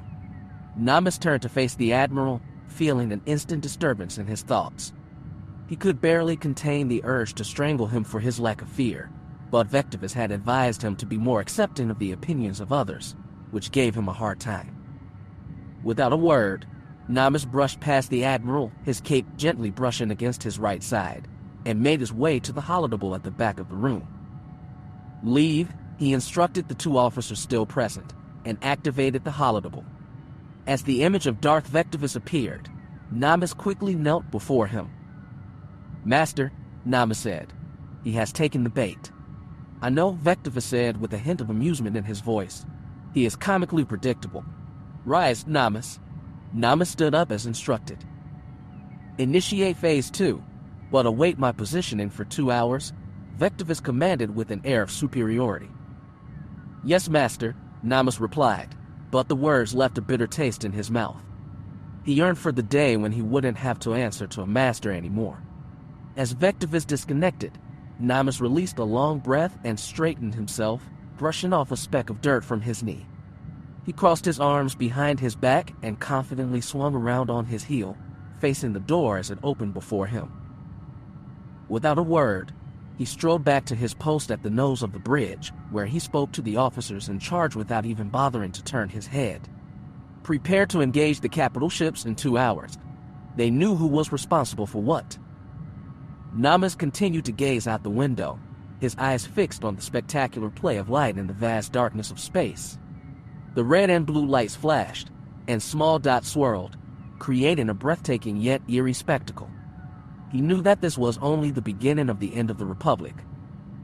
As Darth Vectivous strode onto the bridge of the Indiquidator, his imposing presence filled the room. "Set course for Liana, Admiral," he commanded, his voice deep and resonant. "It's time to abandon our seclusion." Admiral Kors, who had been monitoring the ship's systems, turned to face the Sith Lord. A small smile graced his lips as he bowed deeply. "Of course, my lord," he replied with deference. "What about the task force that has been harassing the neighboring systems? Should I order them to cease further attacks?" The tension in the air was palpable as the two men locked eyes. Darth Vectivous paused for a moment, his expression inscrutable. "Yes, order them to unify in the Adega system. I will need them later," Vectivous commanded with a sense of satisfaction. Kors stood behind Vectivous, his mouth half open, until he had gathered the courage to speak. "My lord," he finally said, "one question, if I may." Darth Vectivous looked at him. "Go on." "What makes you so sure that the Republic doesn't anticipate this move?" Kors asked. As the skin beside Vectivous's mask receded, small crevices formed on his cheeks, hinting at a slight grin. "No," Vectivous said, sighing. "You and I might, Admiral. However, I do not have enough experience with you to be sure. But I do know Admiral Hijito. He is stubborn and rash. He may act quickly, but he does not have the patience to consider the risks and consequences of his actions. That is why we have changed our strategies to make him focus on the battle at hand rather than why he is there in the first place. Namus has been instructed to send our ships out one by one, making it look like we are desperately rallying them from wherever we can find them. In his eyes, we are at full capacity, harassing neighboring systems, so he thinks that he can swiftly attack Liana to sever Sith space from the Tion cluster. With that, the ship entered hyperspace, leaving the Galadrin system behind. Unknown to our dear Admiral, Vectivous continued, his voice sarcastically gloating with effulgent pride and baleful enthusiasm. "Is the existence of this magnificent fleet, built by the shipyards of Bastarda and Ord Radima in the past years, which will violently enter his rear end." Vectivous glanced at the navigation officer, who immediately understood his silent command. The officer swiftly responded, 2 hours and 4 minutes, my lord." "Precisely," Vectivous replied, his eyes glinting with a fierce determination as he turned back to Admiral Kors. "I understand," Admiral Kors answered. "Will we use the jammers when we arrive?" Admiral Kors added. "No," Vectivous said, his voice ringing with ominous certainty. "Let the galaxy bear witness to their screams of agony, for there will be carnage." Admiral Kors' body stiffened, a sudden jolt of apprehension coursing through him as he realized he had relaxed without noticing it. He nodded stiffly, His voice measured. Understood, my lord. It will shatter the Republic's hopes as we approach the mid-rim, Vectivous said, his gaze fixed on the dazzling beams of light flashing outside the ship. For whatever that is worth, he added, his voice laced with disdain and bitterness. The Admiral was confused, as he had learned during his training at the Academy that crushing an enemy's hope was an assured path to victory.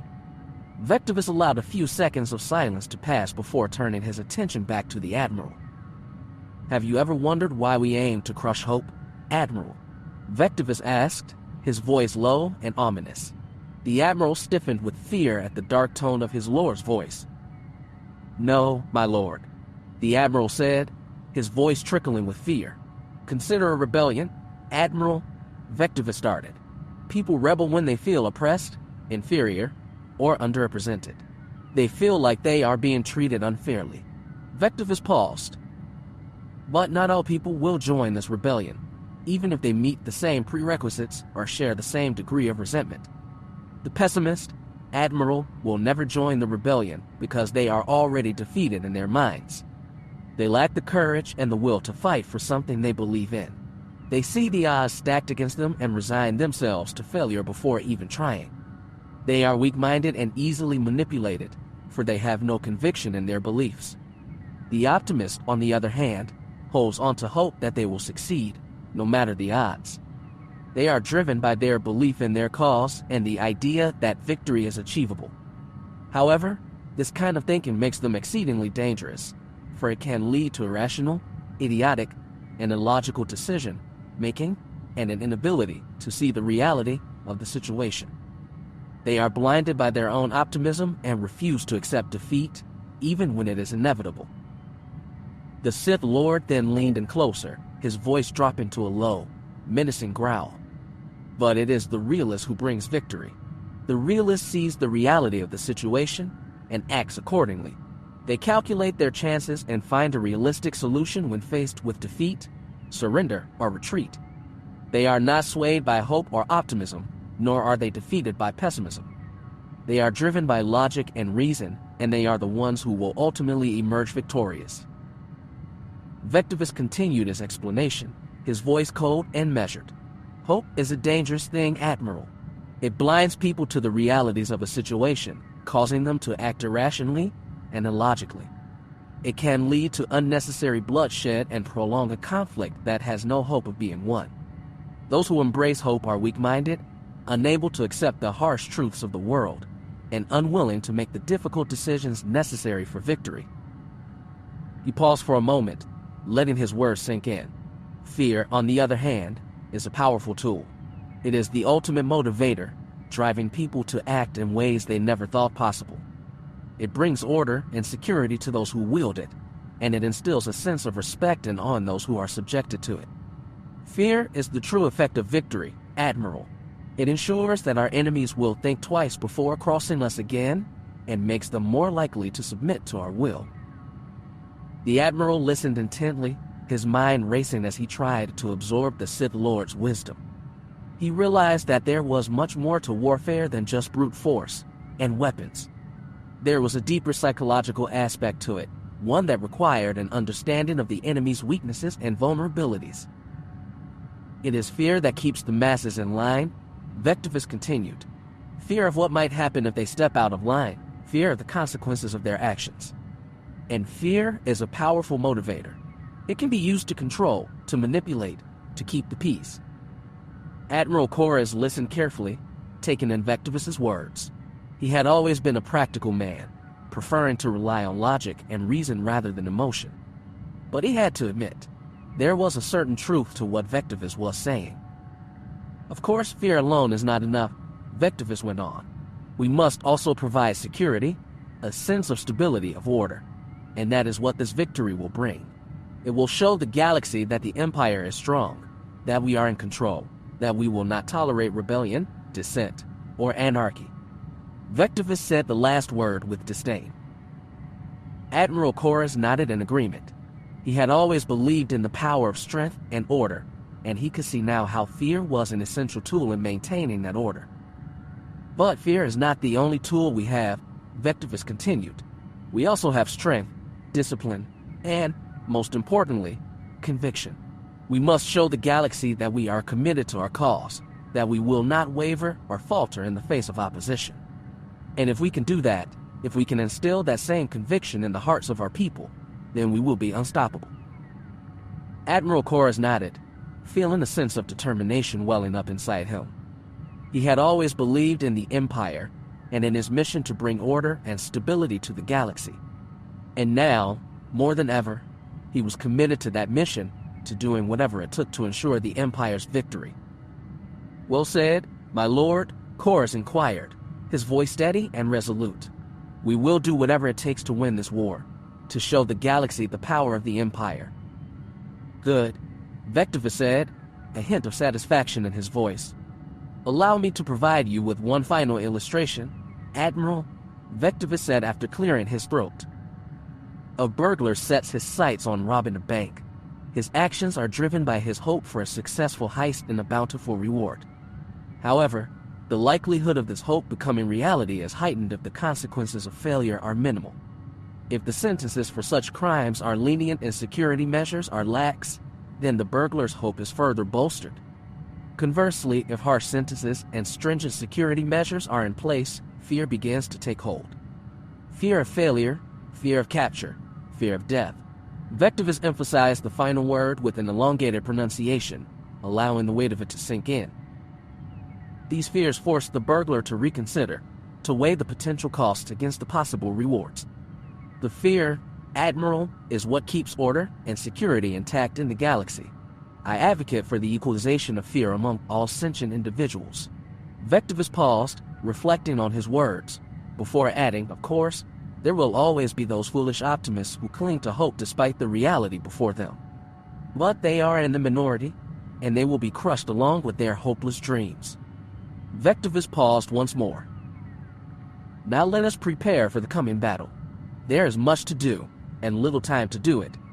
And with that, he turned to gaze out of the viewing port once more, leaving Admiral Koris to contemplate the weight of his words and the daunting task that lay ahead. Chapter 17. This battle has been going on for way too long, Admiral Hijito told himself as he gazed out at the chaotic battle unfolding before him. He felt his frustration grow with every passing moment. Hours had gone by with starfighters and frigates engaging the enemy cruisers in skirmishes, but the Sith remained stubbornly defensive, constantly changing positions and tactics as if they were a frightened Varactyl on the brink of falling off a cliff. Though he had inflicted some losses on them, the enemy seemed to be waiting for some sort of miracle, unwilling to make any moves to contest their losses. Hijito knew that victory was slowly coming, but it was frustratingly slow. Despite taking out over 10 Revenge-class cruisers and 3 Harrows, the command ship remained unscathed. The Sith were cautious and seemed to be biding their time, as if waiting for reinforcements. However, Hijito had already calculated that they could not get any more reinforcements.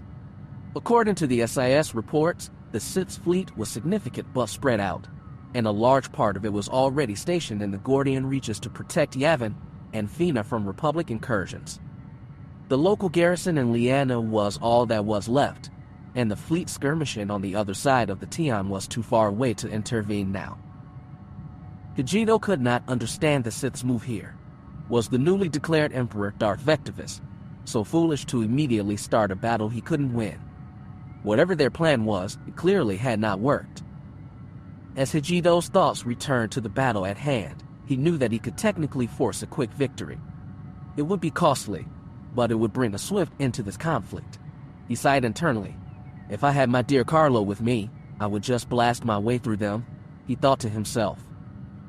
"Admiral, we have movement," announced the nav officer, eyes fixed on the screen displaying the Sith fleet's position.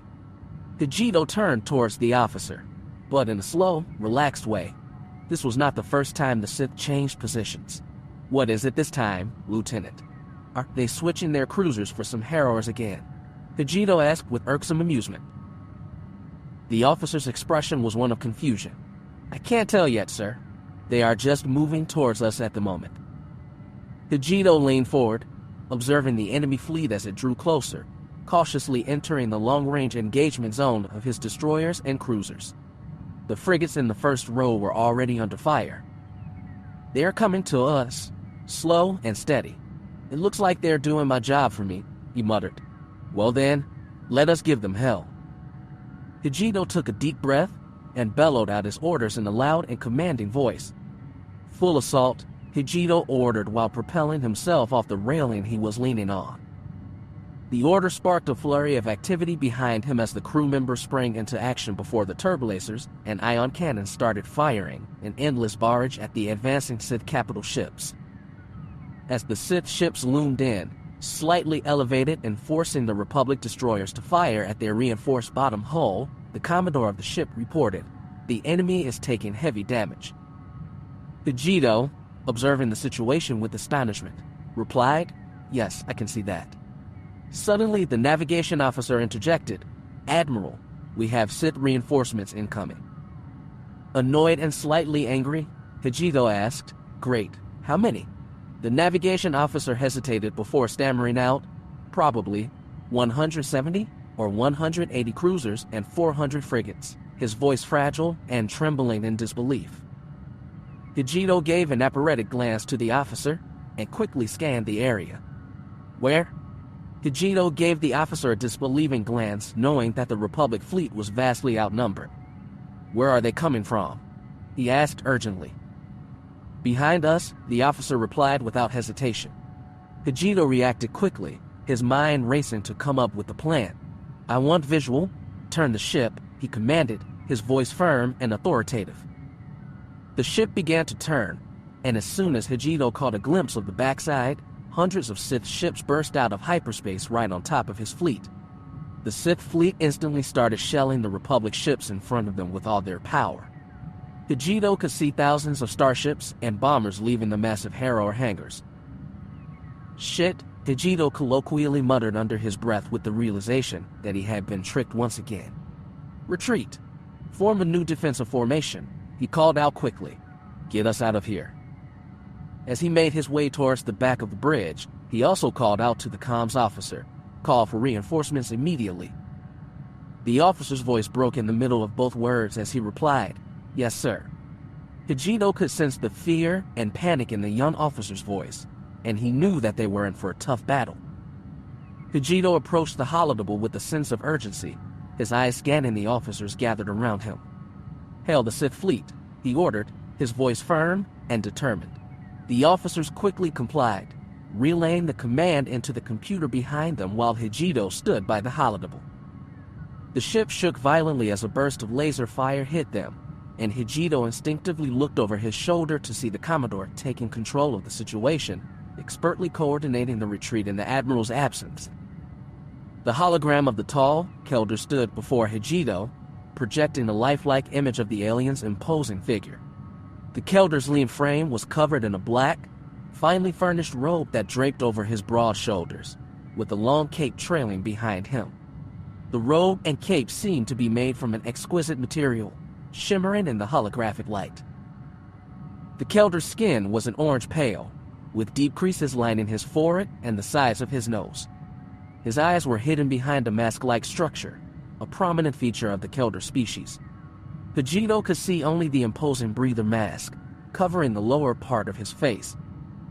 The Kelder's voice was laced with impatience as he asked, "Admiral Hijito, are you here to surrender?"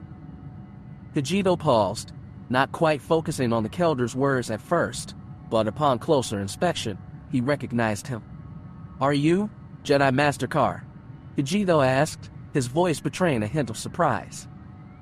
The Keldar raised the skin atop his goggles. "You're Darth Vectivous, the new Sith Emperor," Hijito continued, still in disbelief. "Indeed," Vectivous replied. "Haven't you heard my speech? You know you should know your enemies, Admiral. Now, are you here to surrender? If not, we have nothing to talk about." Hijito was still processing Vectivous's answer when the ship shook again, and he had to grab onto the holodeck to steady himself. "As you can see, your fleet is falling apart. I would hastily surrender if I were you," Vectivous said, with a note of annoyance in his voice. Yes, Hijito regained his composure. "I would like to discuss surrender." "Then stop retreating," Vectivous ordered, his voice calm but laced with impatience. Vegito hesitated for a moment, unsure of how to proceed. Before he could formulate a response, Vectivous let out an exasperated sigh. "You're stalling for time, Admiral. It won't save you," he declared. "Disconnect," Vectivous barked to someone out of hollerage, and the hologram image abruptly disappeared. "No!" Vegito yelled in frustration, bringing his fist down onto the holodouble. Then, behind him, Commodore Reva entered the room, her face grim. "Admiral, more than half of the fleet has been lost, and we are continuing to suffer heavy losses, especially with our frigates and cruisers in front. We must jump to hyperspace now," Reva informed him urgently. Vegito's hand rose to his forehead, frustration etched on his face as he tried to clear his thoughts. After a moment of contemplation, he let out a heavy sigh and spoke, his voice filled with defeat and sadness. "Very well, go on."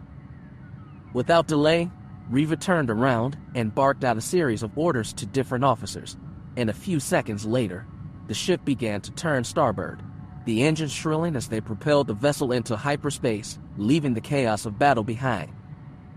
Namas was in his command center, overseeing the repairs of the damaged ships at the Liana shipyards, when the hologram of Darth Vectivous appeared before him. Namas quickly bowed, showing respect to his new Sith Emperor. "Master." "Rise, Darth Namas," Vectivous said. "I have a task for you." He nodded, his mind racing with possibilities. "I understand, my lord," he said, trying to keep his excitement in check. "What is my bidding?" Vectivous smiled, pleased with Namas's eagerness. "Your task is to take Column X," he said, his tone firm. "It is a vital part of our strategy, and I trust that you will carry out this mission with the utmost efficiency. Under normal circumstances, this would be a tall order. Column X was fortified and usually guarded by a fleet. However, with the Republic in disarray, this task would be awfully untroublesome." Namas bowed low, acknowledging his orders. "As you command, my lord." Vectivous leaned closer to the hologram. "And Namas, remember, this is only the beginning. We're about to enter phase 3 of my plan." Namas was curious but didn't dare interrupt. "Eventually, we're going to strike at the heart of the Republic," Vectivous said, his eyes gleaming with ambition. "But for now, we will sever the Republic from the Outer Rim and weaken their grip on the galaxy." Namas nodded, understanding the gravity of the situation. This was a massive undertaking, and it would require all of their resources to succeed. "Very well, my lord," Namas replied with a respectful bow. "Rest assured, I won't fail you." Vectivous smiled slightly at his reply, acknowledging the loyalty and determination of his subordinate. "It would indeed be impressive if you did. However, keep in mind that you still have much to learn. Once this mission is accomplished, I will make sure you receive the training and knowledge necessary to reach your full potential." Namas nodded, feeling both grateful and resolute. He was eager to prove himself to Vectivous and demonstrate his unwavering devotion to the Sith Empire. As the hologram disappeared, Namas stood alone with his thoughts, gazing out of the viewport as Vectivous's fleet departed one by one, ready to execute phase 3 of his plan. Chapter 18. Days later, Vectivous perused the data pad in his hand, analyzing the latest reports on the Sith Empire's conquest in the Outer Rim, trickling in minute by minute. As he studied the data, a sense of satisfaction filled him. Soon enough, the new Sith Empire would cease to be just a fringe territory. Half of his fleet, under the command of Admiral Chorus, was currently making his way down the Saline Corridor towards Hutt space, while the other half traveled along the treeless trade route, approaching Kagan. Once he arrived there, the size of the new Sith Empire would double, and after this campaign, it would quadruple in size. This phase was markedly different from the first, in which his fleet had merely harassed bordering systems, exterminating troublesome species and population centers while inflicting horror upon the galaxy at minimal cost to the Empire. Now, he was methodically moving from planet to planet, crushing any feeble resistance that remained and occupying each world with a minimal force until the system could be fully integrated into the new Sith Empire. As Vectivous sat in his private quarters, deep in thought, he heard a voice at the door. He He used the Force to open it, revealing Vice Admiral Click, a small female human whom he had promoted to command the Indiquidator. "My lord, Admiral Chorus is trying to reach you," the Vice Admiral informed him. Vectivous stood up and followed Vice Admiral Click to a nearby room, which contained a holodeble. Admiral Chorus was already connected and waiting. "My lord," Chorus said, bowing respectfully as Vectivous entered the range of the holodeble. "Yes, Admiral, what do you have for me?" Vectivous asked, his tone commanding. "Multiple things, my lord. First of all, an important matter has come to my attention that might interest you," Chorus began. "Since I have a high position in the IA, I get information from time to time. I have received information that a prisoner you took an interest in has disappeared and hasn't been seen since." Chorus paused briefly, then continued, "A certain Darth and Dedu." Chorus tensed at the harsh reaction of Vectivous. "I don't know, sir," Chorus stuttered, quickly looking at his data pad. "I have no records from the Imperial prison on Korriban, and the records don't show him to have ever existed. The IA was the only one to have taps on him." Vectivous took a moment to compose himself before responding. "I will return to Korriban immediately," he said, his mind racing with possibilities. Had someone within the Sith Empire taken Dedu, or had he managed to escape on his own? Either way, there was a troubling development that needed to be addressed. As Vectivous ended the transmission, he could feel the weight of responsibility pressing down on him. He had to find Dedu, no matter the cost. He knew that his knowledge and power could be the key to unlocking even greater secrets of the dark side, secrets that could help him achieve his ultimate goal, endlessly establishing security, peace, and prosperity in the galaxy. "My lord," spoke Admiral Chorus after Vectivous pondered for a few minutes, interrupting his thoughts. "For the second matter, I require orders.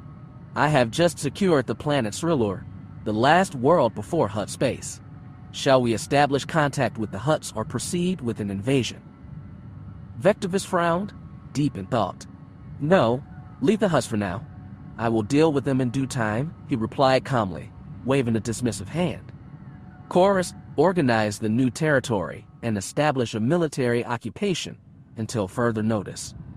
"Make sure to set up a strong defensive perimeter to prevent any Republic incursions. Focus your forces at Bunta and Sir Mirth, as those systems are the most vulnerable to attack." Chorus nodded, responding with a quick yes, "My lord," as Vectivous turned to leave the room. Before he did, he turned back to Chorus and added, "And make sure that the occupation is handled with discretion. We do not want any unnecessary bloodshed or resistance." As Vectivous left the room, he turned to Vice Admiral Click, who had to almost run to keep up with his brisk pace.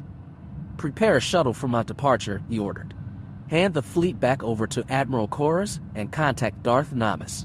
I wish to speak with him as soon as possible."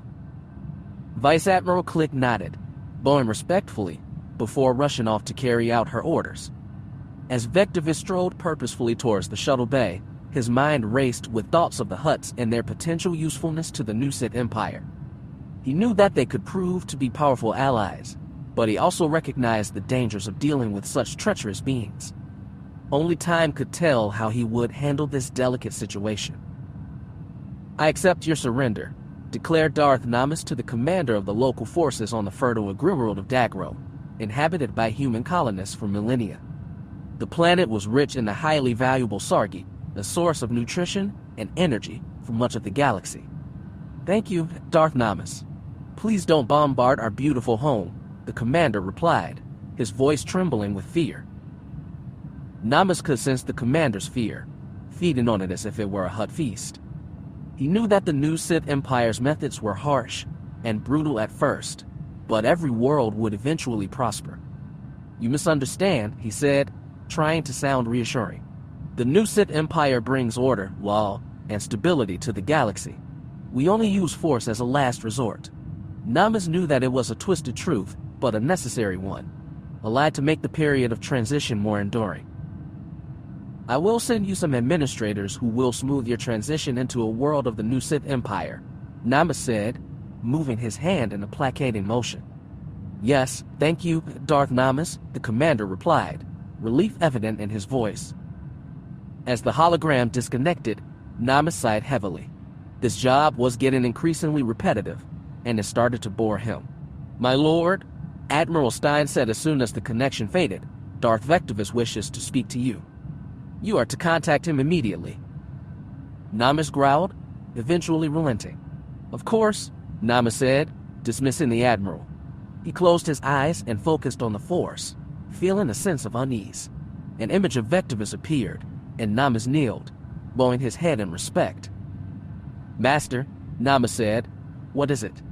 "Clear the room," Vectivous ordered. Namas looked up and motioned the officers towards the door. The Admiral and officers left the room, and the door closed. "I am almost at Finder, Master, as you ordered," Namas said, wondering why Vectivous had summoned him. "Excellent," Vectivous said, brushing off Namas's remark. "That has to wait. Darth and Dedu escaped. I am on my way to Corbin. Join me at once." "What?" Namas looked up in surprise. "How?" he asked. "That is unknown to me," Vectivous answered. "I have my suspicions, but that is why I am traveling to Corbin. Our campaign must wait. We can enact Phase 4 at another time. Admiral Stein should be capable of taking Finder to secure the Saline corridor." "Yes, my lord," Namas said, while looking back at the floor in a bowing gesture.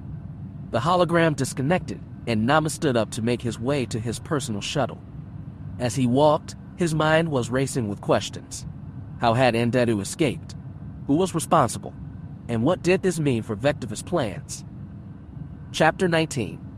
As Vectivous strode purposefully down the ramp of his shuttle, shrouded in the shadow of the Indiquidator hanging in the atmosphere above him, he was met by the Minister of Education and Propaganda, Darth Cartridge. Despite the unexpected nature of the encounter, Vectivous maintained his composure and acknowledged Cartridge's presence with a polite nod. Darth Cartridge's attire was a stark reflection of his high-ranking position as the Minister of Education and Propaganda in the Sith Empire. His black robes draped over his broad shoulders, and his hood obscured most of his facial features in shadow. The robes were adorned with intricate silver embroidery that traced the edges of his sleeves and hood.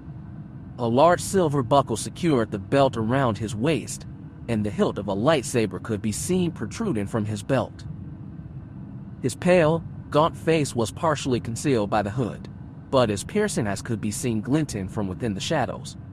His skin was unnaturally smooth, and his features were angular and sharp, giving him an almost sinister appearance. He carried himself with a rigid, formal posture, his movements calculated and precise.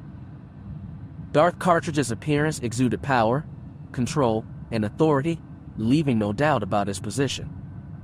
Cartridge, ever the inquisitive one, couldn't resist asking about the reason for Vectivous' visit. "My lord, this is an unexpected surprise.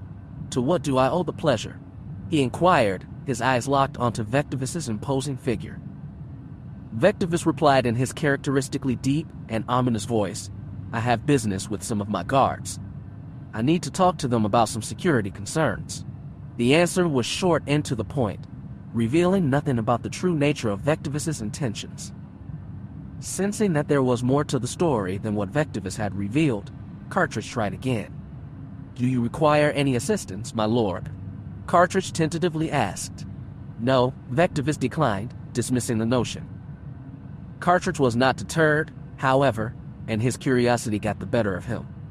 "May I ask the purpose of your visit?" he pressed, hoping to glean some information about Vectivous' plans. Vectivous remained silent, not even deigning to look in Cartridge's direction. The air around them was thick with tension, and Cartridge knew better than to push his luck any further.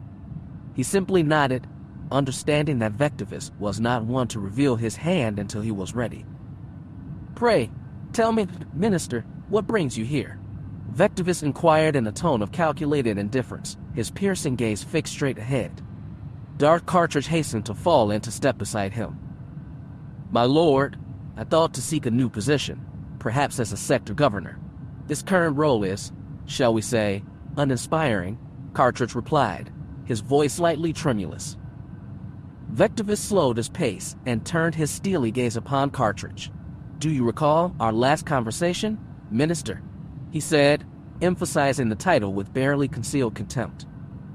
Cartridge's previously self-assured expression faltered, and he pursed his lips tightly. "Yes, my lord, I remember," he replied hastily, his posture stiffening as he spoke. "You secured my unwavering loyalty to the new Sith Empire."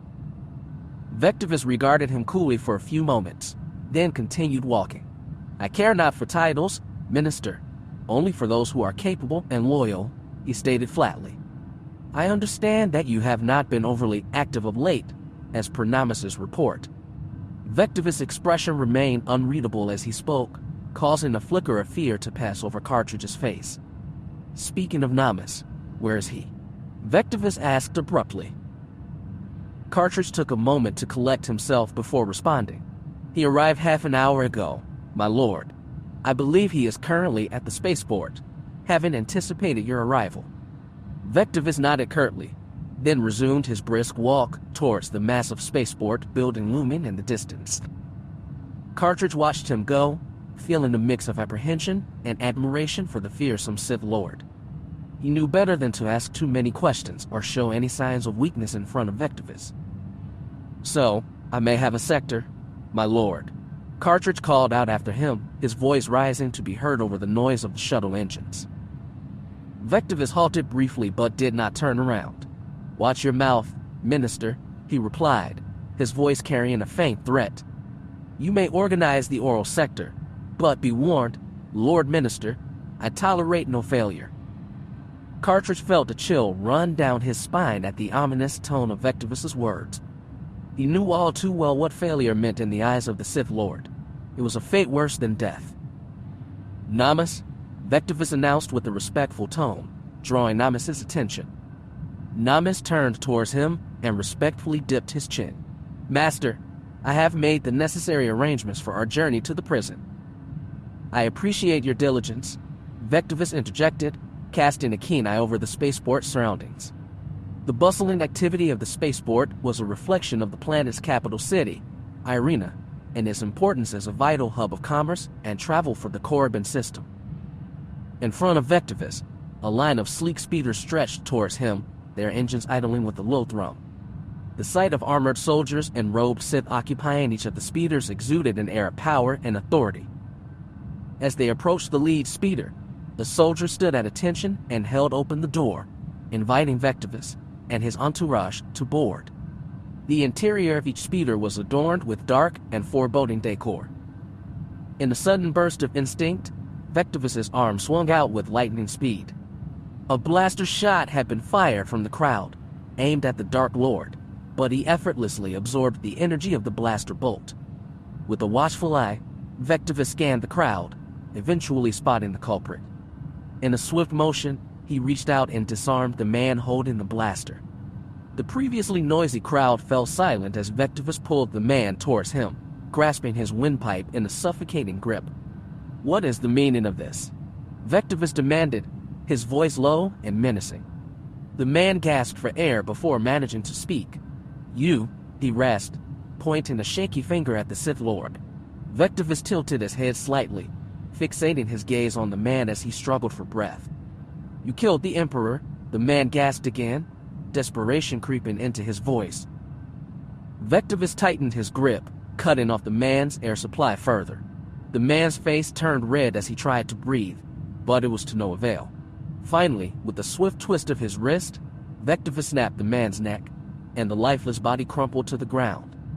The crowd stood motionless, silent witnesses to the display of deadly force. Vectivous turned to a nearby Sith escorting him, identified this man, and detained his family for interrogation, he ordered, his voice as cold as ice. The Sith nodded in compliance, carrying out the Dark Lord's command with unwavering obedience.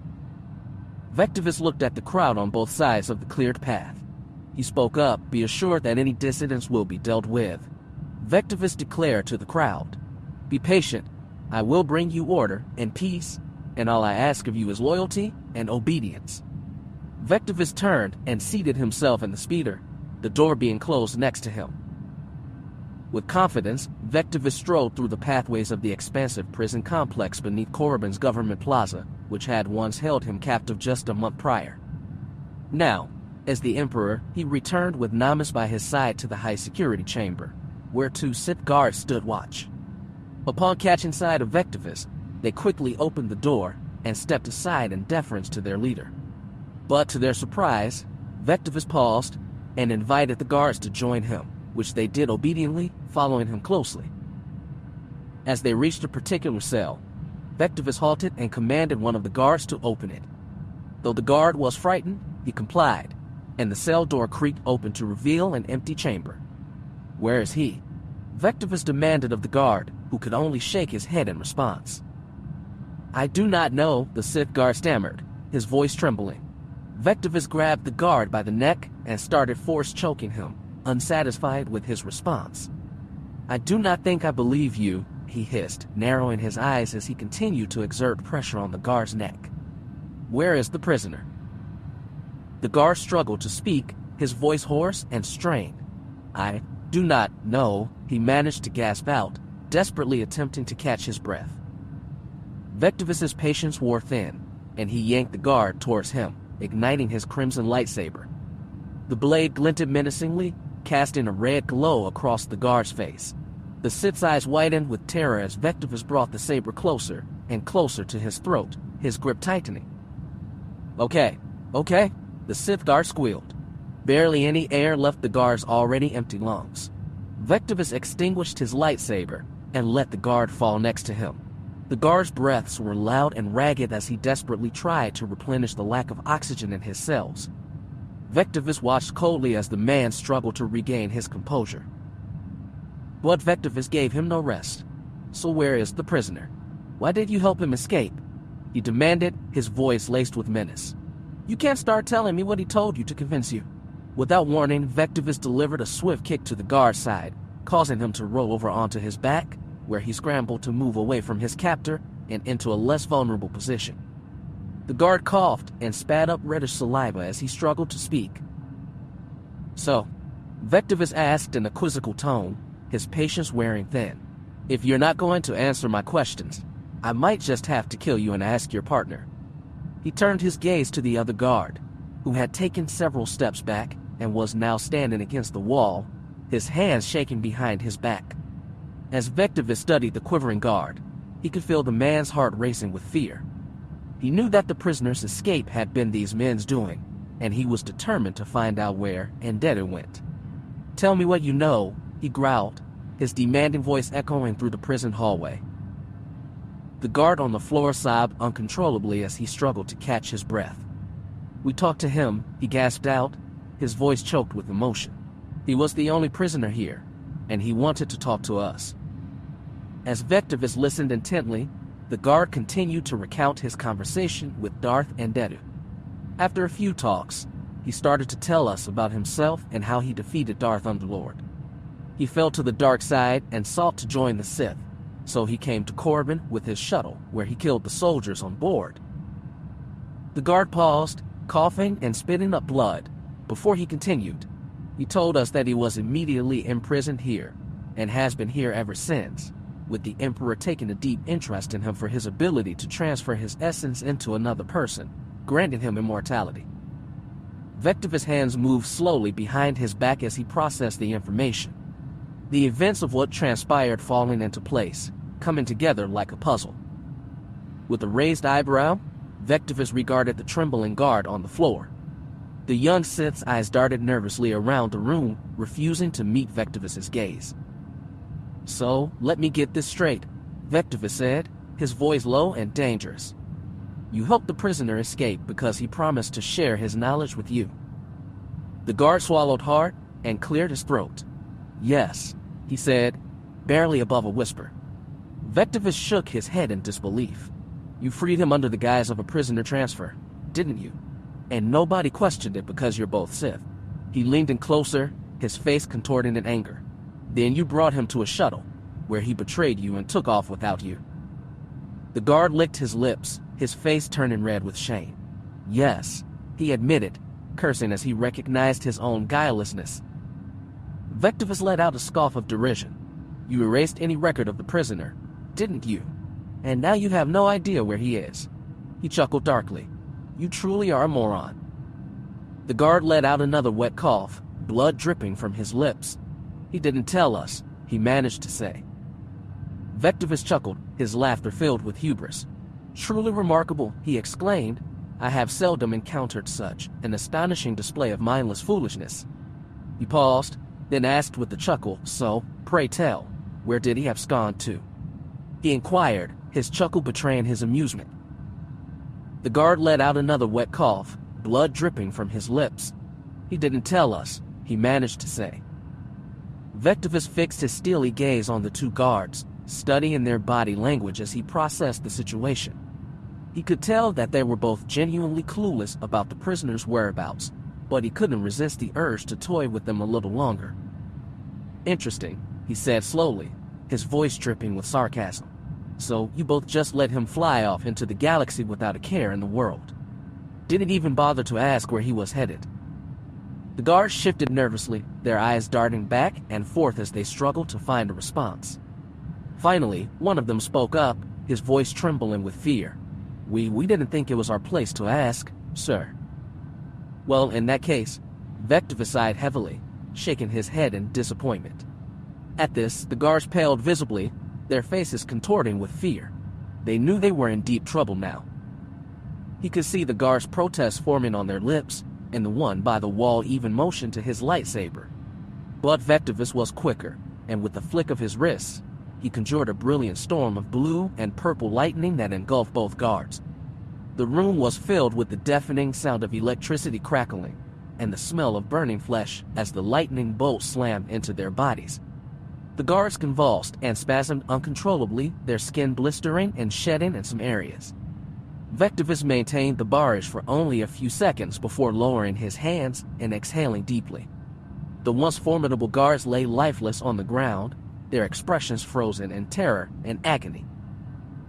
Vectivous surveyed the aftermath of his attack with a detached expression. The charred bodies of the guards lay on the ground, their skin flaking off in some areas, evidence of the devastating power of his lightning bolts. He glanced at Namus, sensing the young Sith's awed display of power. Arrange for someone to clean up this mess, Vectivous ordered, his tone crisp and commanding. Namus nodded in agreement, his neutral facade carefully maintained. Vectivous stepped over the corpses and ascended the stairs, his thoughts already turning to his next tasks. I need to return to the front, he said. I will enact Phase 4 on my own. You stay here and find out where Andetta went. And while you're at it, take care of some of the Sith administrators here. Some of them are falling out of step, and I don't have time to keep them in line. Namus nodded, his expression solemn as he listened to Vectivous' orders. I will do as you say, he replied. Vectivous paused, recalling another task that required attention. And we must take care of the Hutts, he muttered. I'm sure Admiral Chorus has his fair share of problems maintaining stability with those slugs on our doorstep. Send that diplomacy minister of yours, Darth Caustic, I think. Namus nodded. Yes, Darth Caustic. I appointed him Minister of Diplomacy and Trade. Exquisite, Vectivous exclaimed with a satisfied nod. He can make a trade deal while he's at it. Let's see if he's up to the job you gave him. I will see to it, Namus said, his expression indicating his determination to carry out Vectivous' orders to the letter. Interlude. Anshin. Over there. Dome Mountain Law's voice pierced through the silence of the barren wasteland, jolting Dr. March Dorman out of her reverie. She blinked, the sun beating down on her face, and followed his outstretched finger to a distant spot on the horizon. The glare made it difficult to discern any details, but she could make out a heap of gray metallic debris. Let's check it out, she said, tugging on the leash of her Subaru, a 6-meter-tall, 6-legged beast used as a mount on Anshin. The Subaru body was long and narrow, ending in a lean, leg-length tail. They were covered in a coat of short, soft, and dense bronze-colored fur striped with distinctive patterns of green, providing excellent camouflage on the Ansonian plains. They had a single nostril, no mane, and their ears lay flat along their heads. The Subaru grunted in response to her demands, turning obediently in the direction of the wreckage.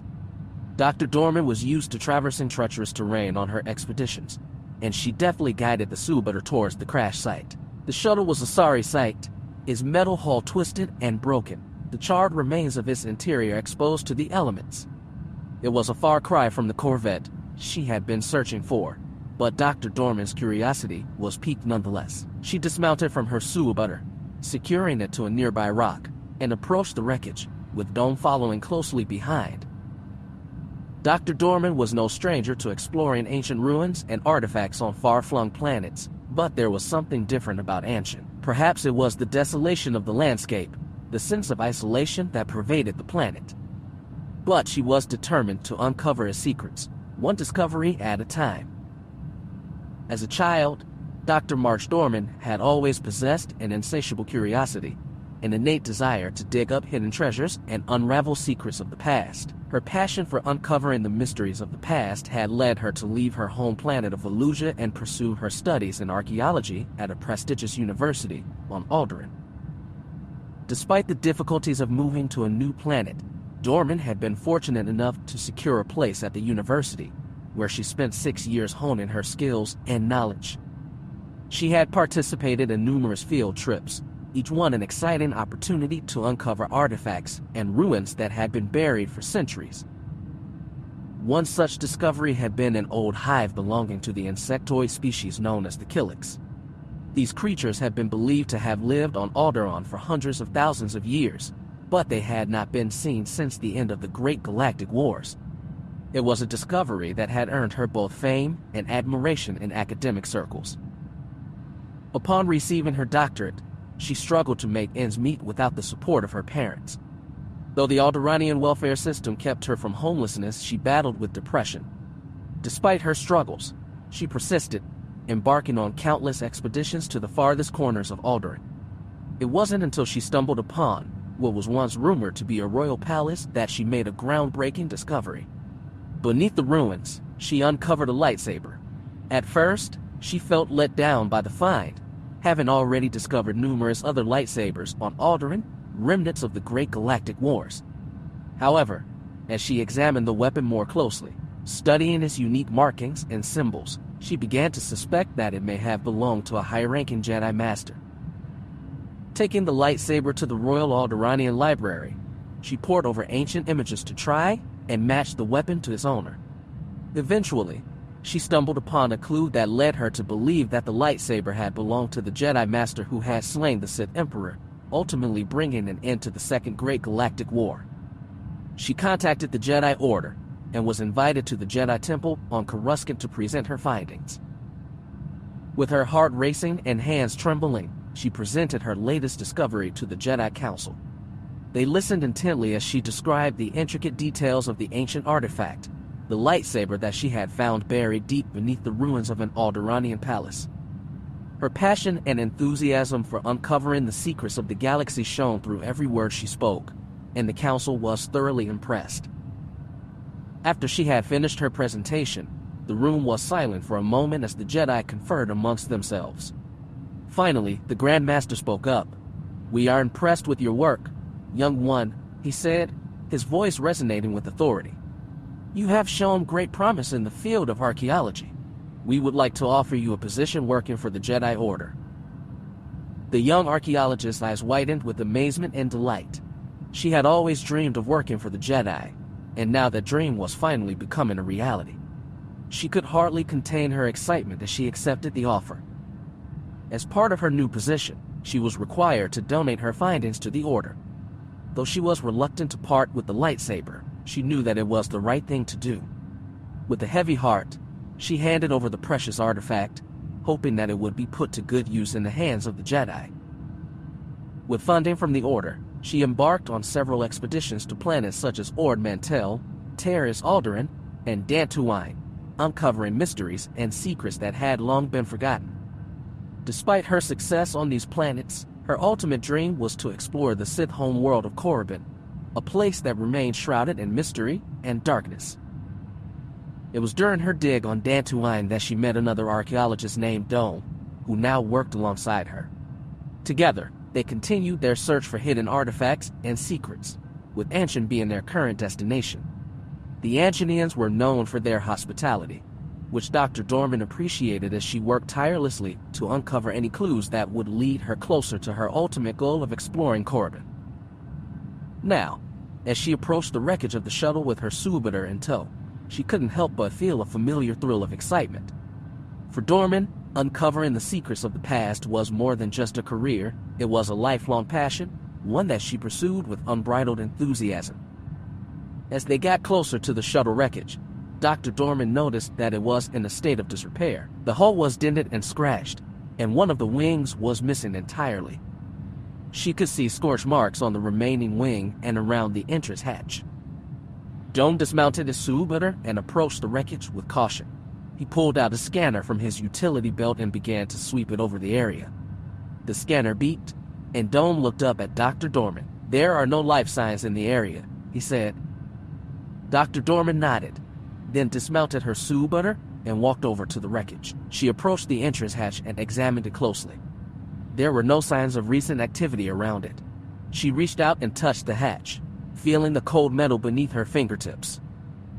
Dr. March Dorman felt her heart skip a beat as she realized that the wreckage appeared to be a new Sith Empire shuttle. She turned to Dome and said, "I'll check out the inside." Dome nodded and stepped back, allowing her to approach the shuttle alone. As she peered inside, she could see that the door had been forced open. The wiring inside sparked and sizzled ominously. Dr. Dorman took a tentative step forward, carefully making her way inside. The inside of the shuttle was dark and cramped. The air was stale and musty, and Dr. Dorman could feel the hairs on the back of her neck standing up. She surveyed the damaged interior, noting that the shuttle couldn't have crashed more than a month ago. A shiver ran down her spine as she thought about the possibility of encountering a Sith still lurking on the plains of Anshan. But she quickly dismissed the idea as unlikely. It was more probable that whoever had been in the shuttle was long gone. The seats were torn and ragged, and there were various pieces of equipment scattered around the floor. Dr. Dorman stepped over a pile of debris and approached the cockpit. She looked around, trying to find any clues as to what happened to the shuttle.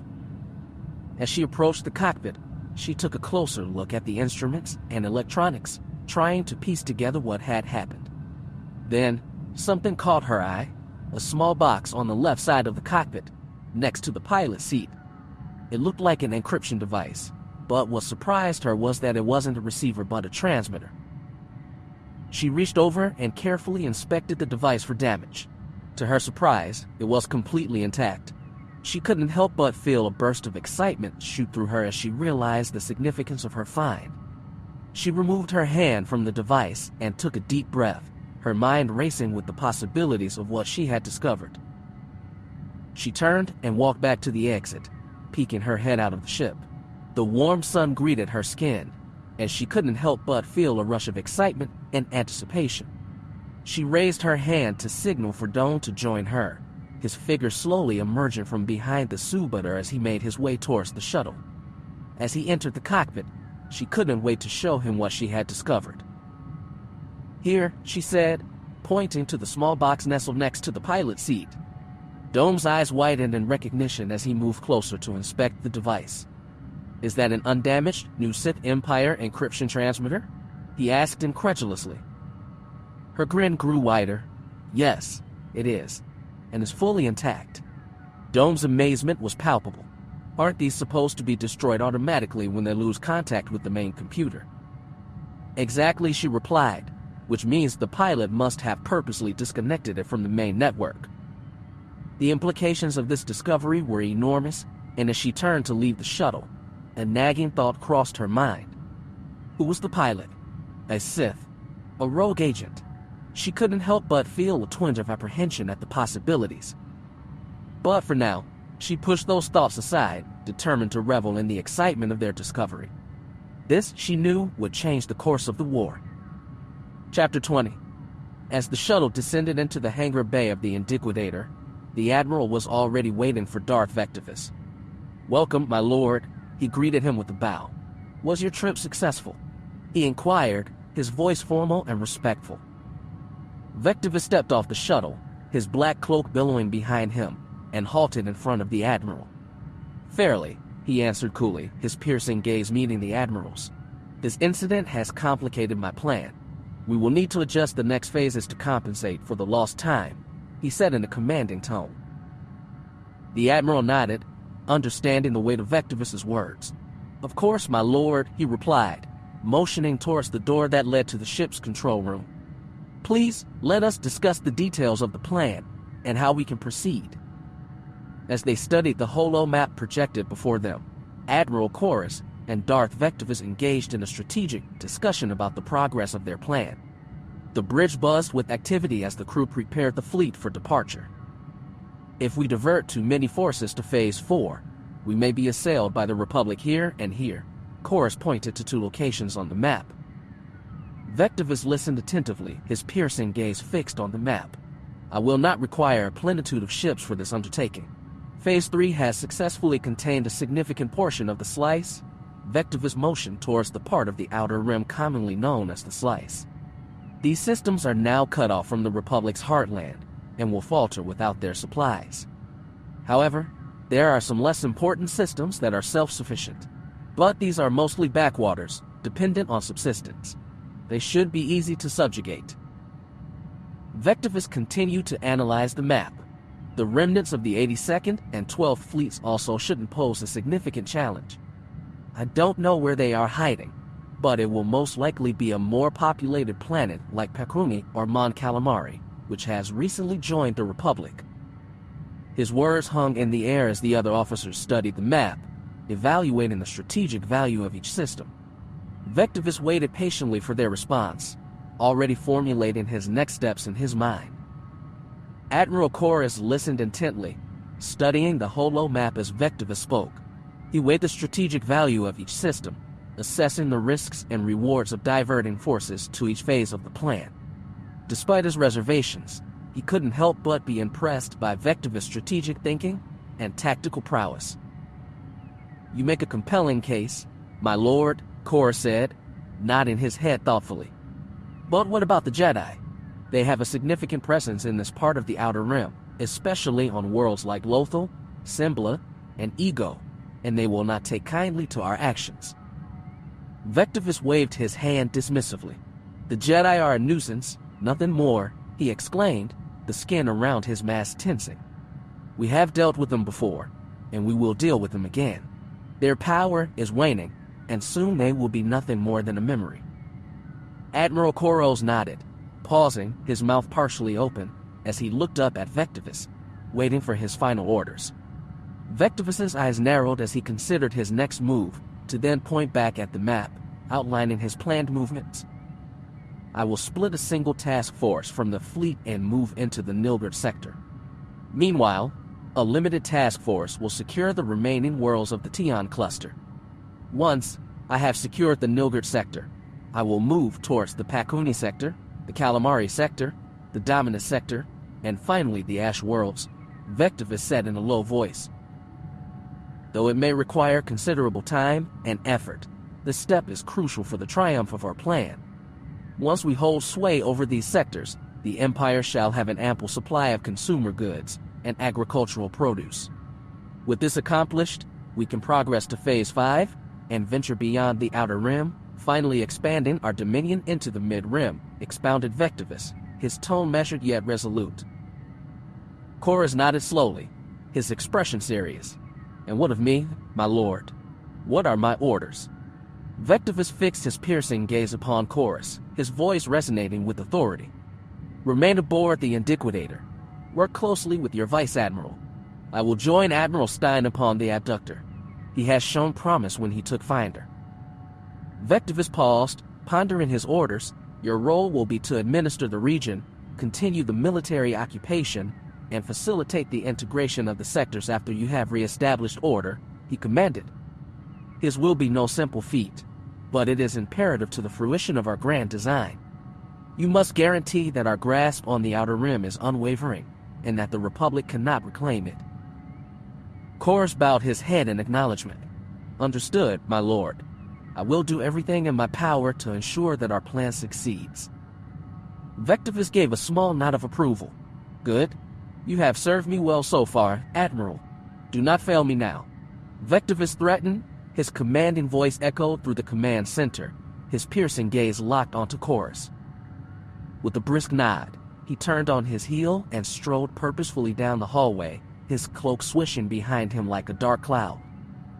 Cora stood rooted to the spot, his mind reeling from the reasonability. As the doors to the bridge slid shut with a hiss, he swallowed hard, feeling a lump form in his throat. The silence that followed was palpable, broken only by the soft hum of the ship's engines. Slowly, Cora's leaned over to the holodeck, his hands trembling slightly as he grasped onto its obtuse edges. He stared down at the holographic map, his eyes tracing the intricate web of star systems that made up the outer rim. The weight of responsibility settled heavily on Koros's shoulders as he contemplated the enormity of his task.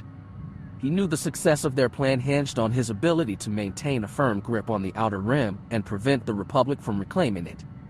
He had heard about what Vectivous did to people who failed him, and it frightened him. Vectivous observed with detached interest as a Republic corvette exploded in front of him, engulfed in a ball of flame. The battle raged around him, with SH-19 Dust Storm fighters swarming like buzzards, picking off the last remaining Republic fighters. But his mind was elsewhere, focused on the data pad in his hand as he methodically crossed out the 82nd and 12th fleets from his list. Despite the chaos unfolding around him, Vectivous remained calm and composed, a calculating strategist in the midst of a violent conflict. As he had predicted, the fleets were hiding at Pakuni and Mon Calamari. With the latter now secured, Vectivous's mind began to turn towards the next steps of his plan. He considered his options, weighing the potential risks and rewards with a cool and analytical gaze. As he began to methodically sort through the casualty details, he found himself becoming increasingly bored with the mundane task at hand. I could sleep while doing this, he thought to himself, wishing for something more exciting to capture his attention. As if on cue, the voice of Admiral Stein appeared behind him, interrupting his thoughts. "My lord," he said, approaching him with the data pad in hand. "The subjugator reported the capture of GBU and Refner, and the Masquerader has captured Sinjia, Simbla, and Renrun. We have also established contact with the Zygerian Slave Empire, which has signed a treaty of friendship with the new Sith Empire. Then we have the..." Vectivous cut him off, not interested in the details at the moment. "I will look at the reports later," he said dismissively, waving his hand. Admiral Stein nodded obediently. As he stood, gazing out at the shimmering expanse of the water planet before him, Admiral Stein waited patiently for Vectivous to give him orders. Finally, Vectivous looked up from his data pad and sighed. What to do with Mon Calamari? He mused aloud. After a moment of contemplation, he spoke again. "We will begin by occupying the shipyards and blockading the planet. With their reliance on imports, we will see how long they can last. Then, we will send in a garrison to secure our hold." Vectivous watched as the last of the Republic fighters were destroyed and the swarm of SH-19 Dust Storm fighters returned to their ships. His mind was already turning to the next phase of his plan, but for now, he would focus on Mon Calamari. The planet's serene beauty was in stark contrast to the violence and destruction that surrounded him, but he pushed those thoughts aside as he turned to Admiral Stein, who was about to speak. "My lord, the planet is home to more than 20 billion sentient beings. We cannot simply send a small garrison to subjugate them." He listened to the Admiral's words carefully, considering the implications of his words. The thought of the billions of innocent beings who called Mon Calamari their home did not escape his mind. Yet he was not one to let sentimentality cloud his judgment. For a few moments, Vectivous was silent, lost in thought. Finally, he spoke, his voice even and measured. "That number can be reduced," he said coldly, causing Stein to tense up beside him. But then he continued, softening his tone, "But it won't be necessary. I am willing to grant this sector some autonomy if they do not cause us any problems." His words were measured and final, leaving no room for debate. Vectivous was a man of action and calculation, and his decisions were always carefully thought out. He knew that subjugation wasn't always necessary, and that sometimes offering a bit of leniency could lead to greater long-term gains. Admiral Stein visibly relaxed at his words, a small sigh escaping his lips. Vectivous knew Stein would obey any order, carrying them out, no matter what. He was truly loyal to the Empire. "Understood, my lord," he said, his voice steady and firm. "We will proceed with the occupation of the shipyards and establish a blockade around the planet." Vectivous then turned his attention to their next targets. After the shipyards, we will move on to the Dominus sector and the Oral Worlds. Once we have secured these areas, we will return to Corbin to repair and prepare for the next phase. Admiral Stein respectfully approached Vectivous, his voice low and deferential. "My lord, do you wish to accompany the troops to the shipyards, or will you remain aboard the abductor?" Vectivous gazed out at the endless expanse of space, lost in thought for a moment before responding. "I will remain aboard.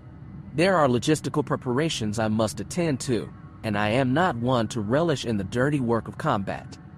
The Admiral bowed deeply, showing his understanding of his decision, before turning on his heel to relay his orders. Chapter 21. Namus had meticulously structured the new Sith Empire in a way that pleased the Sith Lords already in power. This was a measure to satisfy the former Emperor, Darth Gravis. But now this has caused issues. The Emperor sat at the top of the food chain, wielding all the power and none of the duties. It was Namus's stroke of genius to grant the Emperor such freedom, enabling him to choose his own path while the government handled the day-to-day management of the Empire. With Darth Gravis, this arrangement had been crystal clear. Namus never knew what Gravis was doing, sometimes going months without seeing him.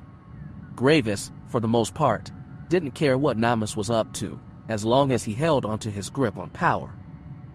Unlike his previous arrangement with the Sith Lords, which had placated their egos and kept them satisfied, Vectivous was different. He took a keen interest in the affairs of the new Sith Empire, monitoring and evaluating the performance of his subordinates. Namus sensed a growing frustration within Vectivous towards the Sith Lords, who served themselves rather than the Empire. Namus couldn't help but recall how efficiently Vectivous had handled the disloyalty of Darth Vaughn, a minister of the new Sith Empire. At that time, it had appeared to be the perfect solution to dealing with the Sith Lords, but now Namus was plagued by the sense that it might not have been enough. The bitter aftertaste lingered in his mouth, and he couldn't shake off the nagging feeling that there were other internal obstacles lurking on the horizon for the Empire. The hierarchical structure of the new Sith Empire was a complex system, and at its core were two key positions, the Emperor and the Imperial Minister. Namus held the latter position, which was also known as the Minister of Ministers. Both the Emperor and Imperial Minister held military positions that were superior to the Admiral and General ranks, despite other Sith Lords colloquially holding those ranks as well. However, the military and the government were completely separated, with the exception of these two pivotal roles. The ministries were a crucial part of the new Sith Empire's governmental structure, and one of the most important was the Ministry of Finance. This particular ministry had undergone a recent change in leadership, as Darth Vaughn had been removed from his post due to Vectivous's cleanup operation when he seized power. In his place, Lord Minister Lero Moraid had been appointed, making him the second non-Sith to hold the position of Lord Minister. As the Empire's economic backbone, the Ministry of Finance was responsible for managing and regulating the flow of monetary resources throughout the Empire, ensuring its continued growth and prosperity. The Ministry of Security and Stability held a crucial role in maintaining order throughout the new Sith Empire. It commanded the police and other law enforcement agencies across all sectors, ensuring that the citizens of the Empire remained loyal and obedient. This ministry also had a branch known as the Ministry of Justice, which served as the judiciary of the Empire. While governors often presided over legal proceedings, the Ministry of Justice was responsible for overseeing the more complex cases. Darth Nicomas, a Nautolan male who had defected from the Republic many years prior, served as the head of this ministry.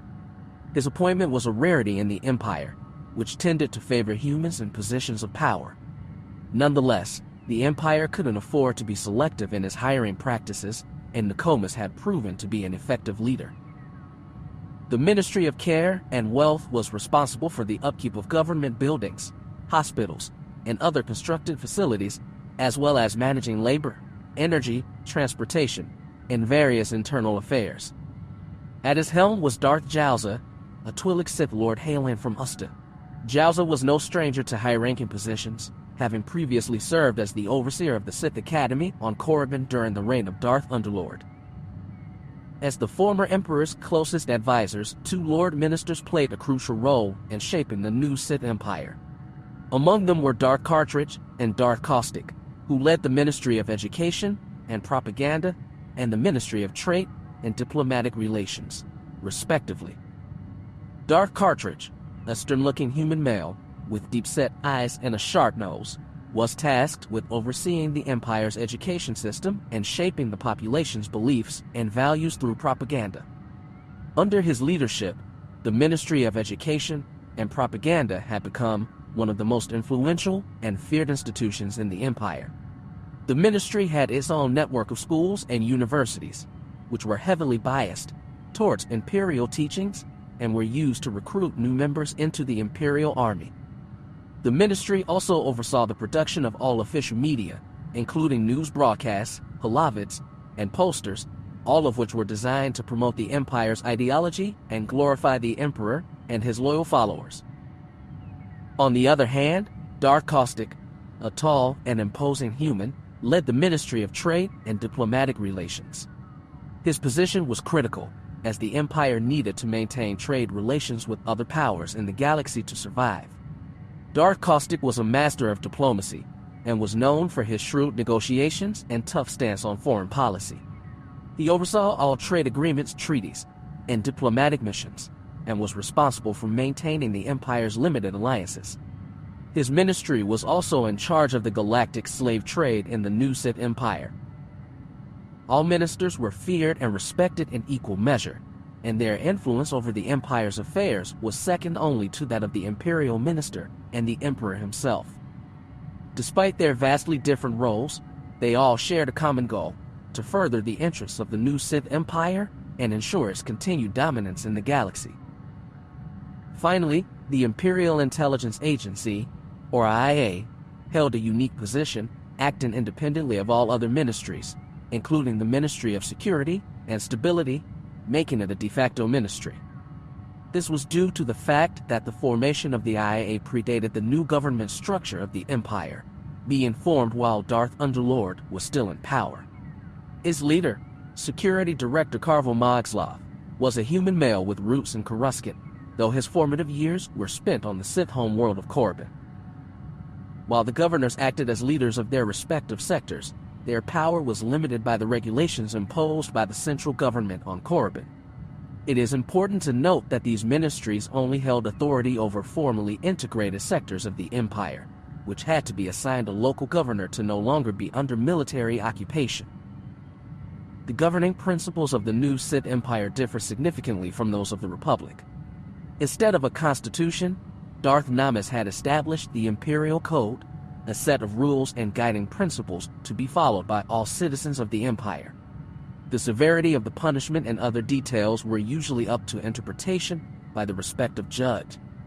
However, these regulations were not equally enforced across the population, with members of various Sith groups typically excluded. In particular, the powerful Sith Order operated independently from the government, much like the military. With the hierarchy mirroring the military structure, the position of Sith Lord was considered higher than that of an admiral. Sith institutions, such as the academies, were also independent but funded by the Ministry of Finance. Namas strode down the grandiose corridors of the Imperial Spire, his long cloak billowing behind him as he made his way to the Lord Minister of Trade and Diplomatic Relations, Darth Caustic. The Lord Minister had recently returned from a diplomatic mission to the Zygerian Empire, a contact established by the forces of Darth Vectivous. It had been a fortnight since Vectivous had departed to undertake Phase 4, and Namas had used the time on Korriban to make some necessary changes in the government in the Imperial Code. He had also conducted extensive research to gather more information about the elusive Darth and Dedu's whereabouts, but the search had not been fruitful so far. Namas strolled through the ornate door, flanked by two imposing acolytes, and was greeted by Darth Caustic's acknowledgement of his presence. The chamber was spacious, furnished with lavish decorations and modern technology, reflecting the prestige of its occupant. As Namas approached, he noticed the imposing figure of Darth Caustic seated on his chair, tall and intimidating. The Lord Minister's bright red hair was slicked back, and his facial features were partially obscured by a breather apparatus. Namas stood on the other side of the desk where Caustic was seated. "I hear your trip to Zygeria proved a success," he remarked, his voice calm and collected. "Indeed," Caustic answered nonchalantly, leaning back into his chair. "They are quite pathetic, not the power they once were, though there is money to be made." Namas got straight to the point. "Yes, well, I need you to do another diplomatic trip, this time to the Hutt Empire." Caustic rolled his eyes, clearly annoyed but still obedient. "Sure, I'll leave immediately," he said. "I want you to establish friendly diplomatic relations and multiple trade agreements. Tell them they should keep their slimy fingers out of the Empire. Don't worry about it. I can be quite convincing," Caustic replied, a sly grin spreading beneath his mask. Namas narrowed his eyes, sensing a hint of insubordination in Darth Caustic's tone. "Now please, I have work to do," Caustic said with irksomeness, clearly eager to be done with the conversation. Namas stiffened at the sudden demand. "I will go when I please," he asserted, not willing to be intimidated by Darth Caustic. Darth Caustic leaned forward, his casual demeanor vanishing. "No, you will leave now. And if you don't, I will force you out," he threatened, his voice low and menacing. Namas growled, his anger boiling over. "You better take that back before." "Before what?" Darth Caustic interrupted, his tone dripping with contempt. "Before you take my title. Before you punish me. Before you kill me. Namas, you can't beat me. I am way above you, as were Darth Fawn and Darth Gravis. The only reason you're still alive is because you're useful. You were useful to Underlord, to Gravis, and to Vectivous. Nothing more than a pathetic pet to be tossed around. You could not even stand your ground if you wanted to. You are a worm, enjoying the protection of those commanding you. Now, leave." Darth Caustic stood up, making himself look even bigger in front of Namas, who took a step backward. Namas turned to walk towards the door, seething with anger. "You will have your head," Namas said, stopping for a second before continuing outside the door, which closed behind him with a soft hiss. Namas gritted his teeth and clenched his fists as he walked down the dimly lit corridor. He couldn't let Caustic's words get to him. He had to keep his focus on the bigger picture, on the Empire and its goals. He knew the man was going to carry out the mission, and he would likely succeed.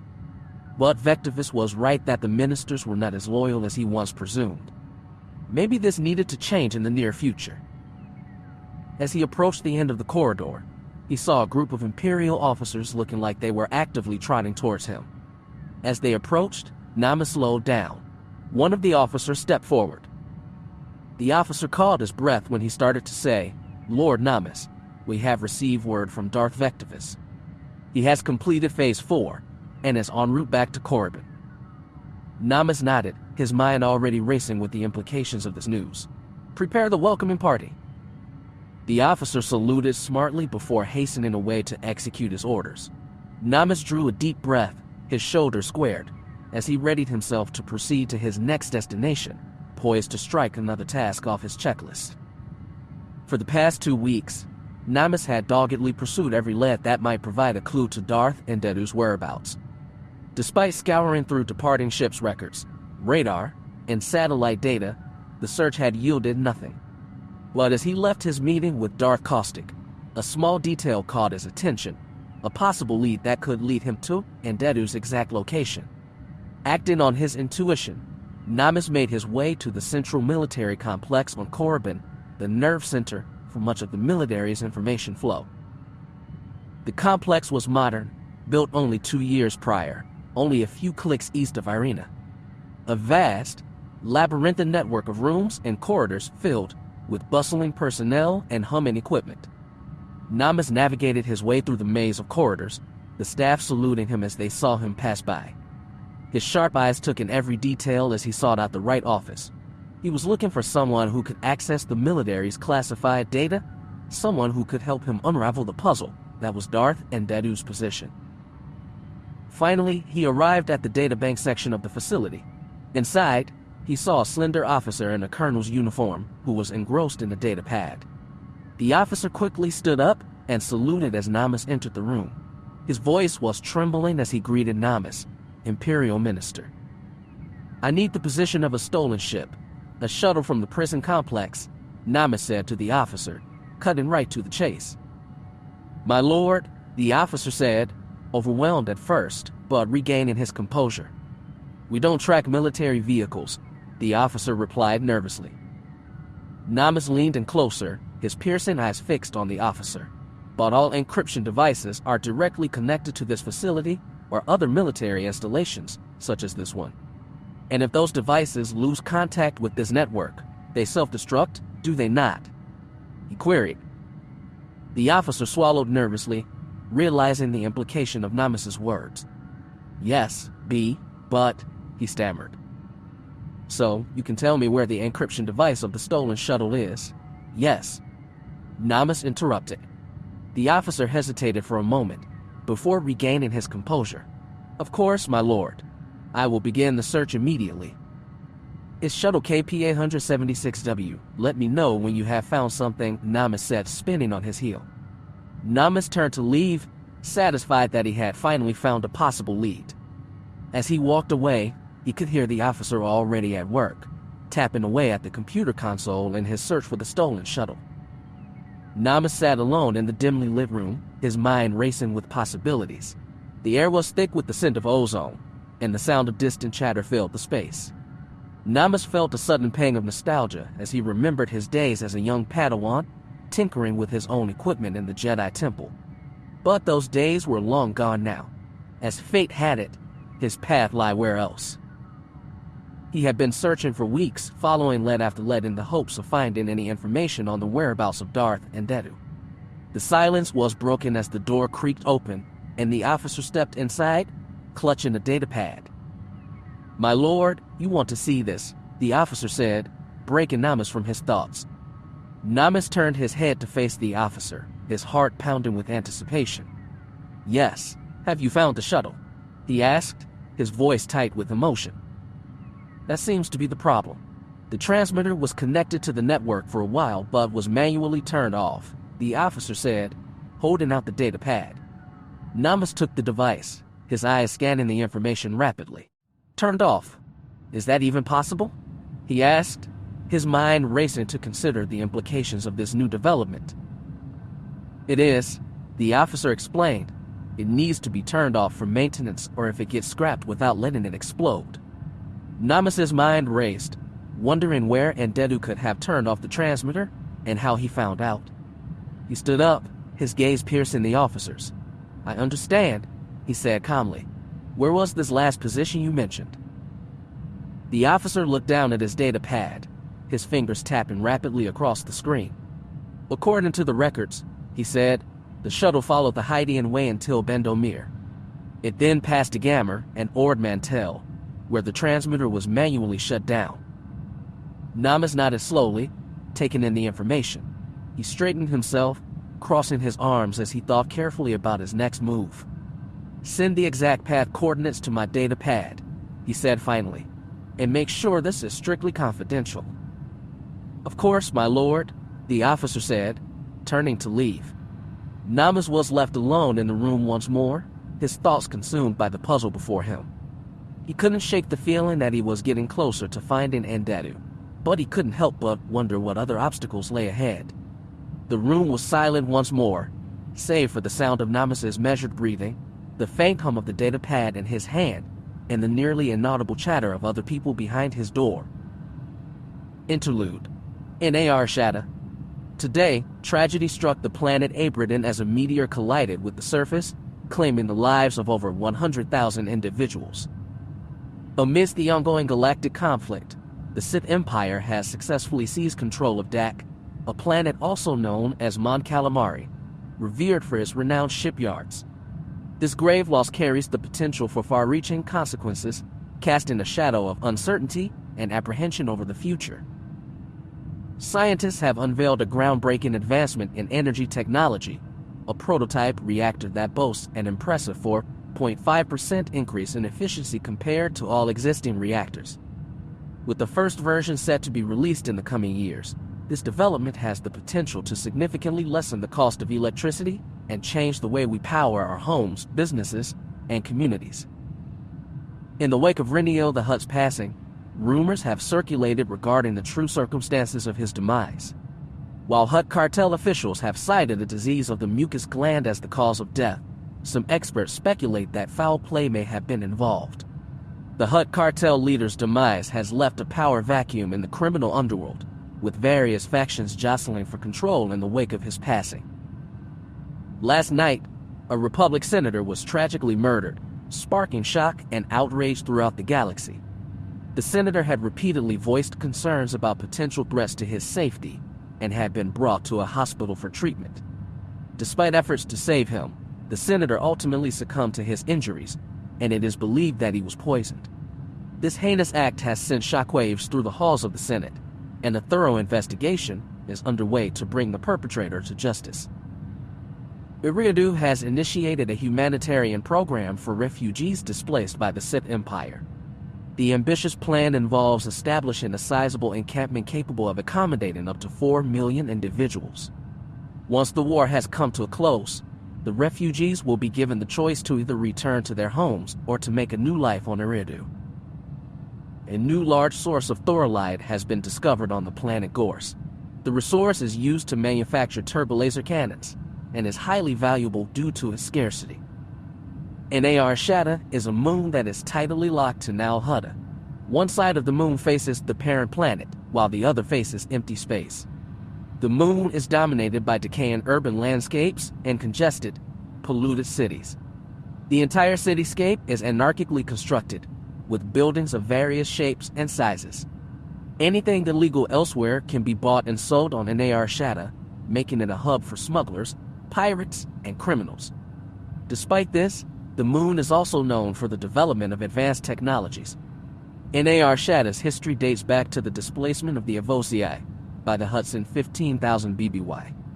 Over time, the moon became completely urbanized and a center of interstellar trade. However, in 4000 BBY, the moon was abandoned by the Republic, and it became a criminal haven, earning the moniker the Smuggler's Moon.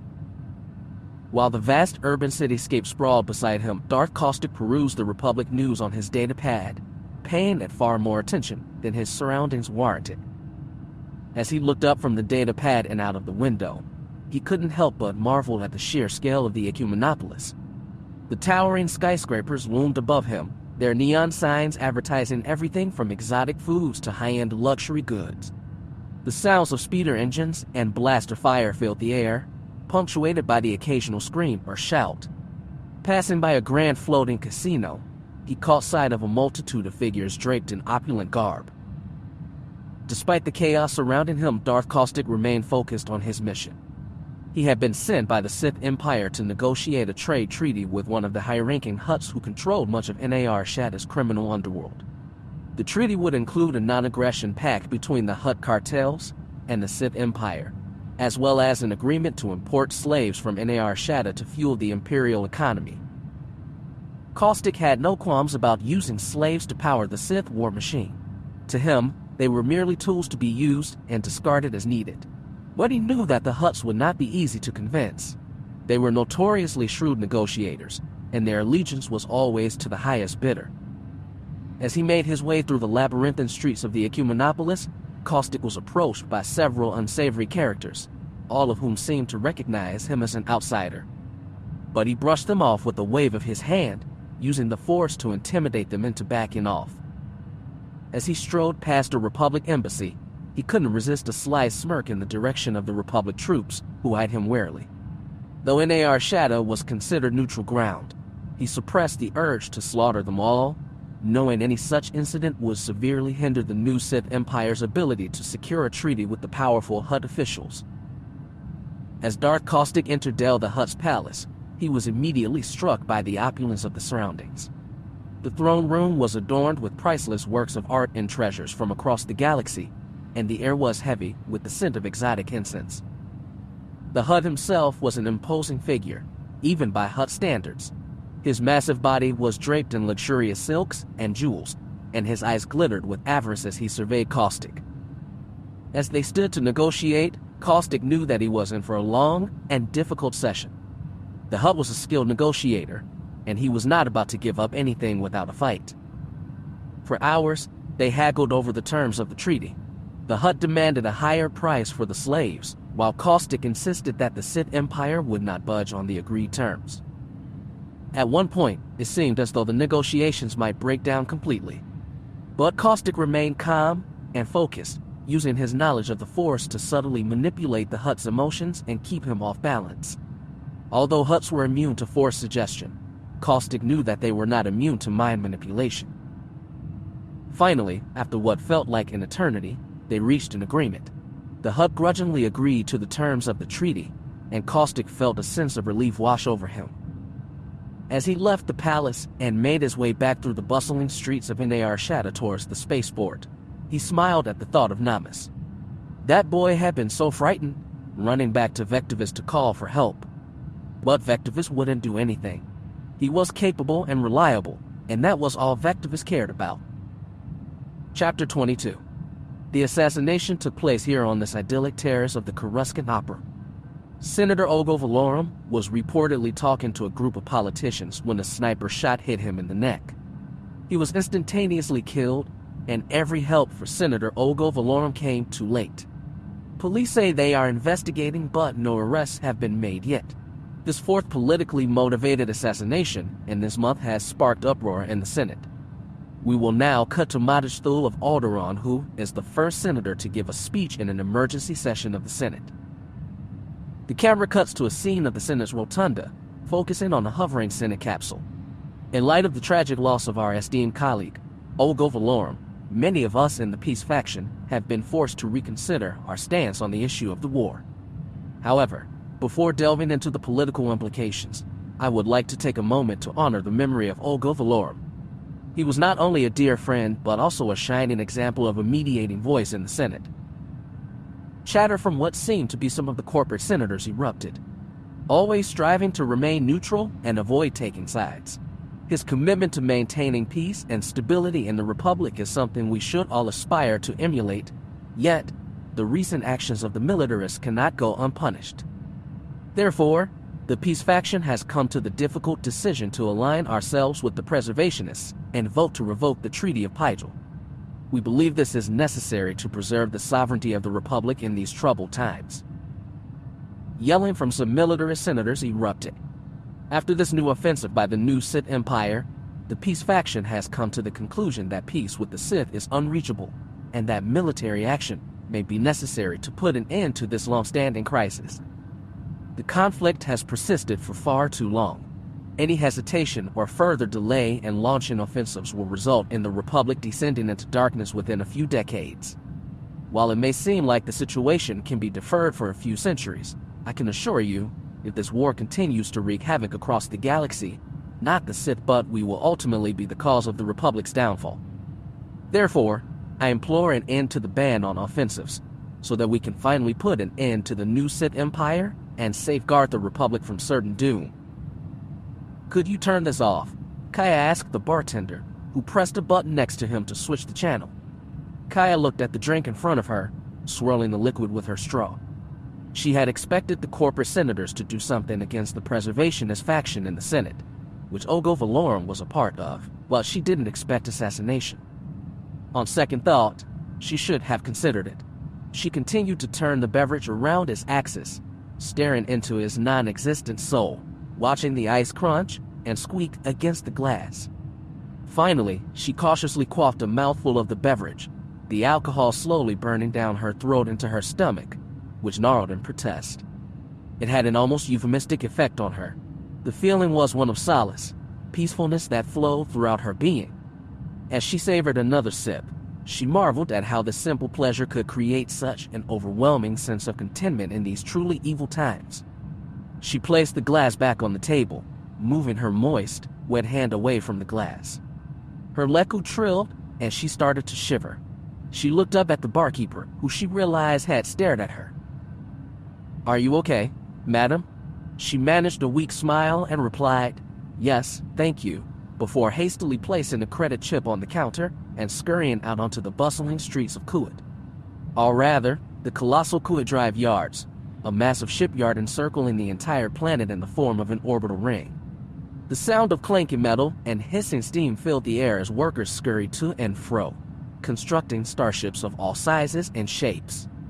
Despite the impressive sight, the woman's mind remained preoccupied with her troubles, her footsteps echoing through the cavernous shipyard.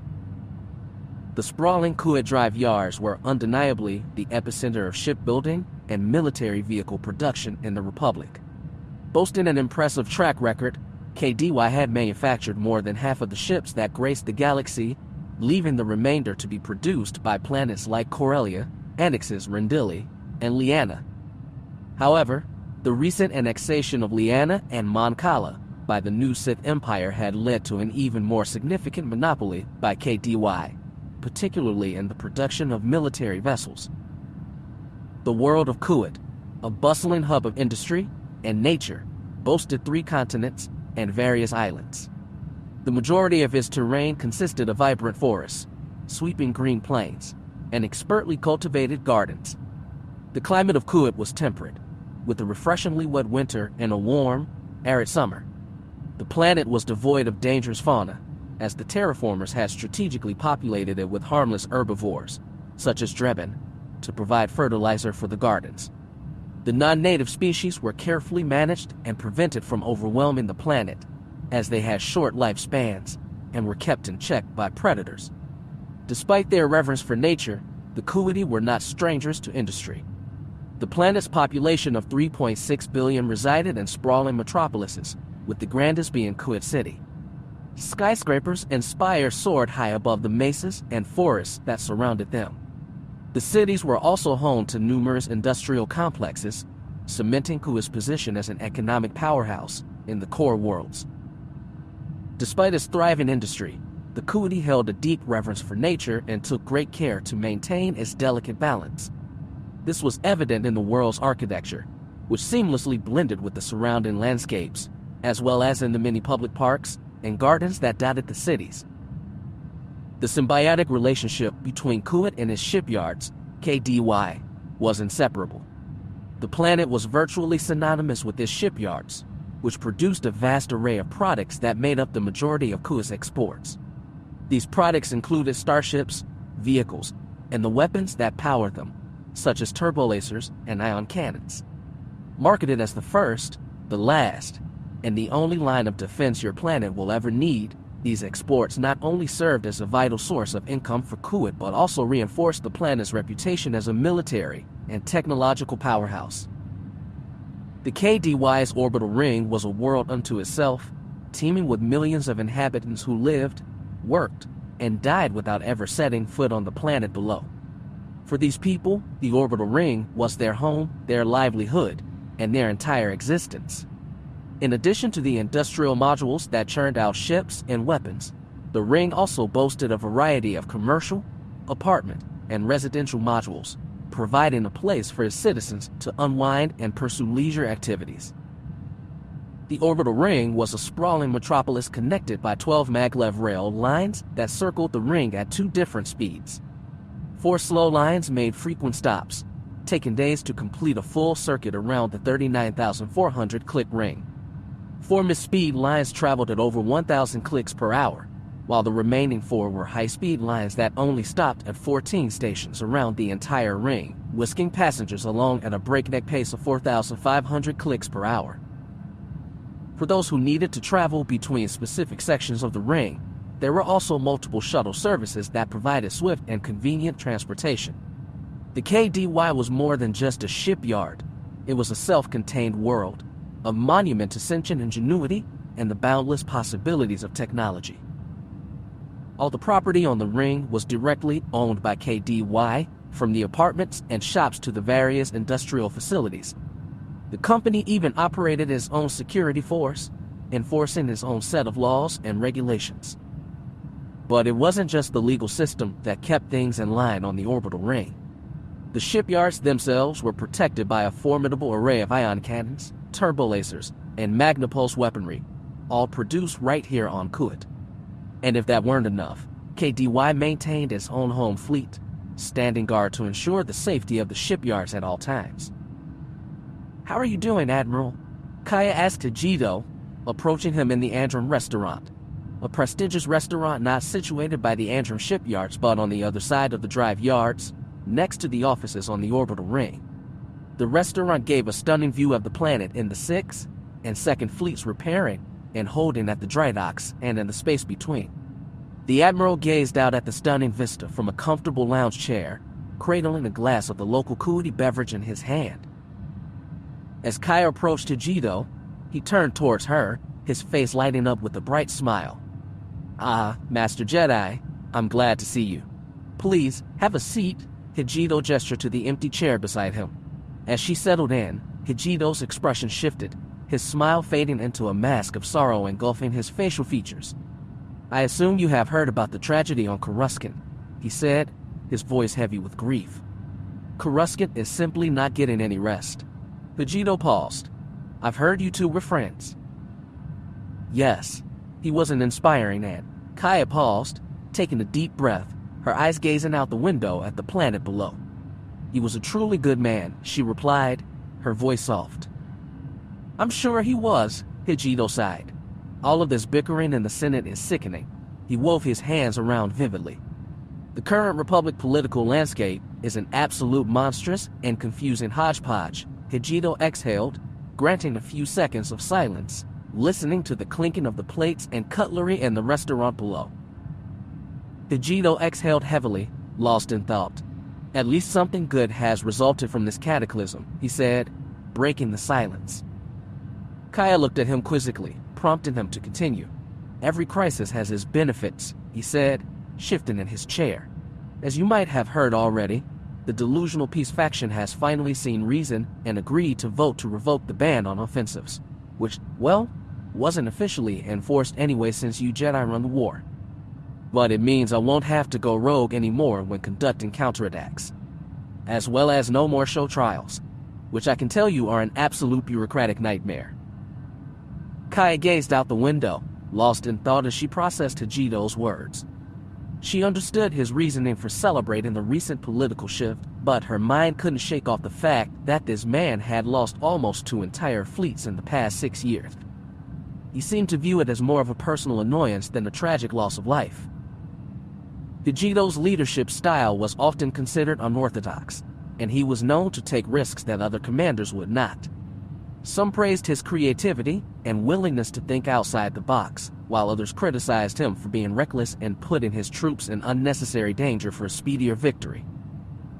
She couldn't decipher if Hijito was truly capable of leading a battle, despite his past victories. The most prominent one that came to mind was his triumph at Malrev 4, a decisive blow against the Sith that earned him considerable popularity. However, his 2 recent failures had tarnished his reputation. What struck her as odd was that Hijito appeared unfazed by his reputation or the loss of the 2 Republic fleets. He was already looking forward to the next battle, displaying an unsettling excitement towards it. The thought that such a colossal battle could result in the deaths of hundreds of people every second made Kaya shudder. Despite her reservations, Hijito had managed to cultivate a strong following among many military personnel who admired his boldness and unwavering commitment to victory, including the Jedi Order, which had deemed Hijito the right man for the job. Who was she to question their decision? Her role was to handle diplomacy, leaving the battles to the likes of Hijito. Hijito's voice pulled Kaya out of her thoughts, his words ringing in her ears. The ambience of the room had shifted. The air was almost palpable with tension. Hijito's gaze was fixed on her, his expression unreadable. "It must be difficult for you," he repeated, his tone soft and gentle. Kaya turned her attention to him, her eyes meeting his. She felt a twinge of confusion. "Pardon me," she replied. Hijito's eyes didn't waver from hers. "It must be hard having both your best friend and your master become traitors," he repeated. Kaya winced at the mention of Nictor and Kar, both of whom had betrayed the Jedi Order. It was a topic she didn't like to dwell on. Kaya couldn't help but feel a pang of sadness at his words.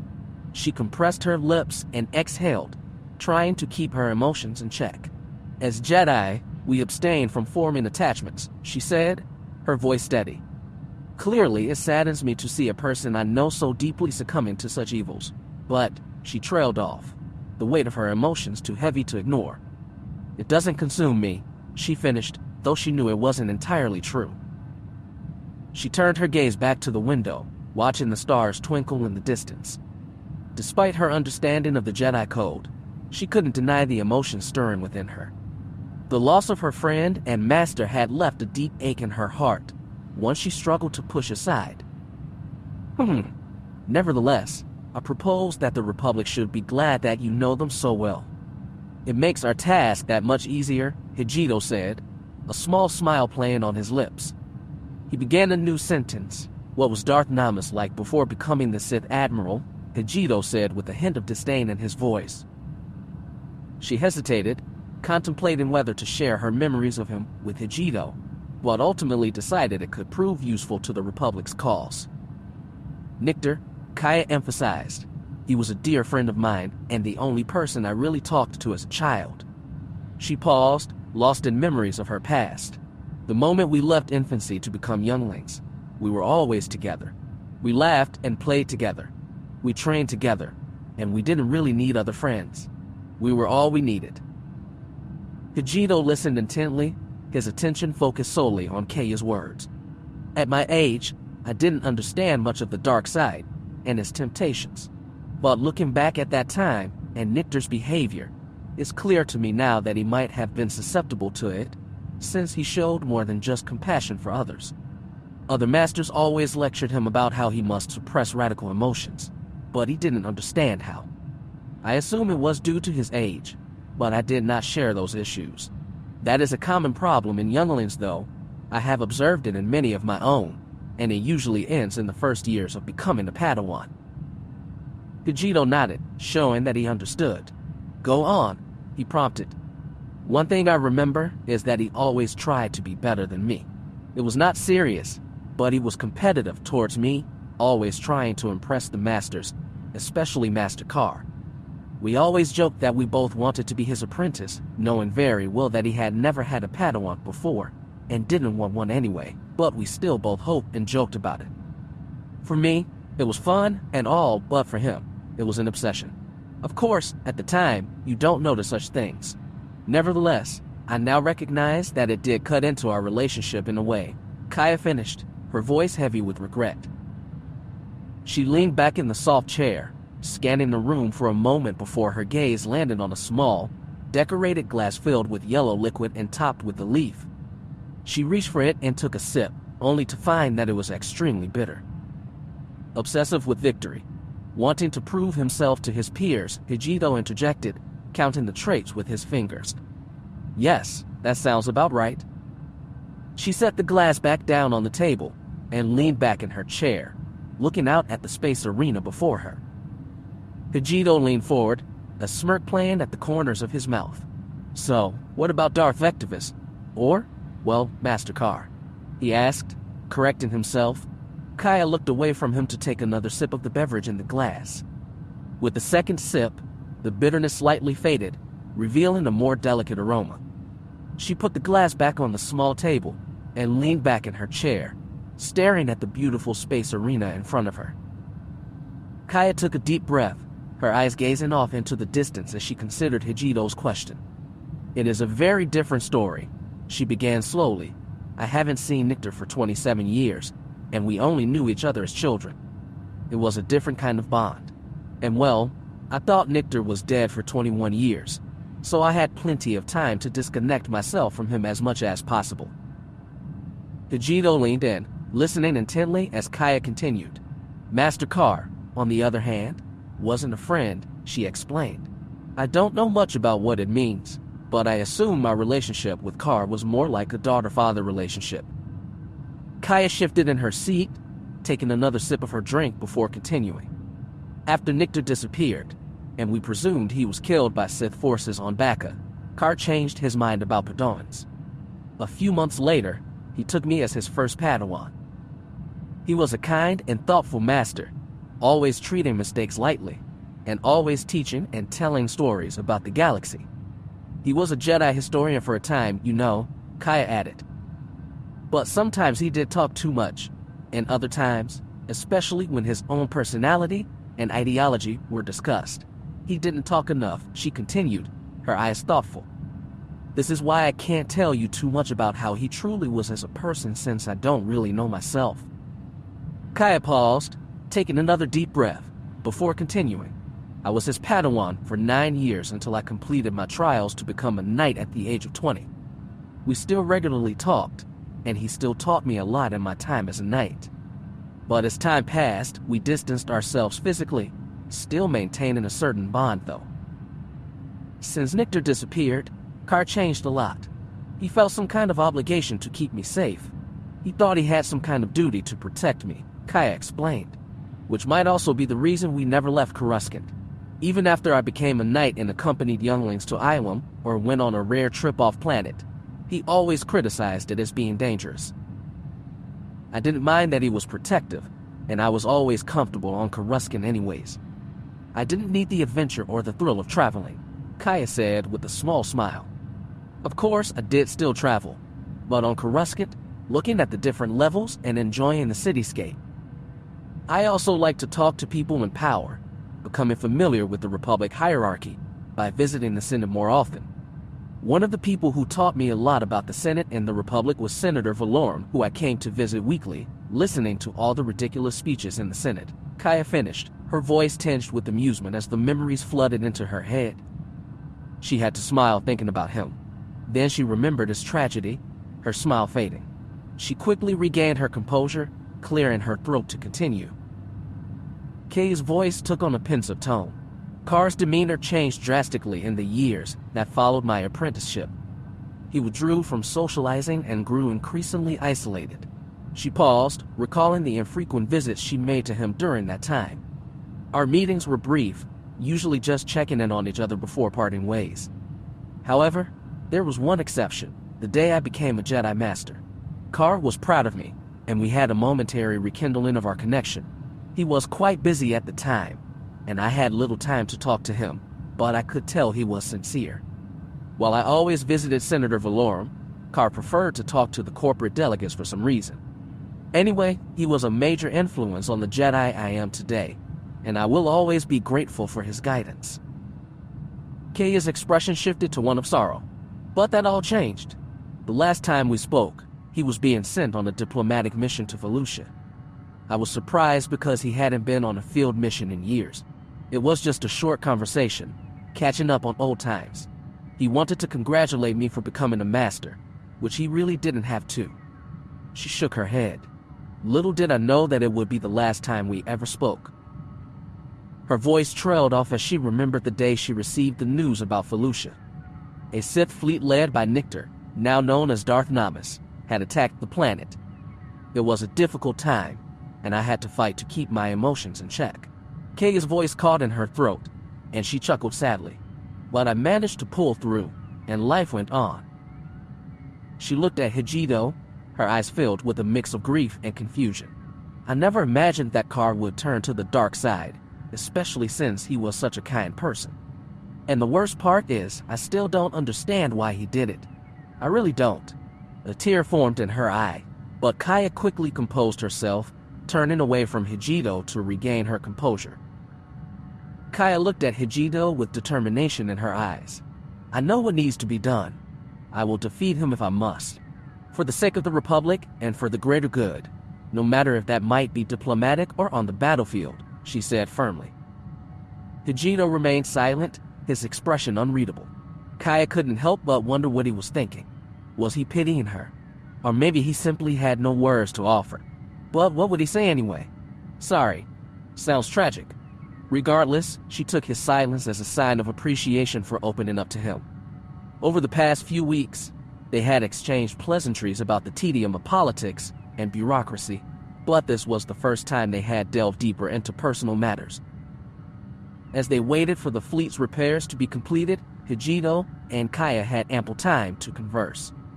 With the shadow of the Sith looming and the ban on offensives likely to be lifted, Kaya was certain that they would soon receive orders to move into action. Chapter 23. As they strolled along the desolate path through the deserts of Korriban, Vectivous turned to Namas and said, I want to tell you something. Nomus replied cautiously, "Yes, master." "I wanted to express my gratitude, Namus," said Vectivous, his words taking Namus by surprise. Namus slowed his pace, taken aback by the unexpected response. "Gratitude, master?" he asked. "Yes, gratitude," confirmed Vectivous. "I see you expected me to be like your former masters, an unforgiving murderous monster." He paused for a moment before continuing, "But you are mistaken. I am the same person I once was, the same person you once called master as a child." Namus was perplexed by Vectivous's words. He didn't remember Carr very well from his time as a youngling, but he definitely didn't give orders to bombard hundreds of planets and accept the murder of millions of people. They continued trotting down the path. Although the new car didn't bother him, he seemed to be stronger and wiser. Namus wondered why Vectivous was telling him this and if what he said was true. Vectivous slowed his pace and turned his head to look at Namus. "I was an emotionless shell of a man," he began. "I wandered the galaxy in search of purpose. I was raised by the Jedi, so I never experienced hate, and I lost my fear at a young age. But I also never experienced love or even joy. I interpreted this lack of emotion as a lack of purpose without understanding that it is, in fact, the very same thing. It is for every Jedi." Namus listened intently, his mind racing as he tried to make sense of what his master was saying. "In my search for purpose, I followed a linear path, jumping from one task to the next, all across the galaxy to find what I was meant to do. I became an explorer, a historian, a teacher, a master. However, I could never understand that my purpose was, in fact, to rediscover my emotions." Vectivous continued, "The Sith have given me a purpose. You have given me this purpose, a purpose worth fighting for. But most importantly, you gave me the strength to use my emotions once again. And I thank you for that." Namus was at a loss for words. He had never heard anything like this from a Sith before. But before he could respond, Vectivous spoke up again. "I know what you're thinking, Namus," he said, a note of amusement in his voice. "I sense your confusion. Be assured, I don't owe you anything, and as I told you before, you are not the direct cause of this realization. My gratitude is directed at you for playing a part in showing me my true self. You were one of many catalysts leading to my ascendancy." They walked in silence for a few moments, both lost in their thoughts. Namus couldn't help but wonder if Vectivous was truly a Sith or something else. His compassion was unusual and usually expected from a Jedi. Perhaps there was more hiding beneath his stoic exterior. During my extensive studies of galactic history, Vectivous began once more. "I have come across countless intriguing figures, but none have captivated me quite like Kriya. She was a Jedi who ultimately succumbed to a version of the dark side similar to the one I now embrace. While there are many records of her teachings, one particular quote has stayed with me and inspired me to alter the way I interact with you. Kriya once wisely said, 'To be united by hatred is a fragile alliance at best.' It took me a long time of confinement to comprehend the weight of her words, but I have since realized that fear is not the way to govern you, Namus. That is not how partnerships or apprenticeships should or can be conducted." Vectivous paused for a moment, observing Namus's reaction. The young Sith apprentice was surprised, to say the least. He had never heard Vectivous speak so candidly before. "I know it might seem strange to you," Vectivous continued, "but I believe in building relationships based on trust and loyalty. Fear and hatred may be powerful motivators, but they are also incredibly fragile. They can be easily broken by a single act of betrayal or weakness." Namus nodded slowly, still trying to process everything that Vectivous was saying. Namus strode alongside Vectivous, his voice low and measured, each word carefully chosen. The sun beat down upon them, casting a harsh light over the desolate desert planet. Yet, for all the hostility of their surroundings, there was a certain peacefulness in the moment. Vectivous seemed to be sharing a piece of himself with Namus, revealing a vulnerability that he had not previously shown. Namus couldn't help but feel a sense of awe at his master's words. This was a side of Vectivous that he had never seen before, a more introspective and reflective side. It was an unexpected turn of events, to say the least. Why did you choke me, then?" Namus asked quizzically, his voice low but not necessarily accusatory. Vectivous stopped walking and turned to face him. I did it to make a statement. I wanted to show you that I was not like the others, that I had power, and that I was not to be trifled with. But it was only a temporary measure until we could establish a true alliance. Also, at the time, I had not quite understood this type of alliance myself. But that has changed. And now we have done it, Namas. We are allies. Namas nodded slowly, remaining skeptical, still unsure. But he knew that he had no choice but to trust Vectivous, at least for now. He did have a point. The Sith were always plagued by infighting. What was it possible to change that? The nature of the Sith was to be selfish. It seemed preposterous to assume that any permanent alliance based on loyalty and trust could be accomplished. They continued walking in silence, the hot desert sun beating down on them. I am honored to be considered your ally, Master, Namas said, bowing his head respectfully. And I am honored to have you as my apprentice, Vectivous replied, placing a hand on Namas's shoulder. Together, we will accomplish great things, not out of fear or hatred but out of a shared desire to see the galaxy thrive. The two continued their walk through the desolate Corbin landscape, the sun setting in the distance. For the first time in a galactic eon, Namas felt that he was in the proper place and had a sense of purpose. With Vectivous by his side, he knew that anything was possible. Namas took a deep breath before responding. I understand, Master, he said respectfully. Vectivous paused and turned to face Namas. No, you don't. His voice was not demanding but light-hearted, soft-spoken, and gentle. Understanding takes time and experience.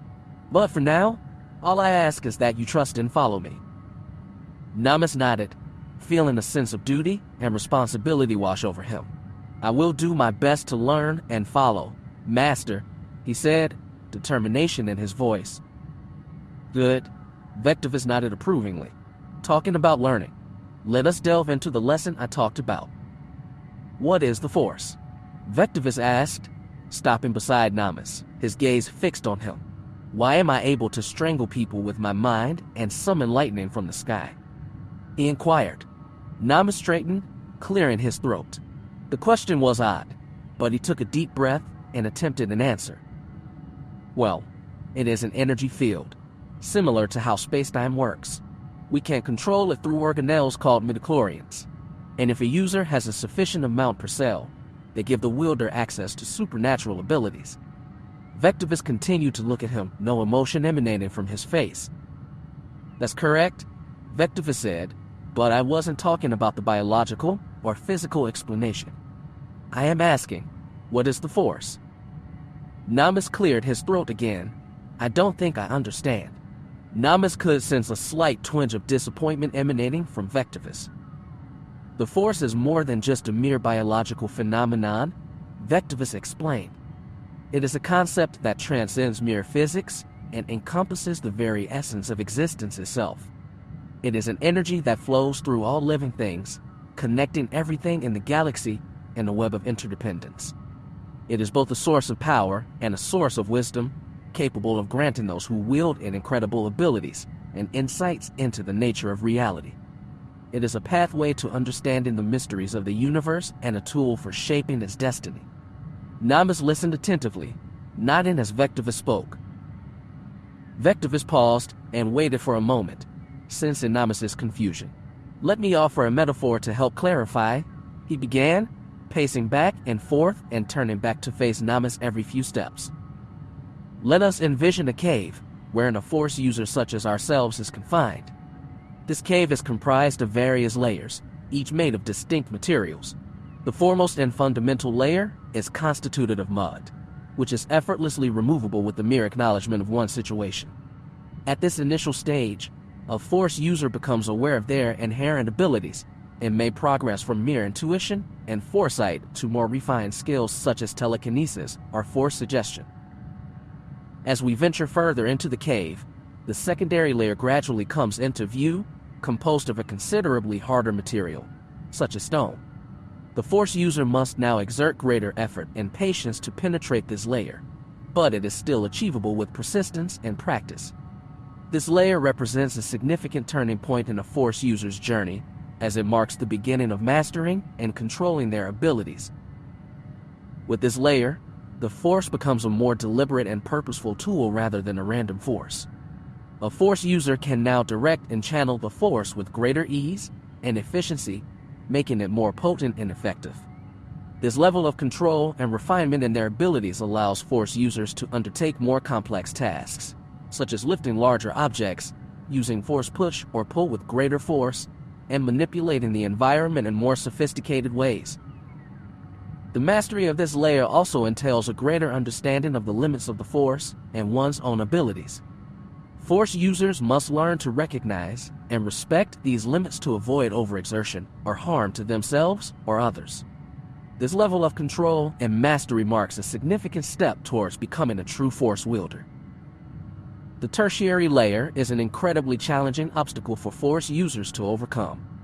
It is made of a strong, durable substance similar to durasteel. The difficulty in breaking through this layer lies in the fact that it requires the Force user to come to the realization that there is more to the Force than just its physical aspects. The tertiary layer can only be penetrated by those who can tap into the spiritual and metaphysical aspects of the Force. It is at this stage that the Force user must recognize and accept their emotions and understand how to use them effectively. Failure to do so can lead to an inability to utilize the Force efficiently. The Jedi, who are known for their strict adherence to emotional detachment, often struggle with this layer.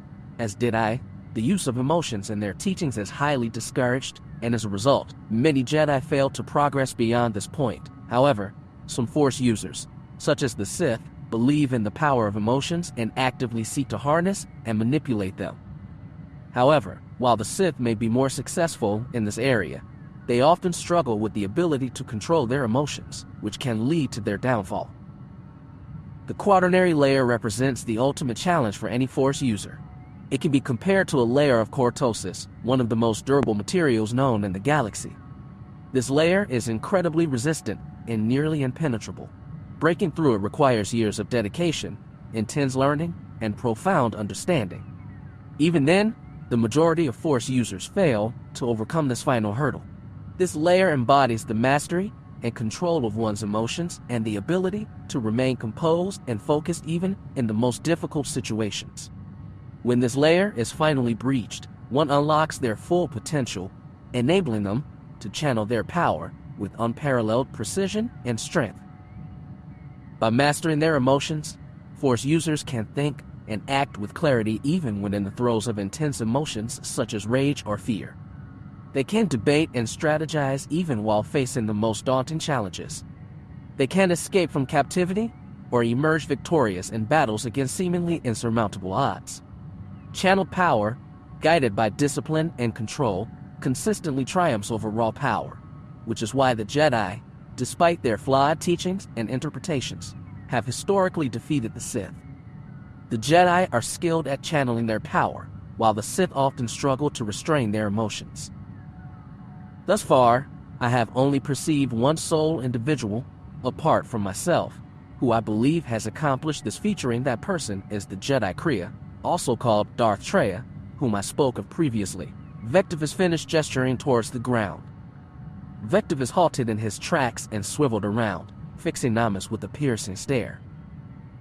As Vectivous finished his story about the quaternary layer of the Force, Namas listened intently, his eyes widening with fascination. Namas felt a newfound respect for Vectivous, realizing that despite his Jedi past, he had a deep understanding of the Force that transcended the ordinary teachings of the Jedi Order. "Recite the Sith code for me," Vectivous began anew, his voice steady and composed. Namas was slowly becoming accustomed to Vectivous's methods and lessons, if one could even call them that. The question posed to him was an easy one. The Sith code had been drilled into his mind for years, during his time as an acolyte and apprentice. Peace is a lie, there is only passion. Through passion, I gain strength. Through strength, I gain power. Through power, I gain victory. Through victory, my chains are broken. The Force shall free me, Namas recited effortlessly, his response instinctual. Indeed, but have you ever pondered its meaning? Vectivous inquired of Namas. Namas apprehended what Vectivous was seeking from him. Your earlier metaphor. The Sith code reflects it, he replied. Precisely, Vectivous concurred. You see, the Sith code is not just a set of words to recite mindlessly. It holds deep meaning and significance, and each line is a stepping stone towards a greater understanding of the Force. The first line, peace is a lie, there is only passion, speaks to our rejection of the Jedi way of suppressing our emotions. We embrace our passions, for they fuel us and give us strength.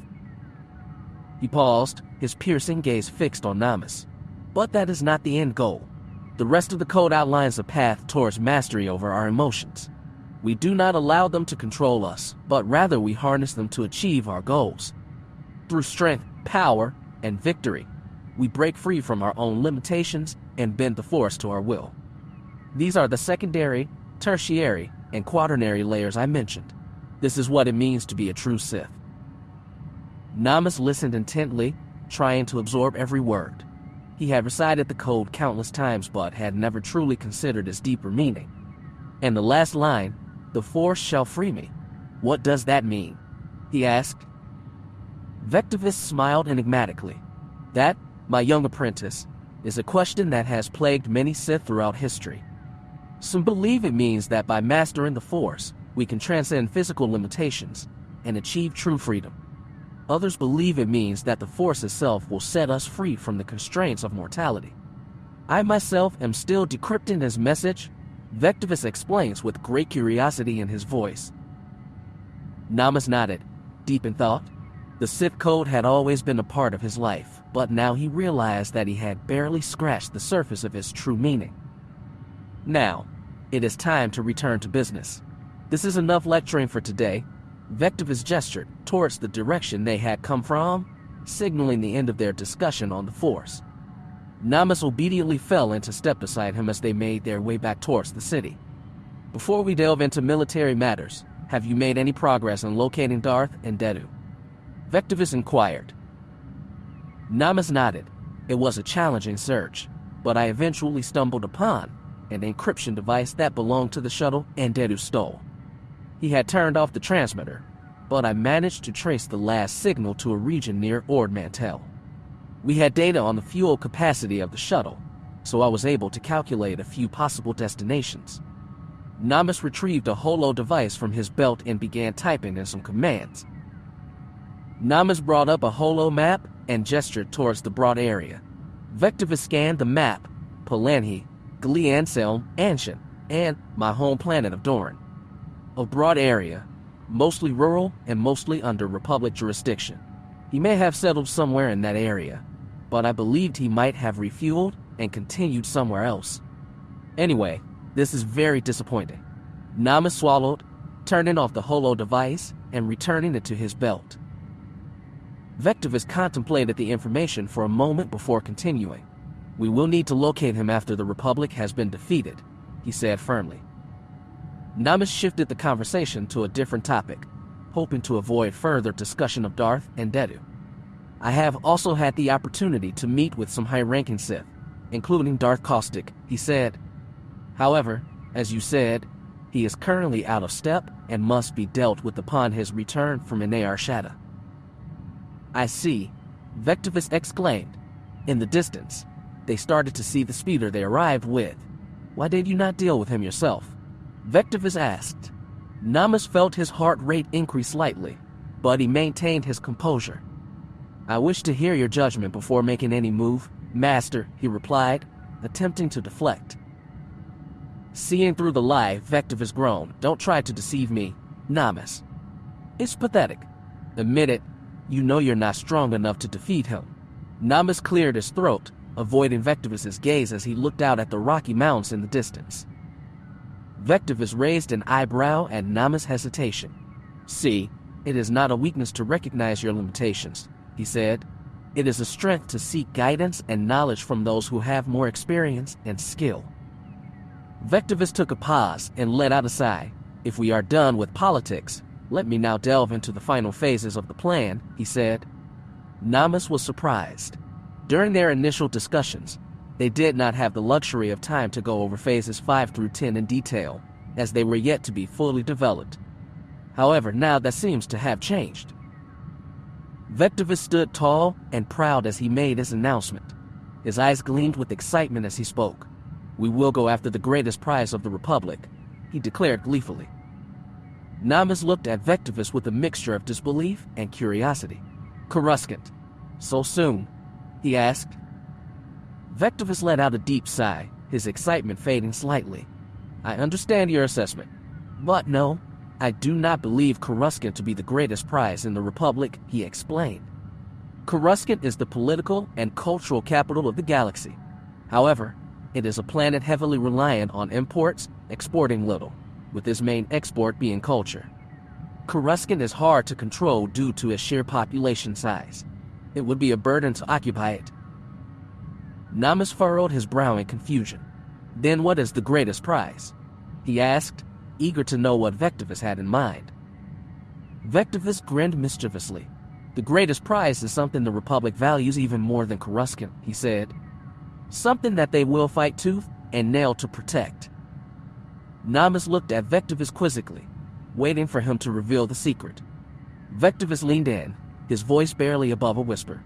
"No, the greatest prize is their military might," he said, his voice low and conspiratorial. "Their fleets, their ships, their weapons. The planet that produces all of this. The planet that gives the Republic the right to exist and the ability to defend itself." Namas furrowed his brow, his eyes narrowing as he tried to piece together Vectivous' plan. "Could," Namas said in realization, his voice barely above a whisper. Vectivous nodded slowly, his expression one of satisfaction. "Quite right. The greatest shipyard of the galaxy, and the last threat to the new Sith Empire." Namas took a step back, a feeling of excitement and nervousness bubbling up inside of him. "How do we plan to take it?" he asked, his voice shaking slightly. Vectivous chuckled, his face glinting with amusement. "Ah, my dear apprentice, that is the question, isn't it? But rest assured, we will find a way. And when we do, the Republic will be crippled, and our victory will be assured." Interlude. Bamora. Bamora was a planet where arms factories dominated the landscape. The air was thick with the stench of chemicals, and the sound of machinery filled the streets of Ben Prime. The towering smokestacks belched out toxic fumes that obscured the sky, making it hard to see the sun. In a small home on the outskirts of the capital, Ben Prime, a family gathered for dinner. The father, a stout man with a thick beard, sat at the head of the table, while his wife and 2 children sat across from him. The youngest, a boy of 16, called Liamus, picked at his food, lost in thought. "Son, your uncle has offered you a job at his arms factory," the father said, breaking the silence. Liamus looked up, his eyes narrowed. "I don't want to work in an arms factory," he said. The mother looked at her son, concerned. "Why not? It's good work, and it pays well." The boy pushed his food away, frustration in his voice. "I don't want to spend my life making weapons that will be used to kill people. I want to do something that makes people happy," he explained. The father leaned forward, his voice stern. "You're being foolish. The arms industry is the backbone of Bamora's economy. Without it, we would all be living in poverty." Liamus shook his head, his voice rising. "I don't care. I don't want to be a part of it. I want to be a musician." The mother looked at her son, her eyes softening. "A musician? On Bamora? There aren't many opportunities for that here," she scoffed. Liamus looked at his mother, his eyes pleading. "I know that's why I want to go to Coruscant. That's where the best musicians are. I want to be among them." The father slammed his fist on the table, anger in his voice. "Coruscant. That's on the other side of the galaxy. You can't just run away from your responsibilities here. You need to work hard and contribute to society," he asserted. The boy stood up, his voice trembling. "I am contributing. I have a talent, and I want to use it. I don't want to spend my life making weapons that kill people." The father stood up, towering over his son. "You're not thinking straight. You need to think about your future. You can't just run away and chase some foolish dream." Liamus looked at his father with tears in his eyes. "It's not a foolish dream. It's my passion. It's what makes me happy." The mother stood up, placing a comforting hand on her son's shoulder. "Please, let's find another way. You're so talented in many other areas. You don't have to follow in the family business," she pleaded. Liamus looked at his mother, his eyes brimming with determination.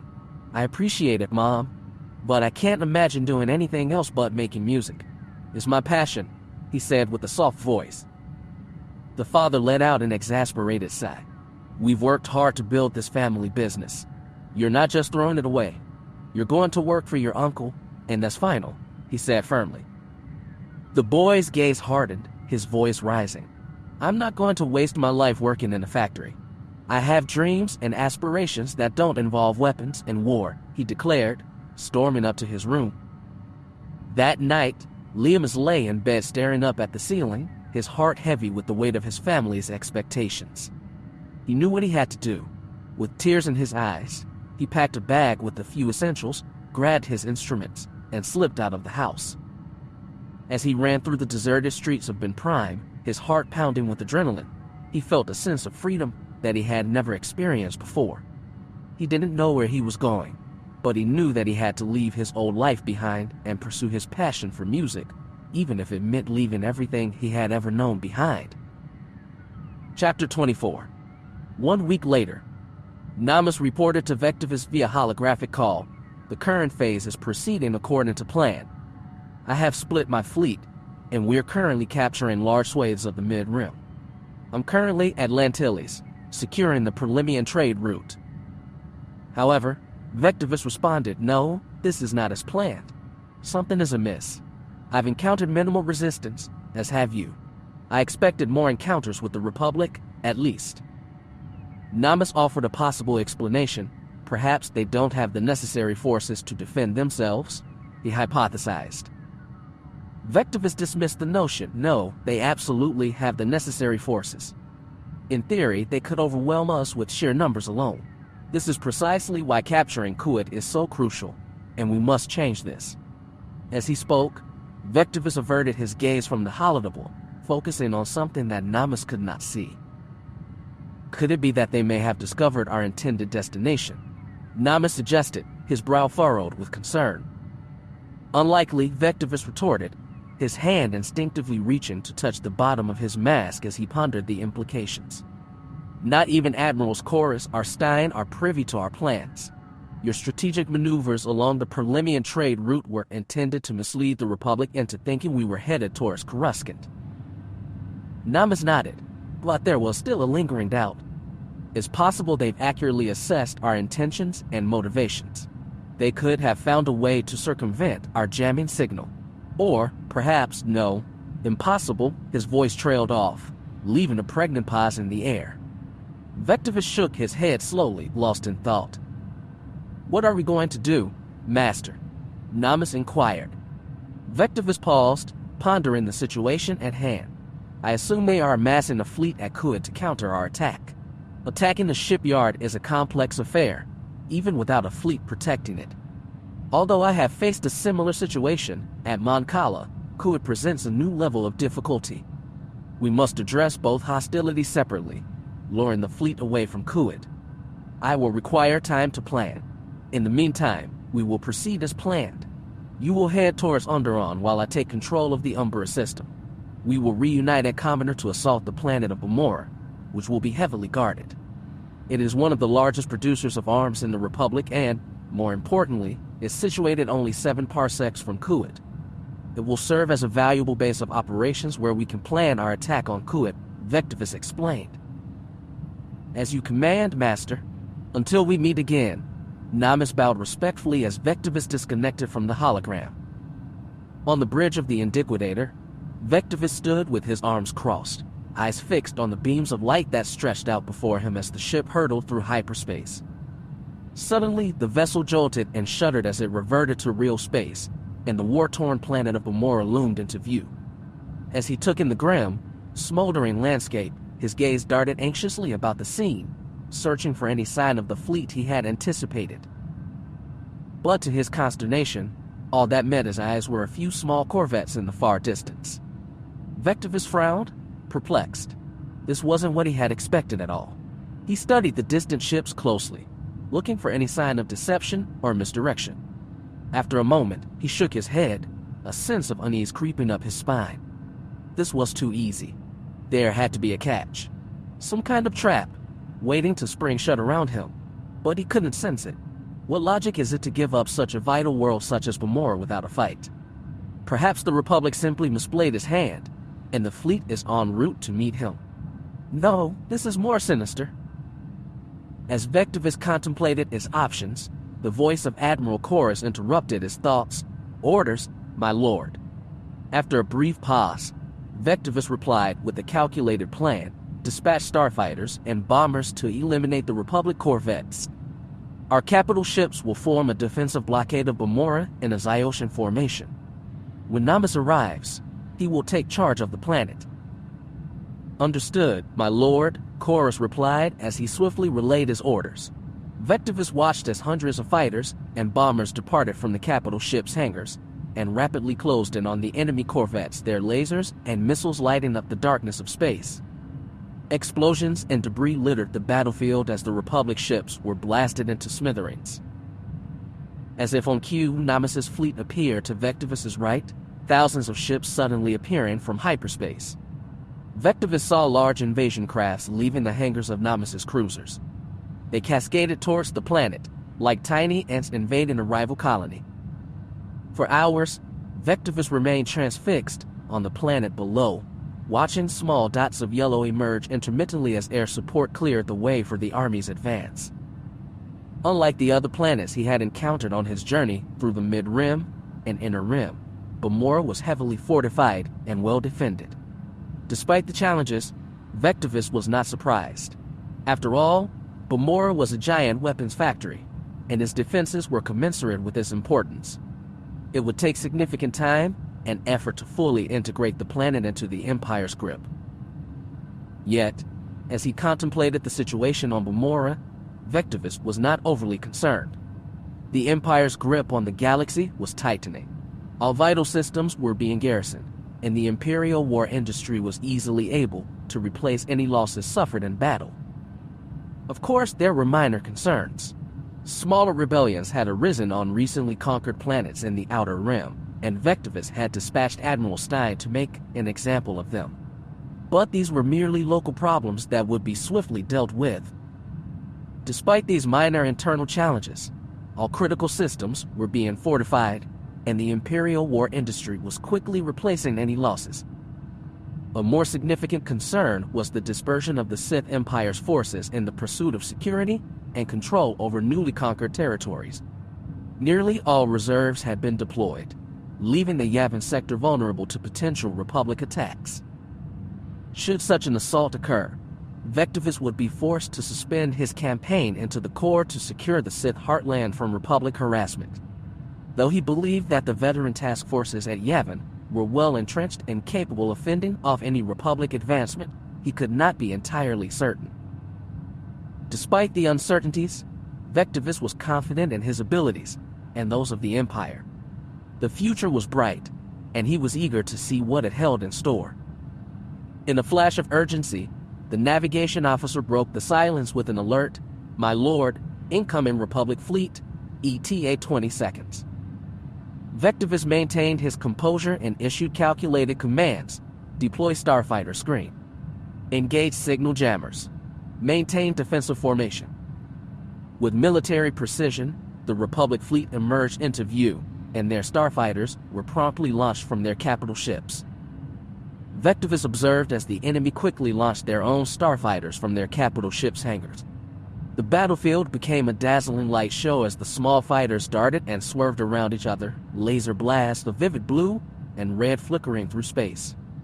The occasional explosion of a fighter and a bright yellow burst added to the spectacle. Suddenly, an officer's voice cut through the fray: "Defensive screen holding. Enemy is launching bombers." Without hesitation, Vectivous calmly ordered, "Maintain position, but move the starfighter screen back towards us. Let the frigates shoot down the fighters. Order the corvettes to give support fire towards the bombers." The sound of weapons being readied filled the bridge as the frigates took aim at the incoming fighters, while the corvettes unleashed a barrage of firepower towards the bombers. The starfighter screen slowly retreated, regrouping to continue their mission. The battle raged on, with the two sides locked in a deadly dance. The Indiquidator held his position while the Republic forces continued to push forward, testing the Sith's defenses. Casualty estimation, Vectivous ordered coolly. The officers behind him scurried to comply with his command, relaying reports back and forth until the voice of Admiral Chorus rang out above the din. We have lost contact with 102 fighters, while our own have reported 77 shot down, Chorus stated grimly, his voice heavy with the weight of the losses. Vectivous frowned slightly at the report. Still, he had reserves to spare, and the battle was far from over. He watched as the Republic bombers continued their advance, some exploding mid-air as his own fighters and frigates fired upon them. Despite their losses, the Imperial forces held fast, their frigates providing cover fire while the corvettes moved to intercept the remaining bombers. A handful of frigates were destroyed in the process, but Vectivous remained confident in his ability to maintain a prolonged assault with the reserves at his disposal. "My lord, shouldn't we take action?" Admiral Koros inquired. "The Republic has numerical superiority. It is only a matter of time until they overwhelm us." "No, Admiral. We aren't idle. We are merely waiting for the chance to ambush," Vectivous said, turning to the Admiral. "Never allow your subordinates to fail, and you shall always emerge victorious," Vectivous explained. He gazed intently at a holographic display showing the positions of the Republic and Imperial fleets in front of him. "The most dangerous mistake a military leader can make is overextension," he mused aloud. "It leaves them vulnerable to a multitude of maneuvers and tactics." His eyes narrowed as he surveyed the enemy's formation, and this admiral is no exception. He may have numerical superiority, but he lacks the creativity and adaptability to make the most of it. He gestured to the hologram, indicating the positions of the Republic ships. "Look at his positioning. It's rigid, inflexible. He's doing everything by the book, which makes him predictable. And predictability is a weakness. He has been promoted beyond his abilities, and that's a common trait of leaders who allow their subordinates to make mistakes." The tranquility of the moment was disrupted by the urgent voice of the navigation officer. "Republic frigates have entered the long-range engagement zone," the officer declared, causing Vectivous and Chorus to snap to attention.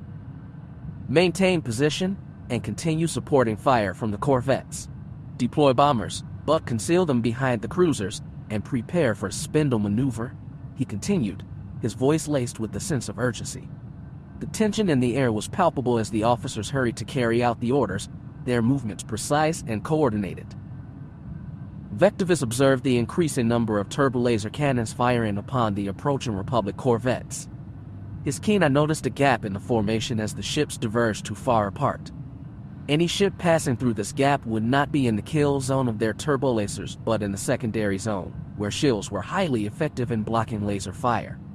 A small smile played at the corners of Vectivous's mask as he turned to Chorus and said, "As I predicted, Admiral." His ear flaps flicked with amusement.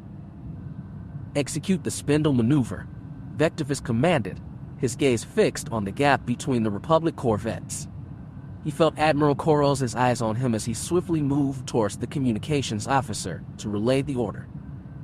Soon after, a massive Harrow-class heavy cruiser emerged from the fray, ascending towards the gap with deadly precision. The Republic's corvettes belatedly realized their error, but it was too late. The Imperial cruiser plowed through the gap, its turbolasers blazing as it fired upon the hapless corvettes, caught in a crossfire. Vectivous observed with satisfaction as the Republic fighters that had previously been attacking his frigates now shifted their focus to the menacing cruiser. "Deploy additional fighters and engage pursuit," commanded Vectivous as the Imperial cruiser deftly navigated through the gap, its bow under heavy fire from Republic cruisers. Despite the onslaught, the commander of the cruiser had wisely directed the ship's shield to focus on the vulnerable area, ensuring it emerged relatively unscathed. As the cruiser cleared the corvettes, one of them succumbed to the intense barrage of laser fire. Initiate launch of all bombers and order the fleet to advance, Vectivous ordered, his voice ringing with authority. The moment he had been waiting for had finally arrived. The Republic was wounded and vulnerable, and he was determined to exploit this opportunity to its fullest. As Vectivous ordered the advance, the Imperial cruiser boldly pushed past the Republic command ships, slightly tipping its nose upward, revealing its hidden payload. From beneath the cruiser emerged a swarm of 100 bombers, wreaking havoc on the unprepared Republic capital ship, which quickly succumbed to the onslaught. With no time to muster a defense, it was destroyed in a spectacular explosion. As the bombers moved on to their next targets, the Republic fleet began to panic, frantically attempting to turn their ships around to regroup anew. But it was too late. The Imperials had gained the upper hand and were already picking off the weaker Republic ships from all sides. Vectivous observed the chaos with satisfaction, knowing that his calculated patience and strategic maneuvers had paid off. He turned to Admiral Chorus with a nod of approval. You see, Admiral, sometimes it's not about numerical superiority but rather strategy and timing.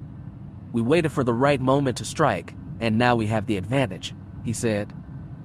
Chorus nodded in agreement, humbled by the success of their plan. I see now, my lord. Your patience and leadership have proven to be invaluable, he replied. With a serene expression on his face, Vectivous nodded in approval before returning his attention to the ongoing battle. He watched as the ships of the Republic scattered in different directions. It filled him with a sense of accomplishment as they desperately activated their hyperdrives to escape. One by one, they shot into the blackness of space beyond. Chapter 25. Clean up this mess before the Emperor arrives. This is filthy, Namus commanded a group of soldiers, motioning his hand towards the hallways littered with bodies. It is no matter, Namus. The dark, muffled voice of Vectivous appeared behind him. Namus turned towards Vectivous, bowing anxiously. It should be a common sight to see corpses of Republic soldiers and Jedi laying around. Master, I didn't expect you to come so soon, Namus said. Why are you surprised? The battle was won, and this place is fascinating, replied Vectivous, his gaze roaming about the room. Indeed, I have arranged for this to be the temporary command center until a better place can be found, explained Namus, indicating the room. Vectivous strode down the hallway, his footsteps echoing off the walls as Namus hurried to keep up. The soldiers and Sith in the corridor saluted as he passed, their eyes following him until he was out of sight. At the end of the hallway, Vectivous gestured for the door to the command center to open, and it slid open smoothly. Inside, the room was a hive of activity, with officers sitting at consoles, their voices intermingling with the beeps and chirps of the equipment. In the center of the room, a small group of Sith were engaged in conversation, but as the door opened, they turned to face Vectivous and bowed their heads in respect. One of them, a young human male with a tattered face hidden beneath a dark hood, dropped to one knee in a show of deference. As Vectivous and Namus approached the group, a young man stepped forward and declared, I am Darth Karath, my emperor, in a hoarse voice laced with disdain. I am in charge of your army here on Bamora. Vectivous regarded Karath with a cool gaze and instructed, Stand, Sith, the word leaving a bitter taste in his mouth. Please, my lord, is sufficient. I dislike being addressed as emperor, Vectivous corrected, raising his hand. Karath rose and bowed slightly, apologizing for his disrespect. My apologies, my lord. I will not repeat this discourtesy. Shall we proceed to discuss military matters? Karath spoke with a sly grin, his voice hoarse, raspy, and monotone, devoid of emotion or expression. They entered a spacious side room with only a large holodeble as its sole occupant. The holodeble was turned on, displaying a map of a section of Bamora. Republic forces on Bamora are outnumbered, Karath started. We estimate they have a maximum of 10,000 soldiers and maybe a dozen Jedi, while we landed 1 million soldiers led by hundreds of Sith, including 2 Sith Lords like myself.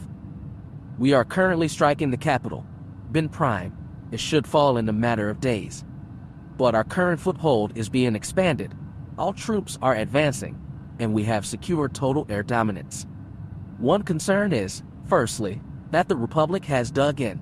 They control vital choke points and are heavily fortified in factories that act as bunkers. Secondly, since Bamora is a weapon factory, nearly the entire populace is in possession of some sort of firearm. Now, up to this point, we encountered minimal civilian resistance, but we assume that will change over time. Overall, I fear a victory at Bamora will be expensive and might take months, if not years, to fully subjugate. Vectivous studied the map for a moment before turning to Karath. I leave the ground campaign in your hands. I care little for the intricacies of ground warfare, he declared. Use any means necessary to secure the planet. Karath nodded confidently in response. Vectivous then turned to Namas, who appeared uneasy. Would you mind taking a walk with me, Namas? He asked. Namas hesitated briefly, confused by the odd questioning, before responding, of course, Master. Vectivous and Namas emerged from the command center, where they again received salutes from the soldiers and Sith lining the hallway. However, instead of going for a leisurely stroll, Vectivous led Namas towards a waiting speeder. Without a word, they climbed aboard, and Vectivous took the driver's seat. As they left the city behind, Vectivous consulted a map, his gaze fixed on a particular location. They sped across Bamora's rugged terrain, where jagged rock formations towered like titans against the horizon. Despite the harshness of the landscape, it held a certain beauty that was not lost on the two travelers. After a while, Vectivous brought the speeder to a stop in what appeared to be an abandoned city. Rubble littered the streets, evidence of past battles and destruction. Vectivous exited the speeder. Do you know where we are, Namas? As they strolled through the seemingly abandoned city, Namas couldn't help but wonder why they were there. It looks like an abandoned city, but the spaceport tells me this has some importance, he questioned. Vectivous gestured for him to walk with him, and they ventured deeper into the ruins. This is the city of Sobrik. It was once the capital of Bamora, back when the former Sith Empire ruled this planet, Vectivous explained. It played a pivotal role in the Battle of Bamora, which ended in an unexpected Republic victory. As a Jedi historian, I've extensively studied this battle, but I've never had the chance to visit this place myself. They continued walking, taking in the sights of the torn-down buildings. Namas couldn't help but interrupt Vectivous. This is fascinating, but Master, respectfully, shouldn't we be focusing on capturing Kuat? Namas asked. No, Namas. Patience, he demanded. Striking now would be foolish and unwise. They have a considerable force at Kuat, which is hard enough to capture on its own. I'm still analyzing tactics to lure them out. As they approached an old entrance to their left, the ground was filled with rubble and debris. Vectivous gestured towards it with a flick of his hand.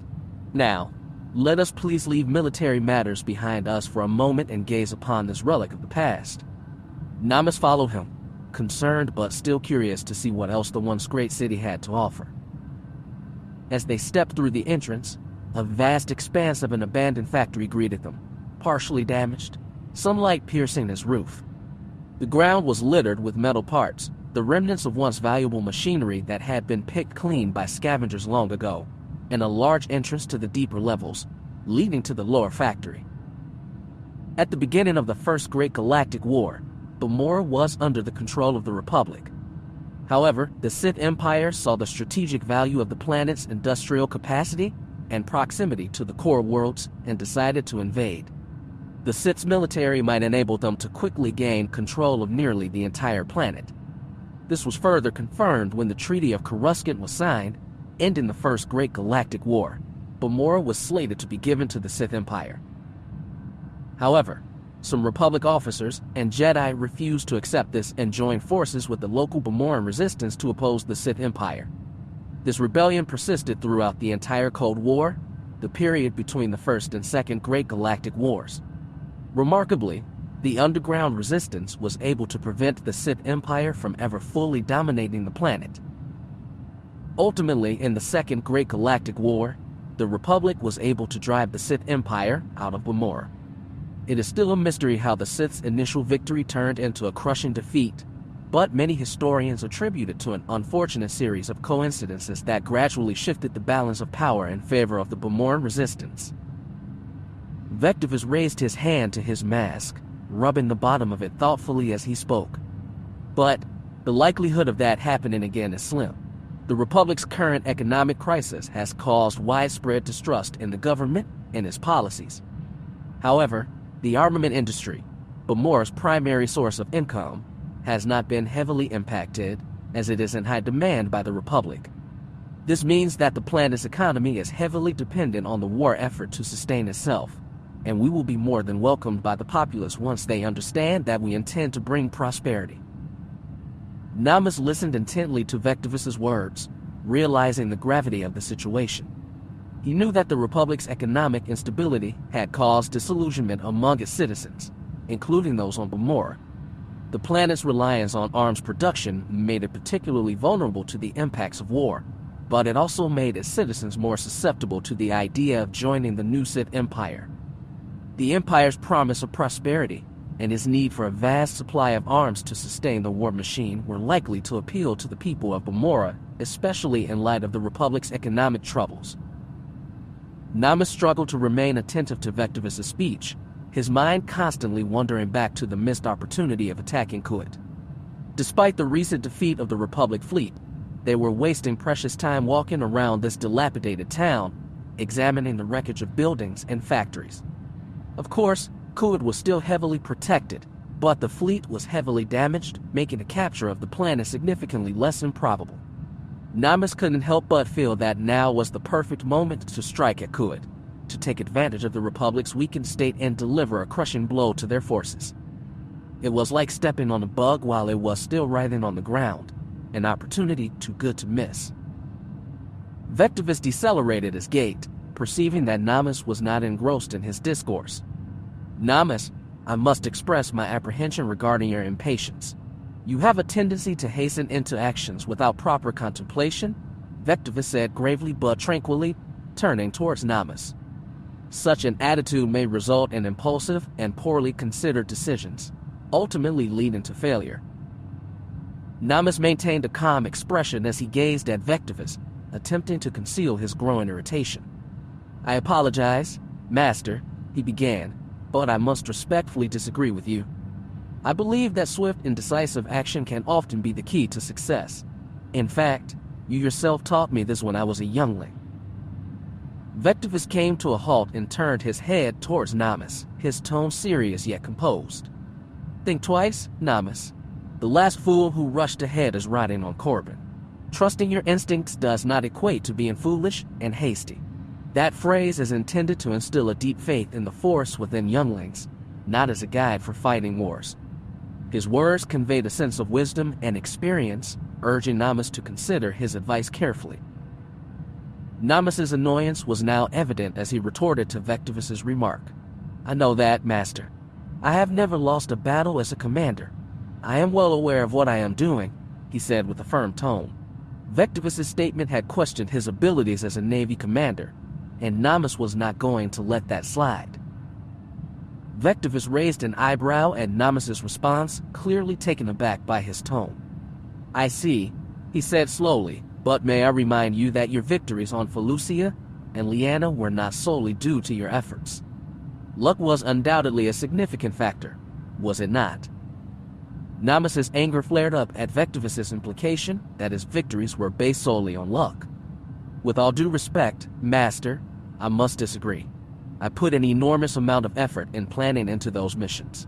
My troops were well trained and prepared for any eventuality. Luck may have played a role, but it was my strategic planning and leadership that ultimately led to our victories.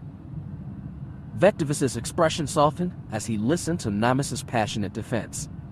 I understand your point of view, Namus, but I must caution you not to rely solely on your previous successes. Each battle and situation is unique, and it is crucial to approach them with a clear and open mind. Arrogance and overconfidence can lead to failure. Namus winced inwardly, feeling his pride wounded by Vectivous' words. He knew that his victories on Felucia and Liana were hard-earned and well-deserved, not mere strokes of luck. But he also knew better than to argue with his master, so he kept his retort to himself and listened attentively. I have studied the battle, Namus. Hijito's decisions were questionable, and you gave him more than one chance to turn the tide. A series of coincidences, referred to as luck, ultimately granted you victory. While your use of the secret hyperspace route was indeed clever, it was not the deciding factor in your success, Vectivous explained, his tone serious. As they walked in silence, Vectivous appeared to be admiring the historic sight while Namas mulled over his master's criticism. Suddenly, Namas's comlink buzzed, and they both stopped in their tracks. Vectivous looked at Namas expectantly, and Namas quickly fumbled to answer the call, knowing that only Darth Karath had permission to contact them. "What is it?" Namas asked, trying to keep his tone neutral. "Darth Vectivous, Security Director Mogslath has tried to contact you upon the Indiquidator. He is on his way to Bamora for an important matter, and will arrive at the fleet in half an hour," Darth Karath explained through the Kamink. "No," Vectivous said firmly, causing Namas to look at him curiously. "I have no interest in meeting with the Director. Namas, you will go ahead and report what the Director has to tell me. I am quite well occupied here on Bamora," Vectivous continued, his voice tinged with annoyance. Namas breathed a quiet sigh of relief. This was a chance to leave and take care of more pressing matters. "Yes, Master," he said respectfully, pressing the button on his Kamink to respond. "Vectivous ordered me to meet with him. I will make my way to the command center." "Prepare a shuttle," Namas commanded, speaking into the Kamink. "Yes, my lord," Darth Karath replied. "I will send another speeder to pick you up, Master," Namas said, turning to Vectivous. "Yes, and I will require your Kamink," Vectivous said, holding out his hand.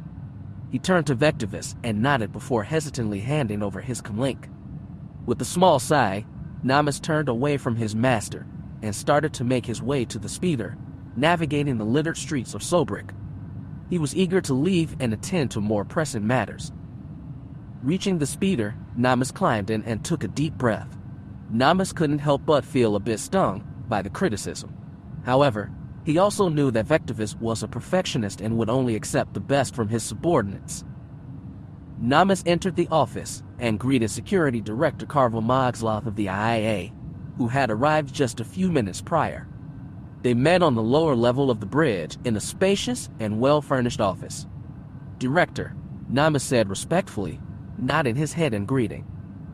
"Darth Namas, I have information you might want to hear," the director said, rising from his chair and gesturing towards a holographic screen in front of them. Curious, Namas approached the screen and studied it intently. "Yes, what do you have for me?" he asked, eager to hear what the director had discovered. "On Korriban, I was informed of a development that might help you with your battle here," the director began. "An agent reported Republic troop movements away from Kuat and refocusing around Brintal and Trellin." Namas's interest was immediately piqued, his mind racing as he considered the implications of the director's information. If what he was hearing was true, it would suggest that the Republic had retreated from Kuat and was now focusing its defensive efforts elsewhere. The thought of the Republic abandoning Kuat was tantalizing. This was the opportunity they had been waiting for. A smile crossed Namas's face as he realized that this could be the chance they needed to finish off the Republic. He turned to the director, his eyes filled with curiosity and skepticism, and his voice calm and measured. "This is valid information. Is the source trustworthy?" he questioned, wanting to ensure the credibility of the report. The director replied confidently, "Indeed, this agent holds a high rank in the Republic Navy and has consistently provided credible information. I have no reason to doubt the legitimacy of this report." Namas took a moment to process the information, his mind racing with possibilities. This could be the chance they had been waiting for. "I must inform Darth Vectivous immediately," he declared, turning to leave and walking briskly towards the door. However, something stopped him in his tracks, and he spun around with a newfound sense of determination. Did he have to inform Vectivous? "Thank you, Director," he said, giving the director a nod of gratitude. "Do not mention this to anyone," he added, emphasizing the importance of keeping the information under wraps. Admiral Korra stood at attention, trying to make sense of the orders he had just received from Namas. The sudden shift in the Republic's troop movements was a significant development, and if the information was accurate, it presented an opportunity for them to make a decisive strike against Kuat. However, he was conflicted. He knew that they should inform Darth Vectivous, who was their both superior, before making any major decisions. Darth Namis, may I respectfully suggest that we inform Darth Vectivous of this information before we make any further moves? Admiral Chorus asked hesitantly, standing at attention. Namis's expression grew stern, and his voice was firm as he replied, "We cannot afford to waste any more time. We must strike now while we have the advantage. I have already made the decision, and I expect you to carry out my orders." Admiral Chorus took a deep breath, trying to control his unease. He was used to following orders, but this felt different. He was well aware of the consequences of disobeying a Darth, but he also knew the importance of informing their superior, especially if that was the Emperor, of any significant changes on the battlefield.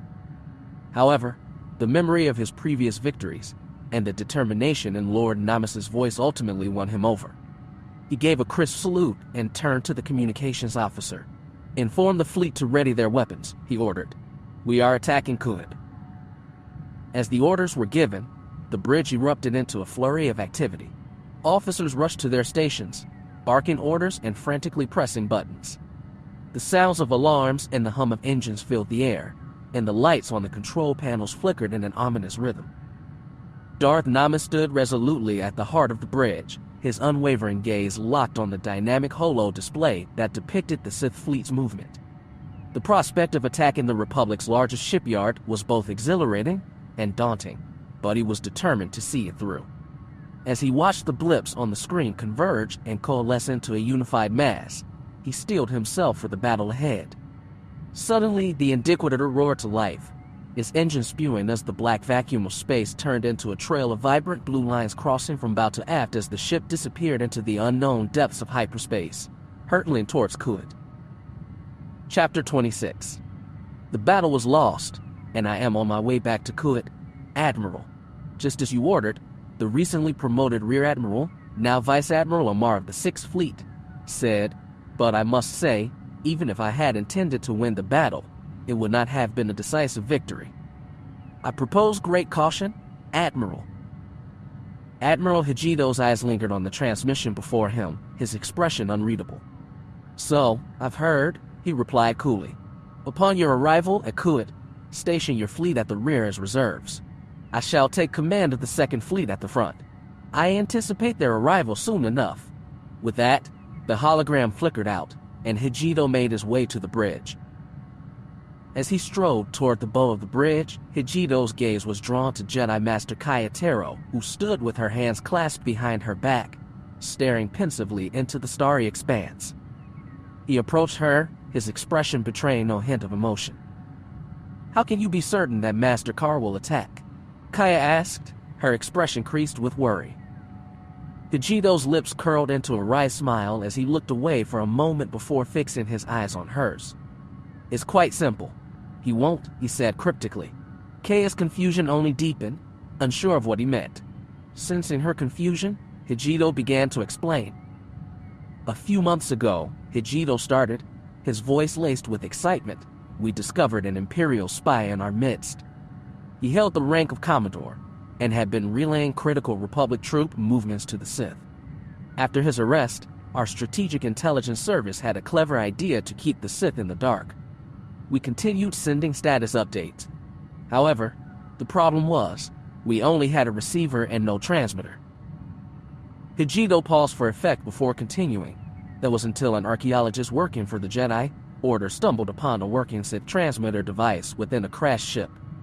The transmitter was the key to us now being able to send false information instead of just status confirmations. With a proud smile, Hijito recounted how he had seized the opportunity to deceive the Sith. "When I was informed of this development, I immediately sent information suggesting that Republic forces had retreated from Kuat to a more defensible position. To reinforce this, I also dispatched the 6th Fleet to Bamora and handed over some parts of the mid and inner rim, which we will, of course, recover. All of this further solidified the illusion of retreat." Now obviously, Vectivous won't believe this, but Nama's will, Kaya finished his sentence, her eyes widened in realization. The Admiral nodded in agreement, his face glowing with pride and satisfaction. That's right. Namas will take the bait, Hijito's voice oozed with pride. From what you told me about him and from what I have observed myself, he is hungry for power and recognition, always eager to prove himself, especially to someone like Darth Vectivous. And with the false intelligence suggesting that Kuwait is free of Republic fleets, he'll jump at it, seeing it as an opportunity, too good to ignore. And that's precisely what we want. Kaya looked at the Admiral with a newfound sense of admiration. Perhaps she had underestimated his strategic acumen, and she couldn't help but feel proud of her colleague's cunning and resourcefulness. Admiral, I'm impressed. You have certainly taken my analysis to heart, she said, her tone filled with admiration. However, this is a bold move. Are you sure it will work? What if Vectivous intervenes and stops Namas from attacking? He is, after all, the Emperor. Admiral Hijito shrugged, still remaining calm and collected. Of course, there is always a risk. We can't be sure this will work, but it is our best chance. Besides, it's a calculated risk. If everything goes according to plan, we'll have both Vectivous and Namas in chains. Or, well, whatever you plan to do with them, he added, looking at Kaya with a curious grin. However, Kaya remained pensive, her thoughts and plans hidden from Hijito's probing gaze. May the Force be with us, Kaya offered as a farewell, her face alight with determination. She turned her back to the Admiral, her cloak flowing behind her as she made her way to the bridge's exit. Hijito watched her depart, feeling a newfound respect for his colleague's strength of character. May the Force be with us, indeed, he echoed to himself, his eyes scanning the inky blackness of space beyond the bridge's viewport. The potential impact of their actions on the war's outcome weighed heavily on him, but his conviction in their plan gave him a sense of purpose and focus. As the Imperial fleet drew closer to Kuwait, Namas couldn't help but feel a sense of tension building within him. It was a feeling he hadn't experienced in some time, yet he couldn't shake the excitement that coursed through his veins. As the ship exited hyperspace, Namas was greeted with the sight of a vast Republic armada awaiting their arrival. The sheer size and power of the enemy force took him aback, leaving him momentarily speechless. The information that he had received was clearly false, and he had been duped. Namas watched as the Republic fleet began deploying its starfighters, and a quiet curse escaped his lips. The realization that he had led his forces into a trap was a bitter pill to swallow, but he knew that he couldn't back down now. He would have to rely on his own tactical prowess and the skill of his fleet if he hoped to come out of this victorious, or at least, alive. Namas was not one to shy away from a fight. He was known for his bravery and determination, and he demonstrated these qualities as he barked orders to his crew to man their stations and deploy starfighters in the face of the overwhelming Republic armada. This was still winnable, Namas thought to himself. It had to be. The battle was instantly intense, with laser beams crisscrossing the void of space as starfighters, bombers, and frigates swooped and swerved, exchanging fire.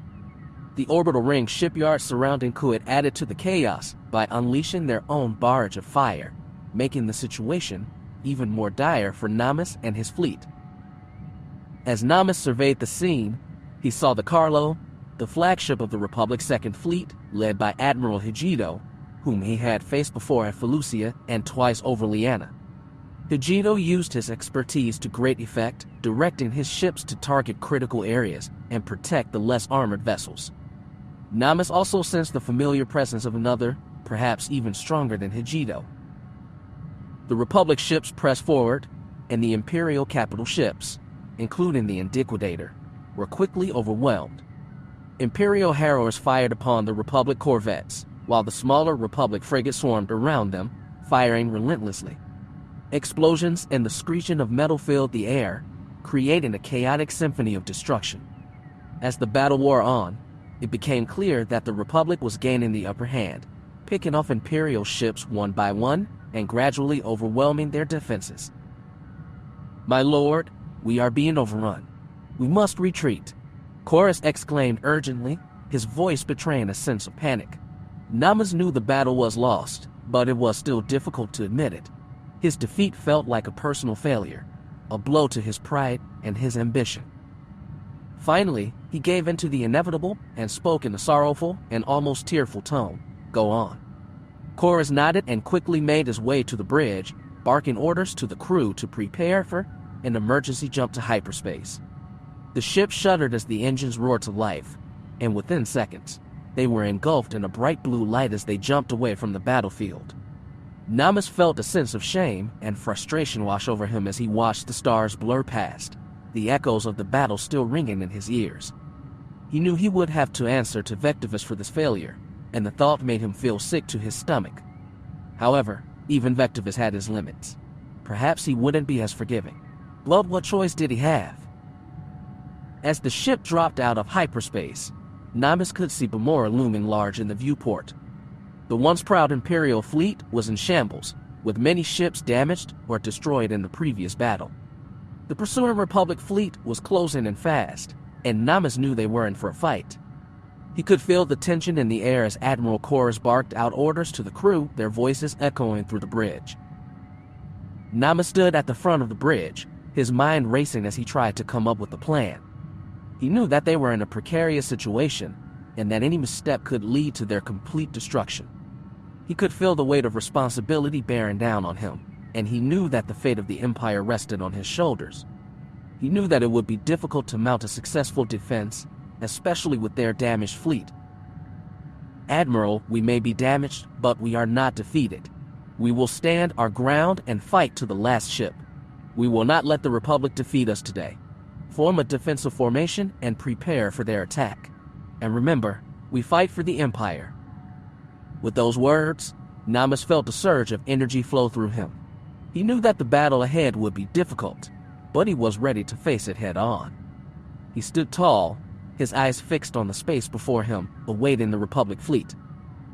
"Jump to Bamora right away," Admiral Tim Hijito ordered, seeing the damaged Imperial fleet retreating. Standing beside him, Jedi Master Kaya observed the Admiral's command with a mixture of respect and curiosity.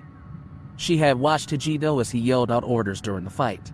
Although the fight was won due to the Republic's superiority in numbers, both sides suffered similar losses. The ship jumped into hyperspace, the bridge going silent for a moment. "Upon our arrival, I will take a few Jedi and board the Indiquidator. I expect you to give aerial support," Kaya suggested, her tone betraying a hint of firmness. "Master Jedi," Admiral Hijito interjected, "such an action is quite unnecessary. Why not simply destroy the ship and be done with it?" "Admiral," Kaya replied with unwavering conviction, "I am not here to take lives but rather to bring Nictor and Master Kar to justice." "Alive, starting with Namas," Kaya stated firmly. Admiral Hijito let out a sigh, conceding the argument. "By all means, Master Jedi. I extend to you my unwavering support." Hijito couldn't help but feel a pang of sorrow as he watched Kaya depart, knowing the danger she was about to face. He only hoped that she would return victorious. As the door of the gunship slid open, Kaya's gaze fell upon a line of 20 Jedi Knights standing at the ready. Accompanied by the stalwart presence of two fellow Jedi Masters, Corando Dan and Snivian Switril Suuk, Kaya was surrounded by an assembly of skilled warriors eager to join the fray. Inside the gunship, Kaya took a seat as the co-pilot while Master Suuk flew the ship. The other Jedi took a seat in a row of seats behind them, with a few left standing.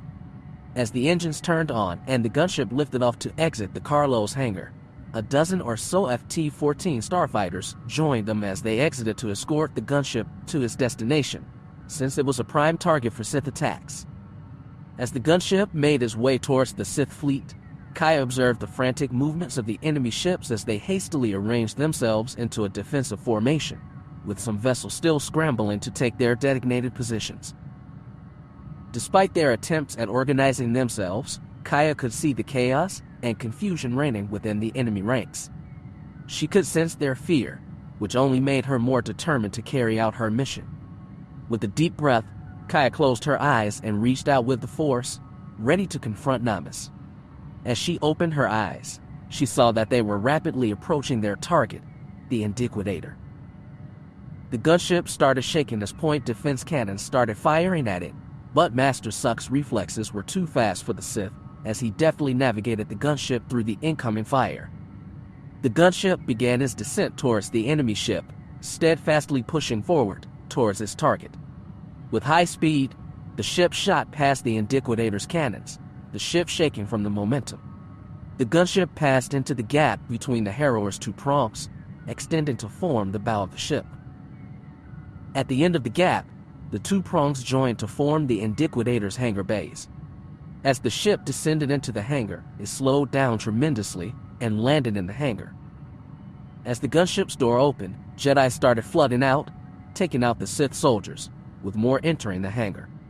Kaya stood up from the co-pilot's chair, and together with Master Suok she left the gunship.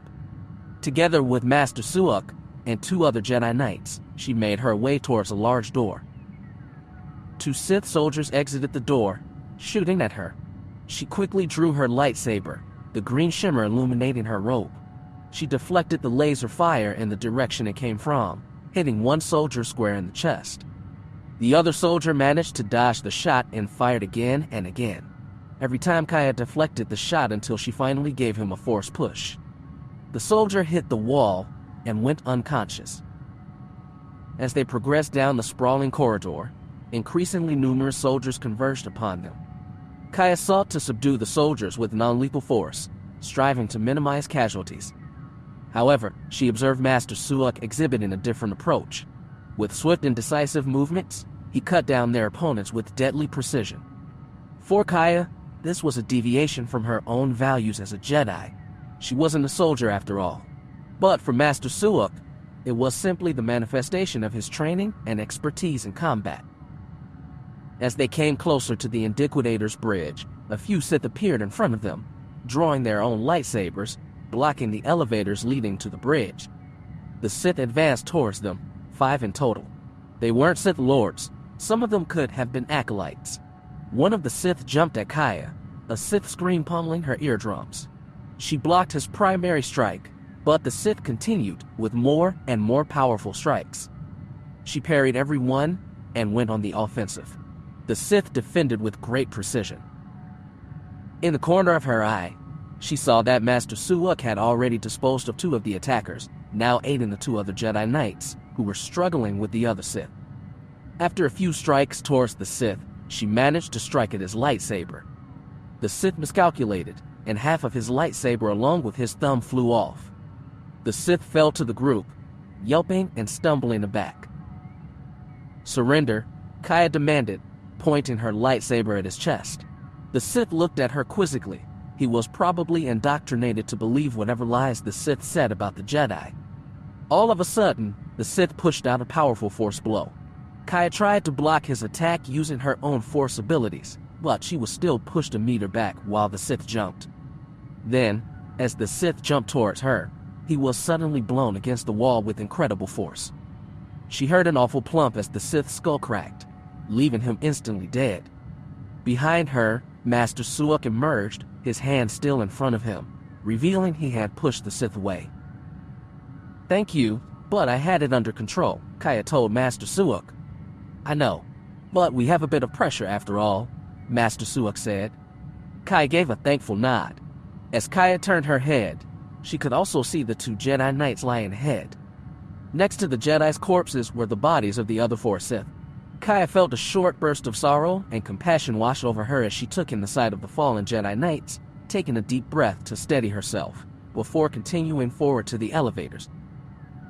As Kaya and Master Suok approached the elevator that would take them to the bridge of the Indiquidator, she felt a mix of fear and determination. They stepped into the elevator, silently drawing their lightsabers but not igniting them. The doors closed with a soft hiss, and the elevator began its ascent to the bridge. Kaya could feel her heart racing as they approached their destination. Namas was once a close friend, a fellow Padawan who had chosen the path of the dark side. Now he was a powerful Sith Lord, determined to destroy everything Kaya held dear. As the elevator doors opened, Kaya and Master Suok saw a sea of bodies on the floor. But to Kaya's surprise, these bodies were Imperial troops, officers, and crew. In the middle of the bridge was an officer in an admiral's uniform. All of them had been stabbed or sliced by a lightsaber. As Kaya looked at the front of the bridge, she saw Namas looking outside of the window, lightsaber still in hand. "Nictor," she yelled towards him. Namas jolted his head, eventually turning towards her. "So, it was you, Kaya? I convinced myself that you didn't have the guts to face me," Namas said, his face whiter than she remembered. His face was malicious, but his expression was surprisingly devoid of evil. His body was covered by a black robe, under which a layer of armor revealed itself. "You caused this carnage. Your own men. Why?" Kaya asked him, ignoring his taunt. "Why?" Namas repeated Kaya's question with a hint of disdain. "Admiral Chorus and his crew failed me in every way. I will not tolerate insubordination, especially not when the fate of the Empire rests in the balance. They brought this upon themselves," he explained, his voice cold and calculated. Despite his ruthless words, there was a certain emptiness in his eyes, as if he were only going through the motions of a long-practiced script. "You attacked Kuwait. You lost the battle. You murdered these people, as you murdered billions of others. Under your orders, entire planetary systems suffer. You have committed incredible war crimes, and you will stand trial for those atrocities," Kaya responded. "Trial? How quaint, Kaya," Namas sneered, his eyes alight with a hint of dark amusement. "Also, how is it that you don't have the guts to face me alone, and you bring me this Jedi Council pet?" Namas said, looking at Master Suok. "Master Suok, I need you to wait outside," Kaya said, turning to the Snivian Jedi Master. "I can't handle this." But Master Suok was not pleased with her request. "Are you sure, Master Taro? He is dangerous and unpredictable. It would be wise to have backup." "I appreciate your concern, but I need to do this alone. Please wait outside." Kaya's tone was firm and resolute, and Master Suok eventually relented with a nod of his head before turning and leaving the bridge. Kaya then turned back to Namas, her gaze steady and unwavering. "I am not afraid to face you, Namas. I am here to bring you to justice." "How sweet of you. Do you remember who always won our duels? Do you?" Namas said, a gloating smile on his face. "It was me, Kaya.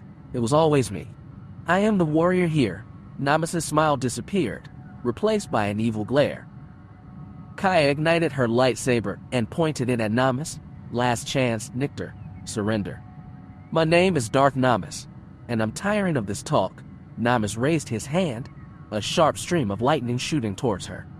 She skillfully deflected the force of the lightning with her lightsaber, but its immense power compelled her to take a step back. Undeterred, Namas continued his assault, hurling objects at her as he advanced. Kaya gracefully dodged these obstacles, her steps carefully measured as she retreated. As Namas jumped into the air, his dark aura seemed to grow, and he ignited his lightsaber mid-flight. He descended upon Kaya with a swift and powerful strike, forcing her to defend herself with all her might. The sound of their lightsabers clash and echo throughout the room, a testament to the ferocity of their battle. Despite Namas's formidable skill and prowess, Kaya stood her ground, determined to match him blow for blow. The room reverberated with the clash of their weapons, the sound of each strike filling the air. Namas launched ferocious attacks, which Kaya deftly parried, trying to seize the opportunity to counterattack, but Namas never misstepped. Suddenly, she felt herself losing her grip and looked for a way out. She needed to contact Master Suok for help. She had underestimated Namas in his power. As she grew increasingly unsteady and made costly errors, Namas seized the opportunity to launch a surprising force push at her. The powerful blast sent Kaya flying backwards, causing her lightsaber to slip from her grasp as she hit the ground with a thud. Namas advanced towards her. She was still recovering from the impact as Namas raised his lightsaber, ready to strike the final blow. Kaya braced herself, closing her eyes to find inner peace. Despite the dire situation, a smile played across her lips as past memories flooded her mind, memories of their time together as Padawans, and the bond they had shared. But to her surprise, nothing happened. She opened her eyes again, stunned at the sight of Namas hesitating. His weapon hovered inches away from her, and she could see a glimmer of recognition in his bright blue eyes. All traces of evil seemed to have been washed away, as if he were suddenly struggling with the act of striking her down. Kaya sensed a flood of memories rushing into Namus's head, reminding him of the close bond they once shared as friends. In that moment, Kaya knew that their connection was stronger than the darkness that consumed Namus. Namus's lightsaber dropped to the ground, his face free of the hate and darkness he had been engulfed in before. Kaya used her right hand to slowly reach for her lightsaber as Namus was distracted. She had to be careful. Despite the turn of events, Namus was still a formidable opponent. With her left hand, Kaya exerted a force push on Namus, using the force to grip her lightsaber with her other hand. She ignited it, and the bright green blade towered over the now defeated Namus. The roles were now reversed. Kaya, once the one in danger, now stood as the victor over her former friend. But despite her victory, Kaya's heart ached at the thought of the bond they once shared being shattered by the darkness that consumed Namus. She hoped that there was still a chance for Namus to be redeemed and that he would someday find his way back to the light. Kaya's heart raced as she tried to catch her breath, the adrenaline from the fight still coursing through her veins. She looked up at Namus, her former friend turned enemy, confused by his sudden change of heart. His eyes held a flicker of something she couldn't quite place. Was it remorse? Regret? She struggled to comprehend what had just happened, and why Namus had spared her life.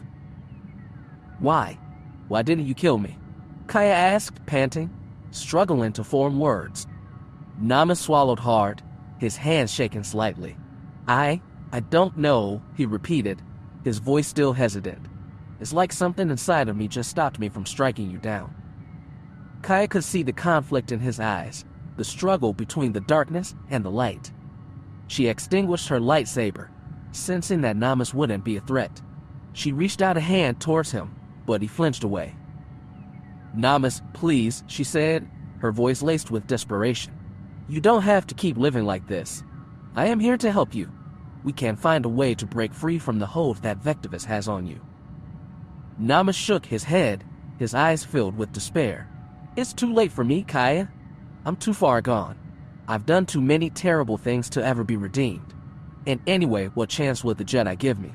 A few minutes ago, you were telling me how badly you wanted me to stand trial. Kaya could see the pain etched on Namus's face, and she felt a pang of sadness in her heart. She understood his doubts and fears, but she couldn't give up on him just yet. Namus, I believe in second chances, Kaya said softly, trying to convey her sincerity. I know you've made mistakes, but that doesn't mean you're beyond redemption. The Jedi will give you a fair trial, and if you're truly remorseful for what you've done, they will take that into account. Kaya knew that there was still a shred of goodness left inside of him, buried beneath the darkness that had consumed him. Namus looked at her, his eyes searching hers for any sign of deception. He sighed audibly, opening his mouth to speak when Master Suak entered the bridge, rushing towards them, slowing as he saw Namus on the ground. I sensed you were in distress. I feared I was too late, Master Suak said. Yes. Well, it's quite complicated, Kaya answered, forcing a small smile.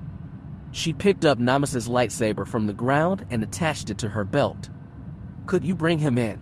I need to take care of another matter, Kaya asked Suak. Of course, Master Taro. We have secured the rest of the ship, and a battalion of Republic forces has also come to take the prisoners, Master Suak said, first looking down at Namus then back at Kaya. Kaya nodded, her gaze shifting between Namus and Master Suak. Thank you, she said, her voice steady but her eyes betraying a hint of unease. When Kaya looked at Namus, she saw he was staring at her. You're not serious, right?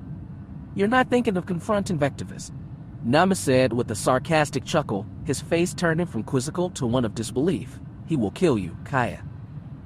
I need to go, Kaya told Master Suak, looking at him.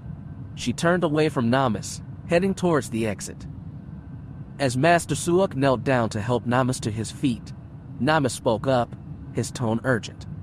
Kaya, wait, he said, his hand gripping Master Suak's arm to steady himself. You can't go to Vectivous alone. He's too dangerous. You don't understand what he's capable of. Kaya turned to face him, her expression serious. I know exactly what he's capable of, Namis, she replied, her eyes locking with his. That's why I have to go. I can't let him get away with what he's done.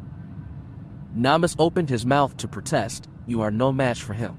He's in a different league. And he won't hesitate. But Kaya cut him off, her voice firm. I appreciate your concern, Namis, but this is something I have to do, and I won't let you or anyone else stand in my way, she said, her voice unwavering.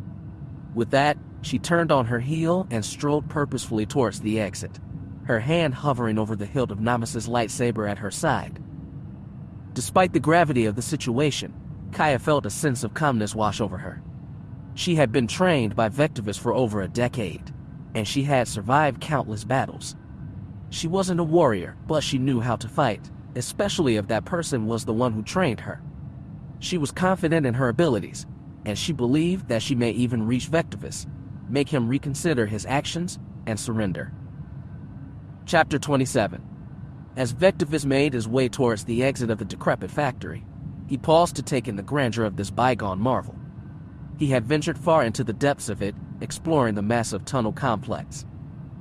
Despite the fact that the factory had long ceased its production of armaments, Vectivous couldn't help but be awed by the massive production lines and storage facilities.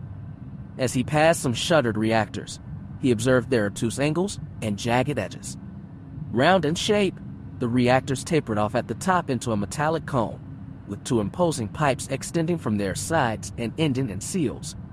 Time had taken its toll on the once smooth metal, leaving rusted holes scattered throughout the pipes. Vectivous was still struck by the notion that these machines had likely stood in the same position as they once did, even if they had been replaced several times over the centuries. With his knowledge of the factory's history, Vectivous found himself imagining what the place must have looked like in its heyday under Sith rule. During his time exploring the massive complex, he had ventured through the command center, missile production areas, and various other facilities and factories, each taking time to fully discover and appreciate. As Vectivous approached the exit of the factory, he passed by a former missile silo, its walls lined with empty shelves and rusting equipment. He couldn't help but imagine the deafening roar of missiles being launched from this very room, the testament to the power and might of the Sith Empire. Continuing on, Vectivous soon came upon a tank production line, where once rows of armored vehicles would have rolled off the assembly line. The remnants of the machinery were now covered in a layer of dirt, pebble, and debris, but Vectivous could still envision the organized chaos that must have once dominated this area. He wondered at the ingenuity and technical prowess of the workers who had operated this facility, producing machines of war that would have struck fear into the hearts of the Empire's enemies. With one final, lingering look behind him, Vectivous stepped through the exit and into the bright sunlight. However, his sense of peace was suddenly shattered by a feeling of unease. Before he could fully grasp the feeling, his comlink beeped. Vectivous took the comlink from his belt. Lord Karath, Vectivous said, pressing the button to speak. My lord, I have tried to reach you, Karath said in a nervous tone. Namis has lost at Kuwait, and the Republic is about to send an invasion force to the command center. We are under heavy bombardment.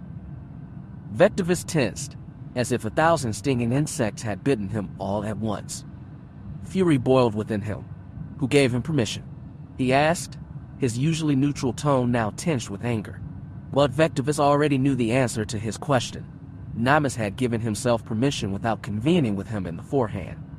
The pieces of the puzzle were beginning to fall into place in Vectivous's mind. The security director's urgent meeting, Namis's defensiveness about his victory at Felucia, Darth and Dedu's escape, and the transmitter. They were all interconnected. Vectivous now saw the error in his plan. Namis was the flaw. He had been a fool to place his trust in someone who was clearly lacking in judgment. My lord, I was under the impression that you had known about Namis's move, Karath said, his voice cracking, an audible tinge of fear in his voice. Vectivous looked at the sky, but it was a cloudy day, so he wasn't able to see the battle. However, he did hear the sound of another battle in the distance. Send a shuttle at once. I will command what's left of the fleet, Vectivous commanded. My lord, Karath replied, his voice urgent. The Inquisitor was boarded 10 minutes ago, and we've had no communication since. The command base is under attack, and our anti-aircraft turrets are struggling to fend off their starfighters. An invasion force is expected at any moment. Vectivous' expression grew grim at the news. His anger was about to boil, but he controlled his impulses, not letting his emotions get the better of him. He needed to act quickly and decisively to organize another fleet to defend his conquered territories. All hopes of a swift victory had been crushed. The fate of the new Sith Empire hung in the balance, and he was determined to emerge victorious. Stand firm to the end. I shall procure another vessel and assemble a fresh fleet to bolster your defense, proclaimed Vectivous while terminating the connection, acknowledging that his words contained falsehood, but recognizing their indispensability. His intent was to leverage the other task forces to create a Madrim defense, with unwavering resolve to ensure that Nemesis errors did not shape the fate of the ongoing conflict. As Emperor of the new Sith Empire, and a proficient warrior, he refused to relinquish control of his realm to the whims of one inept subordinate. In spite of his 71 years, Vectivous took off in a sprint towards an outpost situated not far away. Undeterred by his age, the Emperor surged forward towards an ancient stronghold known as Bugtown, located near Sobrik. The coordinates had been imprinted on his mind after perusing the holo map presented to him during his colloquy with Darth Karath. With its historical importance, Bugtown was a well-known location to Vectivous. It was the site of the Bamoran Resistance Command Post in the days of the Great Galactic War. Vectivous hastened along a rough-hewn trail, surrounded by expansive, verdant meadows speckled with jagged peaks that loomed over the land. With the grace and swiftness of a much younger man, he navigated the perilous terrain, deftly sidestepping toxic marshes littered with discarded machinery and waste. As he approached the camp, Vectivous spotted Republic scouts in the vicinity. Time was of the essence. With no hesitation, he swiftly dispatched the two scouts on a small hill who were attempting to contact their allies, snapping their necks. Vectivous winced as their bodies dropped soundlessly as Vectivous proceeded towards the base. This work was below him, and he felt dirty. At the summit of the hill, Vectivous paused to survey the situation at the base. Nestled within a mountain, the entrance was well guarded, with a wall and turrets surrounding it. He estimated that there were at least 100 troops in the vicinity, including several Jedi, with another 100 soldiers likely bunkered inside. Adjacent to the base, a metallic structure serving as a hangar contained a ship. Descending the hill, Vectivous made his way towards the front gate of the wall, which was not particularly high and could easily be hurdled over. With effortless grace, Vectivous raced towards the wall, the soldiers atop taking notice and signaling the entire base. Despite the opposition's concerted efforts, Vectivous remained undeterred, evading the direct fire with ease and maneuvering through the chaos with uncanny agility. Upon reaching the wall, he sprang into the air, soaring over the defenses and landing with immense force, causing the ground to rupture like an earthquake as a massive force shockwave emanated from his being. The soldiers on either side of the wall were thrown to the ground, allowing Vectivous to dispatch them swiftly with a deft stab to the heart. The turrets continued to rain down fire, but Vectivous moved with such unnatural speed and unpredictability that their shots missed him entirely. Vectivous leapt into the air, and the turret to his right struck the one to his left, resulting in a violent explosion. Vectivous spirited over to the right turret and ignited his lightsaber to behead the guard at the turret, the guard's head falling on the floor with eyes wide open. The soldiers behind the wall were alerted and quickly converged on Vectivous. As he descended the steps, two soldiers stood in his path, but he deftly deflected their shots, striking one in the head and the other in the stomach. Upon reaching the bottom, a soldier attempted to flank him from the left, but Vectivous impaled him through the heart with ease. Then, in front of him, 3 more guards appeared, firing their blasters at him. Vectivous pulled his lightsaber from the soldier's corpse, which slumped to the ground, and he deflected the incoming shots back at the soldiers. One of the soldiers was hit in the chest while the others took cover and avoided the blaster fire. Vectivous advanced to the wall's exit, leading to a small plaza in front of the mountain base. Vectivous sensed the two soldiers standing on either side of the door, with more soldiers flocking towards it. A volley of blaster fire flooded into the entrance, with Vectivous elegantly dodging and deflecting every shot. Upon entering the door, he quickly snapped the necks of the two soldiers beside it who were just about to fire at him as he passed through. With a half-moon circle of 20 soldiers standing before him, Vectivous faced his attackers with determination. The troops were crouching behind barricades and walls, raining blaster fire on him. Without a moment's hesitation, Vectivous leapt toward the soldiers directly in front of him, one of whom was manning a heavy gun. His feet hit the ground as his lightsaber sliced through the first soldier, cutting him into two halves. He then spun around to decapitate another soldier behind him. Meanwhile, his left hand unleashed a burst of Sith Force lightning at two soldiers on the other side, instantly electrocuting them. Now, the soldiers who were previously next to him have advanced behind him. As more troops emerged from the base and closed in around him, Vectivous found himself completely surrounded. But he didn't falter. He jumped straight up, calling on the energy stored in the clouds to summon 4 dozen lightning strikes, which burst down around him, killing over 100 of the attackers. As his feet made contact with the ground, he felt a jolt of energy travel up his legs and into his body. He steadied himself with his left hand, which had a slight tremble from the aftershock. As he looked around, he noticed that the air was warm and thick as the electricity he had just summoned converted into heat. 2 Jedi emerged from the door, their lightsaber ignited. Vectivous engaged them, firing a powerful lightning strike from his left hand towards one of the Jedi, while his right hand parried a blow from the other. The Jedi deflected his lightning but was irritated when Vectivous gave him a powerful force push that sent him flying 10 meters away. With one Jedi temporarily out of the fight, Vectivous turned his attention to the other. Vectivous parried another strike to then subsequently counterattack, delivering multiple blows per second in a fierce and baleful advance. The Jedi had no option but to retreat. In due course, Vectivous' strikes became too agile and swift for the Jedi to keep up with, and with a deft turn, Vectivous delivered a forceful kick to the Jedi's ribs. The Jedi was momentarily winded, and Vectivous capitalized on this opening to execute a quick sweep of his lightsaber, effectively beheading the hapless Jedi while he was still reeling from the pain. Meanwhile, the other Jedi had regained his footing and charged towards Vectivous with renewed vigor. However, Vectivous was not intimidated and unleashed a powerful force push that sent the Jedi stumbling backwards. Undaunted, Vectivous charged forward, unleashing another burst of lightning from his fingertips. The Jedi raised his lightsaber in defense, but Vectivous used his momentum to deliver a fierce strike that left the Jedi staggered. Struggling to parry Vectivous' relentless onslaught, the Jedi was caught off guard by another force push, and was sent hurtling backward, crashing into the wall and collapsing to the ground in a dazed heap. But Vectivous paid him no heed, calmly extinguishing his lightsaber and attaching it to his belt before striding purposefully towards the base. With the flick of his wrist, Vectivous brought an end to the Jedi's wretched existence.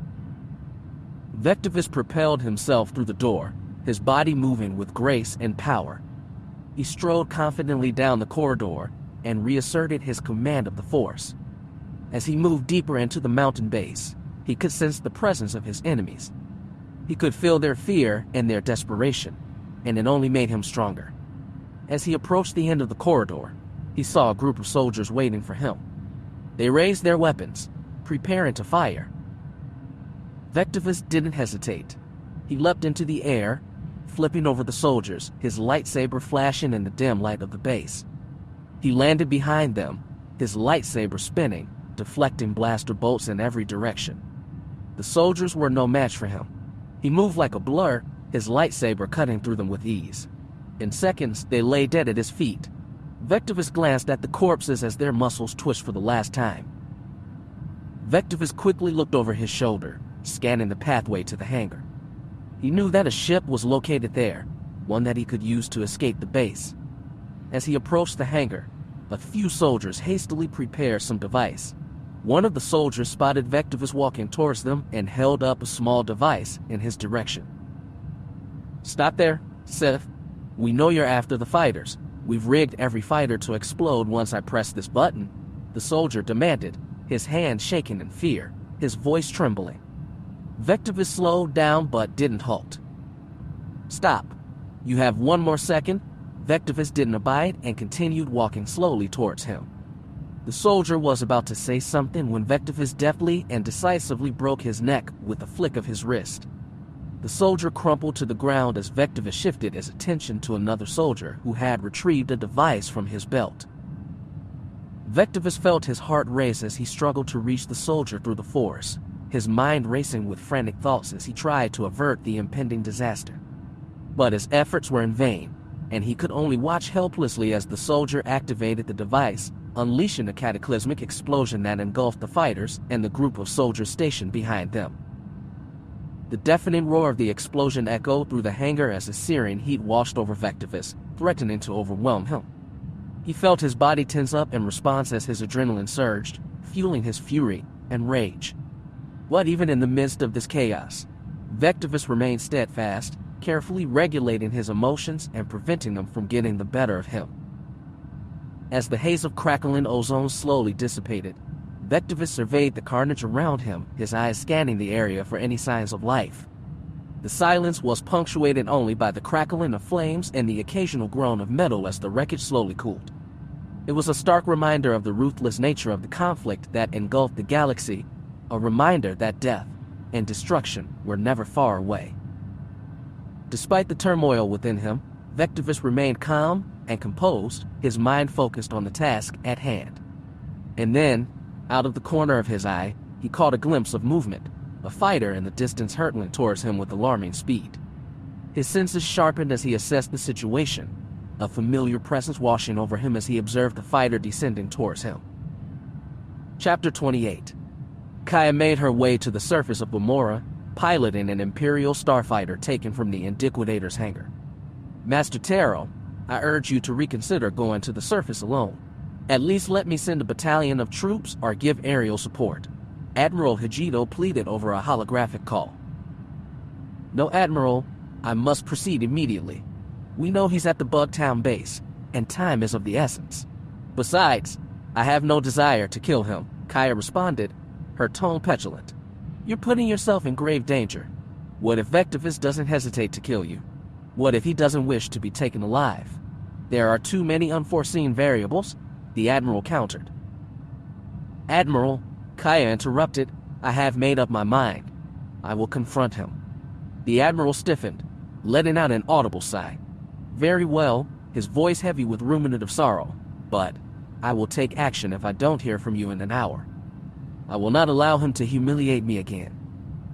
Kaya straightened in her chair, taking the ship into the atmosphere. "I need to go," Kaya said. "Of course," Hijito exhaled. "May the Force be with you, Master Jedi." Kaya looked at the hologram of Hijito, a tint of worry in his eyes. "And with you, Admiral," Kaya replied before terminating the hologram. She could already make out the base in the distance, a thick plume of black smoke billowing from his hangar. She decided to land in a small plaza in front of the base. As she drew closer, something caught her eye.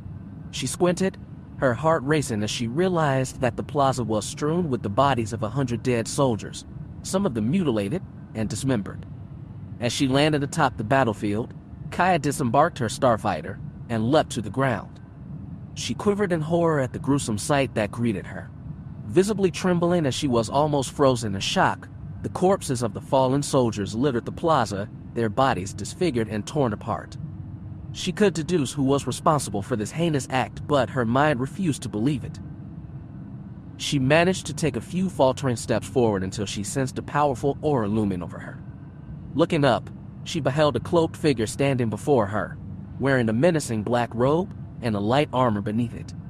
His face was obscured by a glowing mask. Kaya noted that his orange skin appeared pallid, even more so than she remembered. Before her stood Master Carr, a man she had believed to be dead for the past 6 years. Vectivous chuckled at the sight of her. "Are you alone, Kaya?" Vectivous asked, his cold voice muffled through his mask sent a shiver down her spine, causing her leku to twitch. Kaya's voice trembled more than she expected as she asked, "What happened to you?" She couldn't help but feel a sense of sadness as she took in Vectivous' appearance. He looked almost unrecognizable from the man she once knew. Vectivous stared at her, his gaze piercing through her, even though she couldn't see his eyes beneath his goggles. "I see. You see me as a traitor." And he trailed off. "No," Kaya cut him off, her voice powerful but filled with sadness. "No, I'm talking about this." She gestured towards a stack of bodies beside her. The sight of the fallen soldiers left her feeling sickened and angry. Vectivous didn't even look in the direction she pointed and continued to stare at her. "Yes, these soldiers were in my way.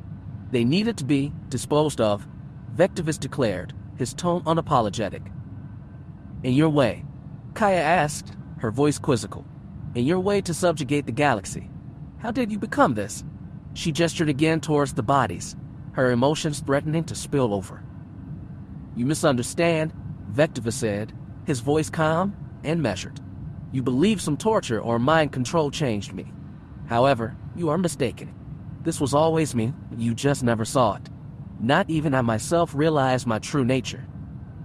Kaya shook her head in disbelief. "That's not possible. You are not the man I idolized my entire life," she said, her voice choked with emotion. "You killed billions. You have ordered genocides."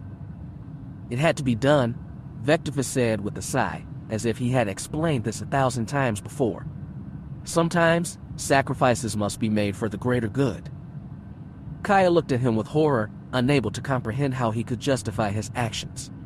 She took a step back, distancing herself from him. "I am not a monster, Kaya," Vectivous said, his voice steady and devoid of emotion. "I do not take pleasure in killing these people, but the fate of the galaxy rests on my shoulders, and I will do whatever it takes to ensure its survival." "Ridiculous," she exclaimed, her emotions getting the better of her. "You order dozens of worlds to be devastated for some diversion. The empire you rule enslaves entire races." Vectivous' response was calm and measured. "Slavery is a natural part of life. Biology works in the same way. Applying it to a sentient society changes nothing." Kaya refused to accept what she was hearing. "I can't believe what I'm hearing. Why? Why are you doing this?" "I saw the truth," he said. "The truth?" Kaya scoffed mockingly. "Yes, the truth." Vectivous' tone shifted, his voice now imperious and commanding, losing his calm tone from before. "The truth that the Sith will be triumphant. The truth that only an empire focused on bringing stability and security over equality and frantic egalitarianism can bring lasting peace and prosperity to the galaxy. I have seen the Republic and its ineffective ways of governance. I have seen it for years. The corruption of a few, bringing suffering to trillions. The sacrifices I am making today will save countless people from suffering in all generations to come. You just can't see it. There will be no equality, no democracy, no rights." "What?" Kaya answered, but Vectivous broke her off. "And the Republic have democracy. Does the Republic have equality?" Vectivous declared, his voice rising. "Do you understand the extent of power wielded by the people? It's non-existent. The select few control everything. There's no democracy, no law, no order. The Republic is an oligarchy, the rule of a few, enforcing their corporative anarchy upon the galaxy. To be more precise, the Republic is a decrepit plutocracy, the rule of the ultra-wealthy. They slime themselves around your fingers, corrupting everyone and everything. They make you believe that you have a choice and a voice. I want to replace that system. What the galaxy really needs is for the wise to rule, the knowledgeable to be in charge. The galaxy needs a system based on merit. The galaxy needs the most capable to govern. The galaxy, it needs me." Vectivous stared at her, a shiver running down her spine. Kaya was at a loss for words, still in disbelief. "You may not see it now, but we're on the same side," Vectivous continued. "The Sith Empire is just a vessel, nothing more. Once I've dealt with the Republic, the Sith will follow. The current suffering of the galaxy is only temporary." A pregnant silence descended upon them, only the gentle breeze providing a moment of reprieve from the tension. "I have no desire to kill you, Kaya," Vectivous continued, his voice now calm. "In fact, I appreciate your talent. That's why I'm giving you the chance to join me. Together, we can bring peace and order to the galaxy. Kaya was taken aback by the unexpected proposition and stumbled backward, almost losing her balance. "You can't seriously believe that?" Kaya replied incredulously, disbelief evident in her voice. "I would never join a traitor like you," Kaya declared. Vectivous let out a deep sigh, disappointment evident on his face. "I reckon you would say that. It's truly a shame." Kaya's emotions threatened to overwhelm her. At this point, she didn't know what to feel or say. Vectivous seemed to pick up on her inner turmoil. "Oh, Kaya," he quipped sarcastically, igniting his crimson lightsaber. "Don't you remember your first lesson? There is no emotion, there is only peace." Kaya mirrored his action, assuming a defensive posture. "I will give you one chance, Kaya. Leave at once and step away from my transport. Kaya, I really do not want to kill you, but I will need that fighter. Step back and give it to me," Vectivous said, taking a few steps to circle around her. The hum of their lightsabers and the occasional burst of wind were the only sounds in the plaza. The distant ululation of some animal. Kaya stood her ground, refusing to surrender. "No, I cannot let you leave. Surrender, and we may never have to fight," she replied, feeling the familiar rush of adrenaline as she prepared for the impending battle. However, she was also plagued by a sense of unease and anxiety as she realized that she had just given Vectivous away off the planet and that her own demise might be inevitable. Although, she thought, there might be one last chance, one last hope. Vectivous attacked first, his lightsaber whirling towards Kaya. She deflected the blow, her lightsaber flashing through the air as she counterattacked. The two engaged in a fierce duel, their lightsabers clashing and sparking. As they fought, Kaya realized that her former master has grown a lot more powerful since they last met. His strikes were calculated, powerful, and relentless. But she knew how he fought, albeit with some new maneuvers she had not previously witnessed. However, he had trained her for years, teaching her the masterful sixth form of lightsaber combat, also called Naiman. Despite her best efforts, Kaya was forced to retreat as Vectivous relentlessly launched strong blows at her. However, he refused to let her go, and used his telekinetic powers to pull her towards his lightsaber's path. Kaya quickly dove, narrowly avoiding the lethal blade by a mere millimeter.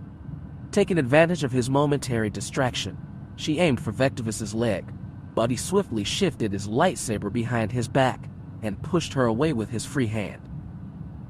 Though thrown aback, Kaya regained her stance, bracing herself as Vectivous launched a powerful force lightning blow towards her. It was only a short burst, but she had to concentrate on deflecting it as she saw Vectivous jumping at her. She decided to hold her ground and parry the incoming strike. Vectivous' lightsaber clashed with hers. Both of them were exerting unnatural amounts of energy towards each other. As Vectivous landed behind her, he exuded an intransigent determination that only added to the already intense atmosphere. Their lightsabers clashed once again, but this time Vectivous became more unpredictable, attacking from all directions with lightning-fast strikes. Kaya managed to hold her own, but she knew she couldn't keep this up forever. Although Vectivous was almost twice her age, his stamina was balefully exceptional. He stroked at her upwards, to then turn, using his other hand for a short burst of lightning, to then use the accumulated force of his turn to swing his lightsaber down upon her. Kaya deflected the lightning with her own lightsaber but was unable to block the ensuing strike in time. In a split-second decision, she dodged to the side, narrowly avoiding a deadly blow. But Vectivous wasn't finished yet. With the same hand that had just unleashed the lightning, he summoned a powerful force push that sent Kaya hurtling backward. She slammed against the wall of the plaza, disoriented, and struggling to regain her footing. Before she could recover, Vectivous was upon her once again, their lightsabers clashing in a furious battle of skill and willpower. Suddenly, Vectivous punched at her hand, and her lightsaber flew away as Vectivous grasped onto her, choking her while raising her up against the wall. Kaya fought back with all her might, struggling to shield her vulnerable throat and neck from his attacks. Despite his initial advantage, Vectivous soon realized that he couldn't simply snap her neck and switch to a different tactic. He lashed out with his lightsaber in his free hand, aiming for Kaya's body. With lightning-fast reflexes, Kaya raised her hand for the incoming blow and absorbed the lightsaber strike with her bare hand using nothing but the Tutaminous technique, absorbing the blade's energy. Vectivous hauled himself back for another strike. This time he pushed her hands away from her body with his fingers and into the wall as his lightsaber descended towards her once more. Kaya used the last of her strength to focus on the blade and divert it away from her lower body and towards the wall instead. With a sharp yank, Vectivous pulled his saber from the wall, the sound of metal grating against stone ringing in the air. He tightened his grip on the hilt, his knuckles turning white with the effort, and renewed his assault on Kaya. Pushing her harder against the wall, he exerted all his strength until she felt as if her skull would burst from the pressure. Vectivous lunged forward once again, his blade slashing through the air with deadly intent. Kaya's heart raced as she braced herself for the impact, her body tensing, ready to defend herself. With the final, last-ditch effort, she tried to grasp Namus's lightsaber, still attached to her belt, to deflect the incoming strike, but her strength failed her, and the blade pierced her abdomen with the searing pain that radiated through her body. As the agony washed over her, Kaya felt her strength begin to ebb away. She gasped for air as Vectivous withdrew his lightsaber from her abdomen. She clutched at the wound, feeling the warmth of her own burnt flesh. She fell to the ground, painfully turning herself onto her back to look up at the now cerulean sky. Vectivous looked down at her, lowering himself onto one knee beside her. "I'm sorry, Kaya," he said. "I truly am." His voice barely audible over the hum of the lightsaber. "I didn't want it to end this way." Kaya looked up at him, her eyes filled with tears. "You're a monster," she whispered, her voice barely audible. Vectivous shook his head, a hint of sadness in his eyes. "No, Kaya, I'm just a man who has made some difficult choices. Choices that will lead the galaxy to prosperous glory." Kaya coughed up blood, her vision blurring as she struggled to stay conscious. She knew that she was dying and that there was nothing she could do to stop it. But as she looked up past Vectivous and at the sky, her face filled with a luminous smile. As she looked at Vectivous, she saw an odd look of confusion on his face. "No," she chuckled, "you have lost." She smiled at him as his face darkened with realization. In a split second, Vectivous propelled his hands into the air as an avalanche of turbolaser fire illuminated the sky. Vectivous raised a force shield just in time to protect himself from the onslaught. The shield glowed with an intense light as it absorbed the first wave of lasers, but it was not enough to withstand the full force of the barge. The ground shook beneath their feet as the lasers impacted the surface, unleashing a symphony of deafening explosions. Despite the chaos around him, Vectivous remained steadfast. He slowly stood up, his feet planted firmly on the ground, his arms raised to the heavens. The firestorm continued to rage, a never-ending deluge of laser fire that threatened to overwhelm him. But Vectivous was not one to give up easily. Using his mastery of the Force, he pushed back against the incoming tide of energy, holding it at bay with his sheer willpower. As Vectivous pushed against the unrelenting onslaught of laser fire, the incoming barrage grew more furious and dense with each passing moment. The ships in orbit had joined the fray, their weapons adding to the inferno that raged around them. But despite the overwhelming odds, Vectivous refused to give in. Kaya watched the chaos unfold with a small smile on her lips. She had sacrificed so much to reach this moment, but in the end, she had achieved her goal, stopping Vectivous at any cost. The deafening explosions caused a strong gust of wind to sweep across the battlefield, propelling Vectivous a few centimeters into the ground. His cape fluttered around him, his fabric whipped by the howling winds. His goggles, once securely in place, had now loosened and eventually fell from his face, exposing his eyes to the toxic air. Looking down at Kaya with anger in his eyes, Vectivous yelled, "What have you done, Kaya?" A small tear formed in his exposed eye, only to evaporate in the searing heat that surrounded them. Despite the blistering heat and unrelenting chaos that engulfed her, Kaya found a newfound inner peace within herself. The ground shook and ruptured beneath her feet as the relentless barrage of lasers battered the earth around them. Despite it all, she remained steadfast, resolute in her convictions. Although Kaya had never imagined that the battle would culminate in such a catastrophic fashion, she had ultimately reconciled herself to this fate. As she drew her last, deep breath, a profound sense of contentment suffused her being, and her vision gradually faded to white. In that moment, she drifted off into the unknown, safe in the knowledge that she had fought with unwavering determination for what she believed in, achieving her ultimate goal of stopping Vectivous. Epilogue. The peace faction, which once held significant sway within the Senate, had now been completely dissolved. Recent victories at Kuwait and Bamora had bolstered the militaristic groups in the Senate and caused even the most reluctant senators to abandon their hopes of negotiating a peaceful resolution to the conflict. Now, almost the entire Republic was clamoring for an all-out offensive that would decisively crush the Sith once and for all. The impending election of the Supreme Chancellor loomed large, as it always did, given that the Jedi were the natural choice to fill this position. Following the catastrophic massacre of Coruscant, the Jedi felt a heightened sense of duty to safeguard the Republic in a more profound and meaningful way. For years, it had been the convention to elect Jedi to the office of Supreme Chancellor through formal means. However, this tradition had now been codified into law, with the Senate having passed a temporary emergency measure that restricted the eligibility of this esteemed post solely to members of the Jedi Order. Such was the gravity of the situation that the Senate deemed it necessary to take this extraordinary step, entrusting the fate of the Republic to those who had vowed to protect it with their very lives. Admiral Hijito stood before the Senate with a heavy feeling in his heart as he gazed out at the sea of senators. They had gathered to celebrate the recent victories against the Sith Empire, but his mind was consumed by the memory of Jedi Master Kaya Taro, who had made the ultimate sacrifice in the battle against Darth Vectivous. His eyes glimmered with sadness, but his voice rang out with conviction as he spoke. He cleared his throat. "Honorable delegates," he began, his tone serious and determined.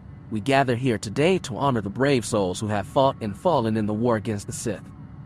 Jedi Master Kaya Taro gave her life in the fight against Darth Vectivous, but her sacrifice was not in vain.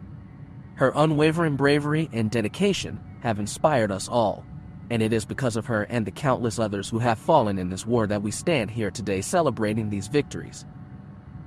As he spoke, the room fell silent, the gravity of his words resonating with each senator. He took a deep breath, steeling himself for what he must say next. "Master Tara's last gift to us was the capture of a high-ranking Sith Lord called Darth Namas. His capture has given us valuable intelligence and has halted the Sith's plans, as well as dealt a major blow to their leadership. But we cannot forget that our work is not yet done. The Sith still pose a threat to our galaxy, and we must not rest until they are defeated. In recent weeks, we have achieved remarkable progress by reclaiming vast territories in the mid and inner rims, effectively putting an end to Sith irredentism. Additionally, the death of Darth Vectivous and the apprehension of his second-in-command, Darth Namas, have dealt a devastating blow to the Sith Empire, consolidating our power and enhancing our position. But we cannot become complacent. The Sith still pose a threat to our galaxy, and we must continue to fight for the peace and freedom of all sentient beings." The applause continued to thunder through the Senate chamber, echoing off the walls and reverberating through the hearts of those present. The weight of the recent victories and the losses that led to them was palpable in the air. Admiral Hijito stood tall, his chest swelling with pride at the recognition he had received. He had always been a soldier driven by a need to protect and defend the Republic, but he had never expected to receive such accolades for his service. As Supreme Chancellor Sion Takar approached him, Hijito's heart rate quickened. "Admiral Hijito," he said, a solemn expression on the Chancellor's face, "on behalf of the Senate and the people of the Republic, I want to thank you and your forces for your bravery and dedication in this war. We are in your debt, and we will continue to support you in the fight against the Sith." Hijito nodded, his expression remaining stoic and serious, but inside he was awash with emotion. He had fought for so long, against so many obstacles, to get to this point. To finally be acknowledged by the same people who had once tried to bring him down was a validation he had never expected to receive. The cheers and applause from the chamber only served to heighten the intensity of the moment. As the session drew to a close, the Chancellor reminded everyone that the battle against the Sith was far from over. But even in the face of this warning, a sense of relief and hope filled the chamber. For the first time in a long time, Hijito felt a sense of peace wash over him. He knew that the fight was far from over, but with the support of the Senate and the bravery of the Republic's leaders, victory was within reach. The cell reeked of sterility and recycled air. Darth Namis sat chained at wrists and ankles, his robe ragged and soaked with dry sweat. The energy cuffs pulsed in rhythm with his heartbeat, mocking every twitch of resistance. He had lost track of time, days or weeks, but not hatred. That was still fresh. Two guards stood motionless outside the cell, the deep red ray shield between. They stood silent in silver armor, with Republic insignia. Namis's eyes, still sharp despite the bruises, followed every motion outside the transparent steel viewport outside the cell. The stars shifted unnaturally. The ship was nearing real space re-entry. The ray shield disappeared. Then footsteps. A woman entered, uniformed, gray-haired, with an officer's posture and no visible weapon. "You're awake," she said. "No name, no smile." "I've been awake," Namis rasped. "Where are you taking me?" She didn't answer at first. Instead, she keyed a holopad and let the slow swirl of a planetary approach manifest in light blue hues. The planet was icebound, scarred with canyons, one hemisphere sunless. "Vectivous," she said at last. Namis blinked. Then he laughed, a dry, bitter thing. "That's not real. A myth from the old Republic." "No myth," she replied coldly. "It was kept secret for a reason. Buried in archives so deep even the Jedi barely is still operating. And yet, here we are." The ship shook slightly as it entered the upper atmosphere. Outside, glacial storms raged across the surface, broken only by the black voids of ancient impact basins. "I'm a political prisoner. I demand contact with the Republic Senate." "No," the woman cut him off. "You're a living war crime with too much knowledge to execute, and too dangerous to keep anywhere ordinary. You won't see a trial. You won't see Coruscant. You'll vanish." Namis gritted his teeth, muscles tensing. "You think burying me changes anything?" The woman looked at him, truly looked, for just a moment. "You have lost. The Sith have lost. Soon this war will be over and you will rot here for eternity." She left. The ray shield reactivated behind her. Namis stared at the empty space she'd vacated, then down at his manacled hands. He thought of Tala, of the moment he hesitated, when pity, or pride, or something weaker still, made him falter. He'd let her go, and in doing so, had lost everything. That mistake would never happen again. Let them exile him. Let them lock him in ice and myth. He would carve his empire from whatever hell they threw him into, even if it took a lifetime.